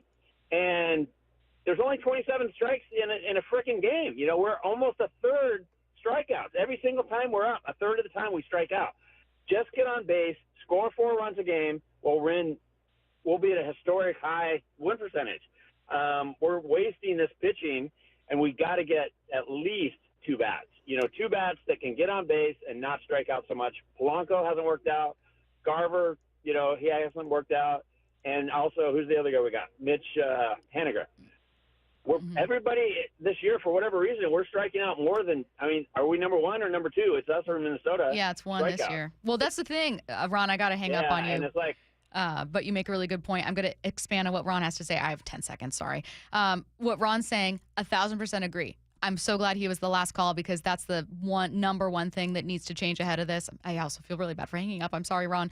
Ron's point, though, that last one I'm so glad he made, like, is it us or is it Minnesota? I know last year we were Minnesota cut down on those strikeouts. Yeah, they figured it out. That's what makes me so mad.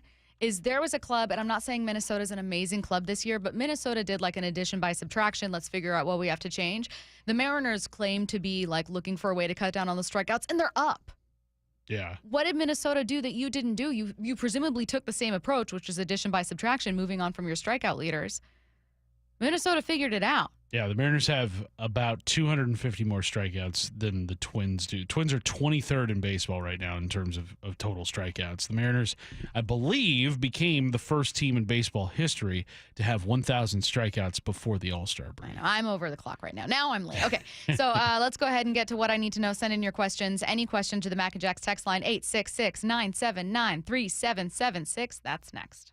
Seattle Sports, your home for Brock and Salk. Our next guest, Kevin Burkhardt. Where do you put this rotation compared to some other great ones in baseball right now? Well, I think it's them and the Phillies, 1 and 2, however way you want to rank them. And there's a lot of good ones in the game. And I think that's probably what you and every other Mariner fan is frustrated about, right? Because, you get that rotation in the playoffs here. I mean, you get that in a best-of-5 first-round series in a DS, and you're like, man, you could pick who you want to start in Game 1, right? You can't really go wrong. On Seattle Sports and 97.3 FM HD2. If you've been in a wreck or a fender bender, You have the right to take your vehicle to any repair facility, not just where your insurance company tells you to go. Accurate Auto Body has been family owned and operated since 1994, and they work for you, not your insurance company. With over 25 years of auto repair work, they'll exceed your expectations. we meet by accident, fixing every last bit. Accurate Auto Body. At Accurate Auto Body, all their work is performed by certified technicians, only using OEM parts to guarantee the safety of you and your family. For the best in auto body collision repair and customer service, give them a call at 425-883-2450 or AccurateAutoBodyWA.com. Your insurance company may not love them, but you will, because We meet by accident, fixing every last bit. Accurate Auto Body. paid political announcement. A Bob for Bob update. Did you know AG Bob Ferguson is responsible for Washington being the only state with a social media advertising ban on political speech? In 2019, Bob's lawsuits made Washington the only state that doesn't allow you to run political ads on social media. Voter beware, because Bob's vendetta against your free speech won't stop when Bob gets what he wants. Governor. Paid for by the Bob for Bob Committee, 1283 Puyallup, Washington, 98371. Top 4 donors: Steve Gordon, Fremont Dock Company, Brian Haywood, and Susie Burke. It's time for Cookies Country Chicken gift card giveaway. Celebrate National Fried Chicken Day with cookies. That's real good chicken. 3 lucky winners, 3 $100 cookies gift cards. Enter today at seattlesports.com/win. Hurry, contest ends July 21. Want to listen to Seattle sports on your smart speaker? Hey, smart speaker, play Seattle sports. This message is powered by the EQC Sportsbook at Emerald Queen Casino. Emerald Queen Casino, the entertainment capital of the Northwest.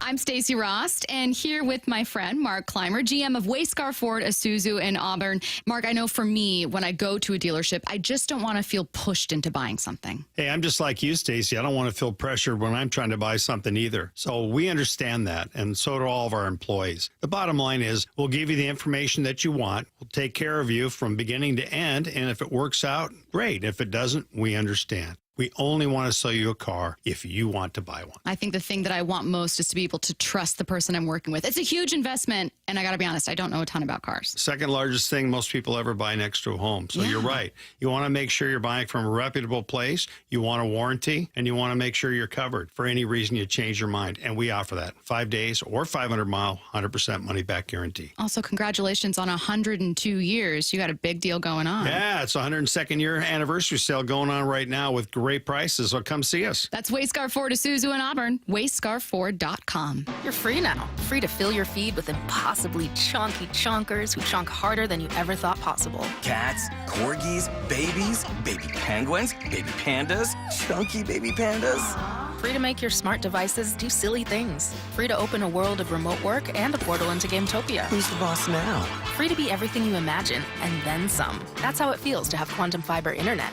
Quantum Fiber, your world unleashed. Learn more at quantumfiber.com. Limited availability, service in select locations only. Listen throughout the week to the Mariners Players Spotlight. Give props to Jerry and Justin. They did a great job bringing in these good group of guys. Presented by Muckleshoot Casino Resort.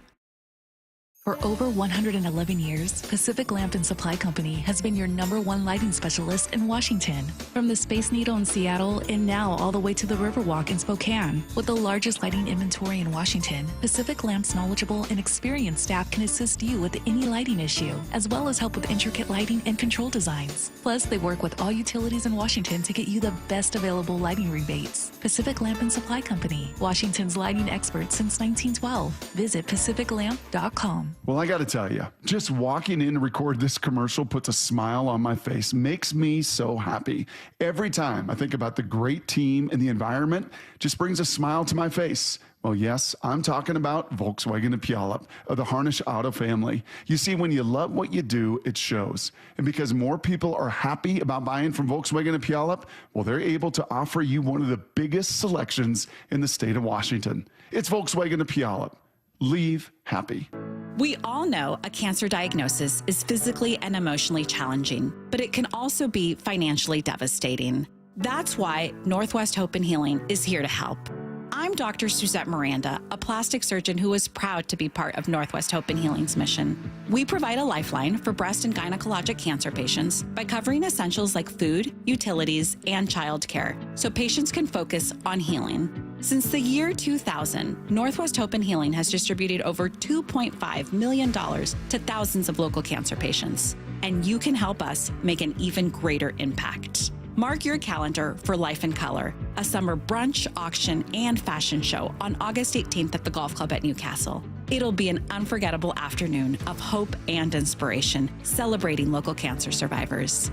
Get your tickets now for Life in Color on August 18th. Go to nwhopeandhealing.org to learn more. That's nwhopeandhealing.org. This is Bumpin' Stacy. Weekdays 10 to 2. On Seattle Sports and 97.3 FM HD2. Get your questions in for What I Need to Know, brought to you by Cookies Country Chicken. Mac and Jack's text line number that you're sending those texts to, 866-979-3776. What I need to know. This one's for you, Curtis. Should Scott Service keep putting as much emphasis on the lefty-righty matchups as he does? Because I feel like it weakens the lineup sometimes. Rojas and Raley should be in the lineup every day, in my opinion. I've thought about it, but I look at Josh Rojas' splits right now against lefties. He got off to such a great start this season, but against lefties this year, Stacey, Josh Rojas in 84 at-bats, in only 30 at-bats, is hitting 133. So I think there's something there, at least in terms of Josh Rojas, in sitting him down against lefties. Luke Raley, on the other hand, I mean, he's cooled off a bit, too. He's down to, 238 on the season. But his numbers against lefties, I think he struggled, too. Yeah, he's hitting 195 against lefties. So I think there is something to the platoon splits. What I need to know, with a pitcher like Herangelo Sainha, do you think he will have two different pitch counts? Will he be able to pitch longer into games because of it, assuming that he does pitch from both sides? I mean, haven't thought about that, but that makes sense. You could see it, but I think he goes depending on the batter, not just like, oh, my right arm's tired. I'm going to go left-handed now. But yeah, I think theoretically he could go longer. I immediately thought of like games. Tommy John. Like, what if he tears a UCL in one elbow? He just becomes a lefty pitcher the next season. Yeah, seriously. Like, that's how I wonder how that works. Or I wonder if there's one that's just clearly more dominant. Like, is it something where you're like, yeah, I can pitch left-handed, but ultimately, like, my best stuff is from the right. I don't know. We'll see. All the possibilities of having an ambidextrous pitcher. I mean, none of us have ever thought about this before. It's great. I love it. What I need to know, Seahawks question in here, who improves the most under the new coaching staff? Mike Morris, Cam Young, or Derek Hall? It better be Derek Hall. Yeah. Second round pick. You got to have some production out of him. Cam and Mike are later round picks. They are at a really important position, but that position has a lot of depth right now. Derek Hall is playing outside linebacker where you've got Boye, you've got Uchenna, but that position, even though you have a lot of names, does feel like it feels like it gets thin quickly. You also risk injury with those guys. Derek Hall. They almost took him in the first round, man. Yeah. Let's see. What I need to know. What's the scariest animal you've ever faced in real life? I'm pretty indoorsy. I can't recall a wild animal. Maybe a raccoon if I take the trash out. One time walking into work here, I was working early one morning. This was back when I was first starting out. I think I was working on one of the other two stations in the building. And I'm walking up the sidewalk here, and a raccoon climbs down from one of the trees and gets on his hind legs. He was trying to kill you. Looks at me. Yeah.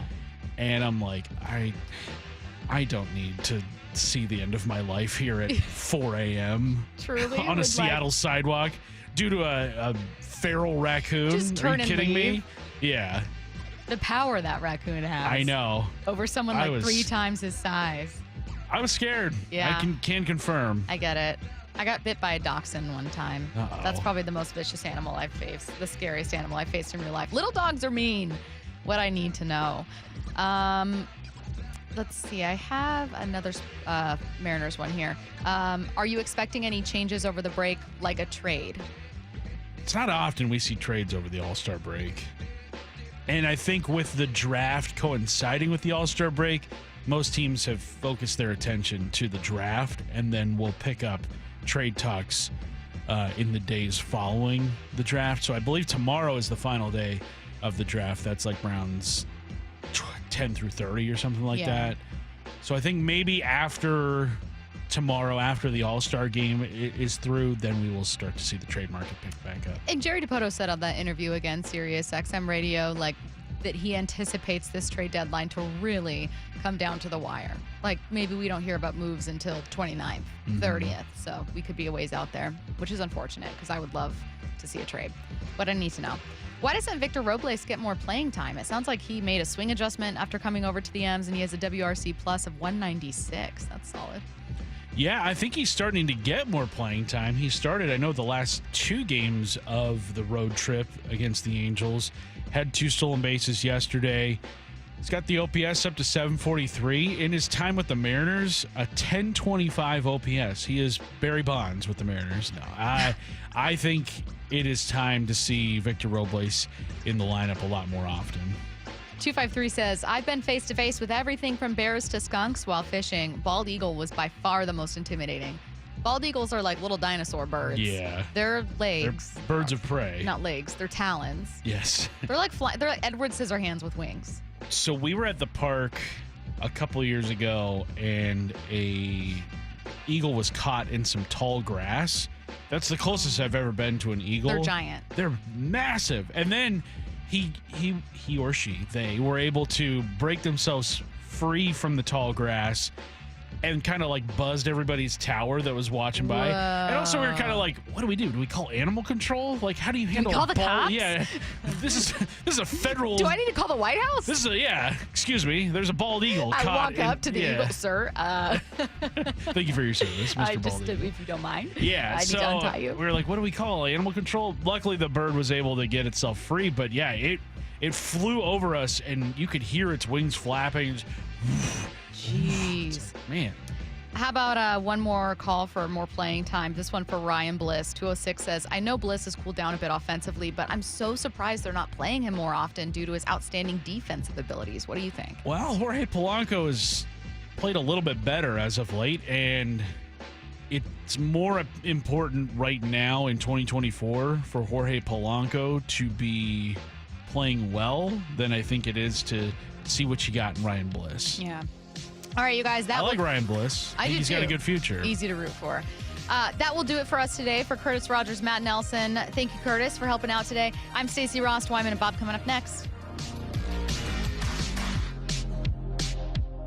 Get the national perspective on the Mariners. Swing and a miss and a slider, strike three. With Jeff Passan, Tuesday mornings at 8:30. The Mariners have arguably the best pitching staff in baseball. I think I'm probably taking the Mariners at the end of the day over every team in the American League right now. And John Morosi, Thursdays at 5 p.m. This is the team to beat in the division. And it's not just a hot take. That's what the numbers say, that they're the team to beat in the division. We are Seattle Sports, the home of the Mariners.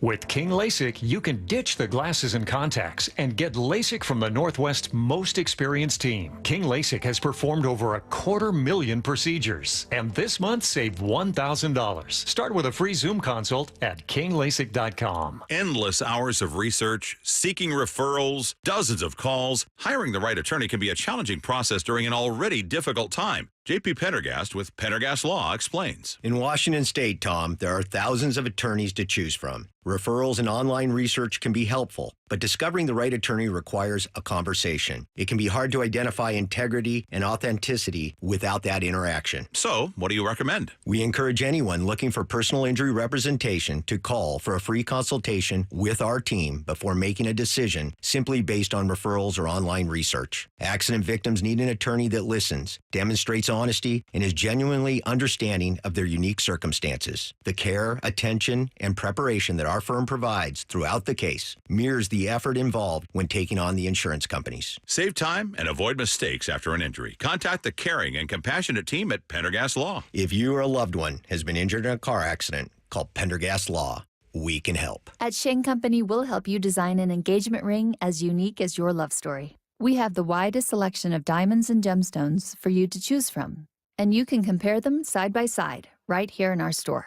Only at Shane Company can you sift through exquisite diamonds, rubies, and a rainbow of sapphires in a variety of shapes and sizes. We'll help you create your dream engagement ring no matter your price range. Choose the ring setting that speaks to your style, from classic to modern to vintage. We offer so many ways to personalize your ring. Pick your favorite center stone, add a decorative crown and a custom engraving, or select a perfectly preset ring that's ready to go. At Shane Company, our jewelers know how much your ring means to you. They hand-set each center stone with precision and pride in our jeweler's workshop, so you can feel confident knowing your ring is crafted with the greatest care and comes with an unmatched free lifetime warranty that lets you know we'll always be here for you. Your love story deserves to shine bright. Shane